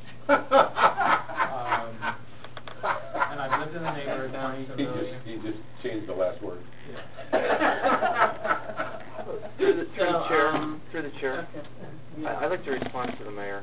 Yeah. Just, we did try to get the middle school first. Okay. It was a 3-week minimum, and there was conflicts. We always try to have the meetings in the neighborhood so we get better attendance. Our goal is to get greater attendance. Okay. And for those reasons, that's why the meeting was held there. We wanted to encourage people to attend. And sometimes when you have it at City Hall, you just don't get the turnout that you normally do. Okay. And just again, to refresh, this was a grant application that was approved by council in December. We did not receive that grant. We got feedback from SEMCOG that encouraged us to resubmit. But they strongly said that if you want to get a good chance, you need to have neighborhood support. And that's where the neighborhood meeting came into play. And to beef up the language on safe routes to school, that's why we originally were trying to get it in a school. That's why we were trying to get into the school. So there's a lot of history behind that. But, Terry, let me say this to you, though. There's 5 resolutions. The policy is there's 5 resolutions. If they were interested in sidewalks, you should come to the council, and the council recommends it to the city administrator, and he does the research and whatever, and it comes back to council. You have a hearing in necessity. If it passes that, then it's got an assessment roll, and then the last number 5 is it's given to the treasurer to collect the money. That's for a All right. special assessment district. But this came up from the bottom. Well, It doesn't matter if it's grant or not. I'll ask Mr. Charette. I'll ask the city attorney. That special assessment district came into play after we were moving forward with this grant application as a possible matching fund. Is that correct? The reason that the SAT so that wasn't originally part of the plan. When the project got expanded, okay, and we did not want the city absorbing any greater amount, okay, and we didn't want the city to be on the hook for the whole thing, because the city's already on the hook for 60%. Okay, 40% is grant. We got the grant, okay, so 20% is city money that is normal. engineering and ADA, Mhm. okay? And the other 40% is from an SAD. Right. So And should we get that's the how grant it's written dollars, up, we because have I to. couldn't figure any other way to write it up properly. Should we get the grant dollars, we have to come back to the council and follow these 5 steps to get the special assessment district. So yes, I think we all understand that. You're pushing pressure on SEMCOG, not knowing whether or not it is even a necessity. In other words, first, I think that the grant application should run parallel to, along with the neighborhood coming forward, and them having 60% of the neighborhood come forward, and then we find it a necessity and give it to the administrator and say, here's a grant, and the people are for it, go for it. But to go for something that is an if-come, and then you get political pressure to get it done, I mean, I don't like it. I don't like political pressure. I because understand it, Mr. I'll give it right back to you, you know? Again, Yeah. we came to the council for authorization to apply for the grant. At the time, it was a different scale, and the SAD wasn't even involved. And it was a very fluid situation that expanded, and that's where we got to where we were. But and the first we came back to the council. But the first time that it came to the council, it was generic. It wasn't for a particular neighborhood for sidewalks. Because the first time I ever knew about it was when I got it in my package that it was for the specific neighborhood. And the sidewalks are on one side. Yeah. Well, again, that's the plan that I brought forward to the council for approval. In December? In December, we identified the neighborhood. The neighborhood, yeah. The neighborhood wasn't identified. Was there, I think, one wasn't side 9 Mile with for, it or something? yeah, only one side was to be done. That's the part that got away from us, and where people, I was on vacation when the meeting happened. When we met with SEMCOG, we very carefully went through what might likely get funded. This project blowing up the way it did, it's not a strong contender. In some ways, the blow-up hurt the city's opportunity to get those dollars. The original project was scaled towards something that was willing, that would have met SEMCOG's funding abilities. Council President hit it on the head. 5 counties, $7 million. It's such a small amount that we probably could have got $100,000. Now we're in a completely different ballpark. Yeah, but we spent money for engineering. Why would we even spend money for engineering when you're just saying we're going for a grant? I mean, why? I mean, is that part of getting the grant? The reality is that I don't know where all this money came from all of a sudden. Pre-engineering is becoming a part of chasing any one of these grants, whether it's stormwater or even going after road or bridge funding. But we've got more things that are of a priority right now that we have to go get grants for to hold the city together with roads and everything else. Infrastructure is falling apart. And I'm going to tell you, you're going after those road dollars that are available and probably getting much bigger shares than most of your peers. And so here's a sidewalk funding opportunity that comes along. Staff identifies, and we work to go after those limited dollars. You know, I think I hope a lot of this is going to be resolved when we have our visioning session, because we will hopefully put things in priority with the limited amount of dollars that we have. And if that's the case, we'll see where things fall off. You got the thing, we're down to what, $2 million? Oh, less than that. Pocket change. I mean, for the city of this size to uncommitted dollars. Yeah. Not spent. Uncommitted. Well, yeah, what is it, Mayor Lauren? I just want to say for the $4.5 million. is that my major concern as a resident that they don't get misleading information. That is the concern I have. And, you know, that if we follow the steps, we can keep them informed and educate them so that they'll have a realistic, even getting the signatures, they should know what their cost will be and what their commitments will be. I thought we made quite an effort at the last CLW meeting to do that. That's why I laid it out the way it did. Yeah, but did that get translated to the residents, because something else is going to happen. Well, I would hope so. It's an official It item. came up, it was, It had an amortization schedule, it's all there. I mean, I believe the citizens were told the average was $291 based on a certain amount of frontage.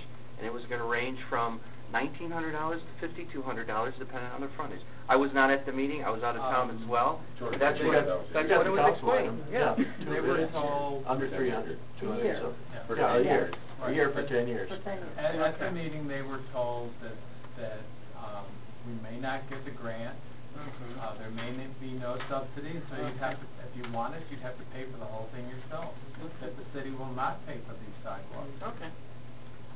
That Jeff and Lee made that very, very clear, and I think Gary Trestle as well. Okay. That's my concern, is that they But actually. I heard some people think it's only gonna cost $100, and I don't know where that came from, and that's just not. That might have been the first rendition, but Yeah. even then, it was. more than that. So we still have an option if we are to put the We grant. made it clear. That makes the whole thing blow up. That's right. Right. I don't know why I'm. We're not building sidewalks. Okay, Mr. Moss has been waiting to be recognized. Yeah, I just want to report out two things from the legislative committee, that we did meet with the Liquor Control Commission about 2 weeks ago. Myself, Councilman Frazier, Councilman Seymour, Clerk Banks, Deputy City Attorney Ward, and Chief Hawkins, to talk about not only the recent incidents, but better understanding of the city's leverage of the control of existing liquor licenses and the reporting to the city about all these management agreements. So Nancy had brought up, we used to get notice on some of these management agreements via letter. This is coming forward. They kind of seemed stunned by that. We met with two of the commissioners, so they were going to look into what happened that process wasn't being, or was taking place to begin with, and why it's not being taken place now, of reporting the actual participatory agreements back to the city. And then number two, they informed us what leverage we have if there's an incident, that if we as a council pass a resolution and do the due process on our end to revoke a liquor license, the Liquor Control Commission has no choice but to follow the city's resolution and, revoke that license. And even our chief of police could issue an emergency revocation, say, there was an issue of violence, several repeated incidents happened. They could, on the spot, not even go through a hearing, temporarily revoke the license and then go back and do the due process. So we have a little bit of leverage that I think was clarified. I don't know if anyone else that was there wants to add to that. Was it revoke or suspend? The emergency Yeah. suspension. The emergency But suspension. we could write a resolution Yes. for an establishment to revoke a license, and they have to, by Yes, state right, law, revoke right. that license. There's not going to be a butting of heads between the Liquor Control Commission. That happened in Birmingham or where I think so. And I think what happened here was that they were just writing the citations up to the Liquor Control Commission, and they never have gotten to those. That's a very long process for them to deal with those. And they have to bring people in for hearings. Right, so our action is actually a more efficient manner of, Exactly. in this kind of example. Yeah, well, the one thing that gave me some good feelings is that we can't just throw our hands up. We don't have to throw our hands up in the air and say, we can't do anything about it. Right. Yeah. We do have, Right. we do have leverage in. And even if the chief of police feels on his own, there's Yes. an Mhm. immediate need to act, Right. he can do so. Right. And another good thing is, they're in Southfield. They wanted to stress that, they are in open communication with us. There should be a complete direct process to talk to the commissioners or to talk to the people who are in charge of the issuing of licenses. So that was a comforting thing leaving out of that. Anything you wanted to add? Well, also this new group, they were reading the law and following it, where in the past they felt previous commissioners were not following that. So they're taking a much harder and stricter stance in approving and enforcing the licenses that had been done in the past. So that was interesting. It was a good meeting. Yeah, It was a very good definitely. Issue 2, reporting out from the legislative committee, is we looked at the two sister city requests, and we on the committee made a consensus recommendation that we don't want as a city to drive these sister city requests. We want an outside group, which for the two requests might exist, where we kind of come in, acknowledge this, but we participate in a sister city request as lending our name, lending support, going to events, but we didn't want to drive it. So if these two different requests come to council from an outside group, you know, it doesn't necessarily need to come back to the legislative committee. I guess they can just contact council president. But we didn't want to build it from the ground up, which I think was a little bit of confusion how it got to council, that if these two people wanted to, on their own, you know, facilitate a week in recognition of a sister city, we would be in support of that if it came before full council, but we're not going to be the driving agent of it. Just staff time, staff resources, and everything like that was taken into consideration.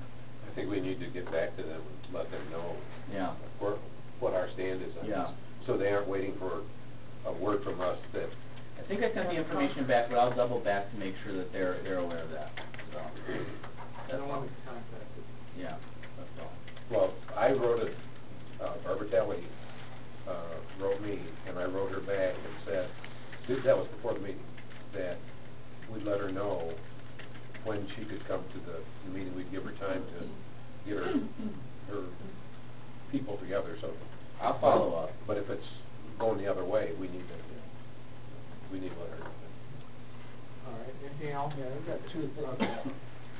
Number one, last Monday, last council meeting, two individuals got up and you know, they don't particularly care for me, I guess, and they don't particularly care for private schools. But, you know, if they came forward and talked about lights at Engleman. Now, here again, we go through the back door. Detroit Country Day, like Brother Rice did, they came to Parks and Rec. They were working with Parks and Rec. And if they have asked Parks and Rec to review and see if it was possible for them to work something out, and it would go then to the Parks and Recreation Board, and then the board would meet, and they would come forward to council with a recommendation. And if we keep following policy, things will work out. Instead of leading people down the tubes that this is a possibility or it's not a possibility, you know, and they keep asking me, how does council feel? It's not even before council yet. That's what I said. All right? But so you know, it's baseball season. You know, I mean, you got 2 or 3 games under the belt. They knew it wasn't going to happen this year. You know, so no, Jim, hold on, Jim. But all I'm trying to say is that these things have to come back to us in a form where everybody knows what's going on. I mean, I don't know where she got that information that lights are going in and all this. That was all discussion. They don't even have the money yet, and they come beat up on me, you know. And that's what they were doing. You know, I know why they were here, and I'm just saying is that when Brother Rice went and had the games at Southfield, nobody cared that they got the lights up. There's a $500,000 houses blasting it in the Lathrop Village, and I can see and play the band through the lights from my window. You know, they didn't come here and scream about that. But when Brother Rice came to spend $1.5 million here, they came all over me. And I just brought it as the messenger. And that's the way Detroit Country Day brought it to me. I gave it to the proper channels. Follow that, come back to me. Secondly, in my agenda here packet comes Century Modern Southfield. All right? And this thing here, it says sponsored by the city of Southfield. Well, how does the city of Southfield sponsor this? It didn't come before me. It's just it wasn't approved. It's a name only. I don't care about names, Ken. But, you know, I may not be an attorney, but when somebody says sponsored by, and I say to anything sponsored by, it better be sponsored by. I mean, those are the rules. Those are the rules. You need to follow rules. If you don't follow rules, everything goes to pot. I don't see the problem. Well, you don't, because you're part of it. You're the one who organized it. The historical and it should come. It should come, if it's sponsored by the city, it's no different than the front lawn. It comes before council, and council approves expenditures. There All is right? no expenditure. Okay, well, then don't, but I'm not part of a sponsorship, and I'm 1/7 of this group. The, self, No, you Historical can't, no, Society you're is wrong, paying Ken, for and it. you know you're wrong. All right? Sponsorship, when you put your name on it, it's just like putting center of it all. It is a designation that we are sponsoring it. If I go sell peanuts, and I say these peanuts are sponsored, and the sale goes to Southfield, hey man, you know what? It means something. And that's all I got to say, but I just want, what I'm bringing this forward to is we've got to start doing business as business people. I'm gonna go back to the lights and, because I don't know where you're going with that. I don't know, I didn't quite understand. Well, the last time you were very involved with the lights, that's I why had I nothing mentioned to it. do with it. Well, Mrs. English is kind of You know what? playing differently. I'm gonna, How in would front she of give you in front of permission? everybody, I'm gonna tell you. I had the conversation that you and I and Jim had. Never repeated it to anybody. Never. It went to Parks and Rec, then Mr. Richard Meltzer sends me an email. I said, it's in Parks and Rec. It has not come to council. I don't, there's no deal. And because he was all, in his email, he was all over me about, I thought we had an understanding. I explained to him that nothing has come to council, that this is, somebody brought it to Parks and Rec. Never even mentioned your name, by the way, either. We'll find out where it is. My understanding is it was the B&R board, and the B&R board endorsed it. That's the last I heard of. I have a question about those lights. One of the things that Stephanie Ingley said was, you guys agreed that we would never do anything at Inglenook Park unless we got the blessing of the neighbors. I don't remember that. That's not true. I don't remember that. And, that's what they wanted to hear. Mrs. English was the one that called, and I had to step out of the room. I don't know what she's doing at Inglenook Park, but she's telling me cars were all over the place, that the fire department was taking, somebody that was hurt on the baseball field, and they opened up the bar, and 24 cars went into that area and went on the grass and all got stuck, and they had a tow truck there, and people were trying to come in, and they couldn't park, so they parked on the berm, and they tore up all the grass. All right, that's the phone call I got, all right? And So so what the other, it's this kind of thing. Why call me? the other half of it, Just that's when I left the room. the other half of it is, that Richard Meltzer, was, infuriated that council approved the 52 parking spaces. yeah, because you brought that up too. Yeah, and, It's no secret. I said one is not related to the other. The park needs more parking, and we did not feel we had to go to the neighborhood, to get your permission to add more parking spaces to a park. Also fix the drainage and that road. Well, the thrust of this whole thing is, Yeah. see, baseball players are tearing up all of Inglenook Park. Yeah, She wants me to go see it. I don't think they have an understanding too of what lights would look like there, and that the technology is you're under the light in one spot and it's completely pitch black at another. Well, they don't, it won't matter to them. I know. It's not gonna matter. Well, my block, my street is full of it. They've got a lot of kids, young kids moving in the neighborhood. They love the park. They play baseball. They Yeah. go in there with their kids because nobody uses it on the weekends. And the families go over there to pick up games. You know, Well, if this is gonna come forward to council, then we need a strategy on how we deal with this. Because I can tell you what'll happen, just like last time, John. You'll get, this pack of squeaky wheels that will try to, represent that they speak for everybody on your street or, across the way in Sharon Meadows. And, part of it is a demonstration of how the lights work. Absolutely. But see, they made, just to let you know, they made her president some 20 years ago.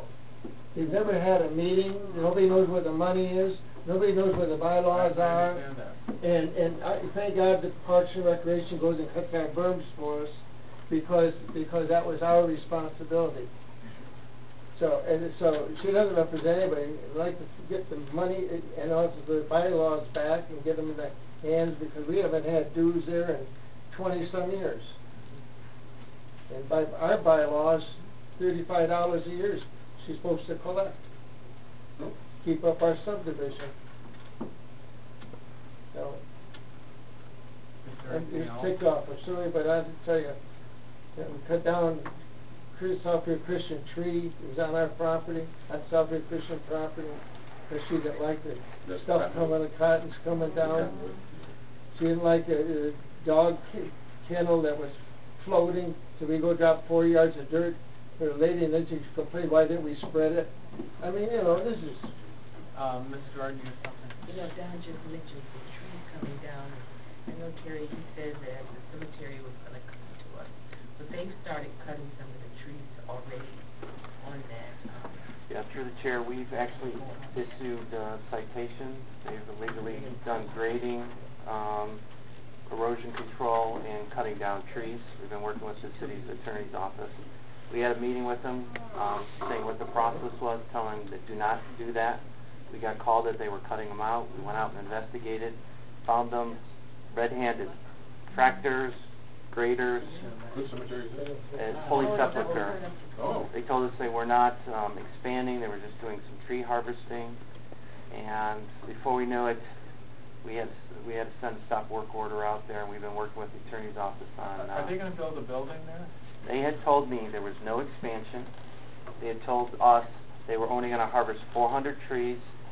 We said there's a permit and a process and a tree replacement for those. Give us time to investigate. In the meantime, several trees were cut down, graders, and they were chipping those trees and plowing over the tree stumps. So we have to do some investigative remedies to determine how many trees are down. And we just talked with the city attorney about issuing them actually civil violations. Well, let me tell you what I found out. I called on Rose Viteca last week, and she's upset because they're going into the granite business. That's what she told me. The cemetery is going to start selling headstones. Well, I can also tell you so would they need a building for that? Well, it's part of when our building department went out there to issue a stop work order. They saw a master plan on the wall that included expansion of the residential area in the area that they cut the trees down. Residential expansion, as well as expansion of plots. What residential? What is cemetery? Live there. Don't move on. Count me out. Must be high-rise. Not taking up much space at the bottom. Build up. You don't have to put a steam shovel to open my hole. This residential street here? Don't put little yellow. 11:45 we're allowed. Oh. This is the area that they actually cleared. But that's still on property that they own. Right. What residential street are you talking? This one, I don't know the name, but this one here. Oh, that's Brugemont. Okay, and they showed cul-de-sac So they wanna expansion of sell off residential. that property. Again, that was just Well, observed on the wall of their office. Right. When they told us point blank, I said, is this part of an expansion? No, we have no plans of And expanding. it's consistent with the area. So this area's cleared, and then this are's been cleared Wow. for expansion here, and that's All what right, we if put we a stop could work just putting in. really stay on that. Yeah, obviously, right, we're working with planning and, yeah, right. They'd have to they'd have to come in they were gonna erect a building, they'd have to... Several things that they have to do, and they violated every one that we told them. Have they honored the stop work now, as far as we know? I think we're sending somebody out there daily. They were taking them down as of last week Thursday. Yeah, I think that's about what we They're were. getting their directions from a higher source. Obviously, we get a holiday on this. Remember that one? Yeah, we'll go to Thursday. Okay. Anything else? All right, this meeting is adjourned.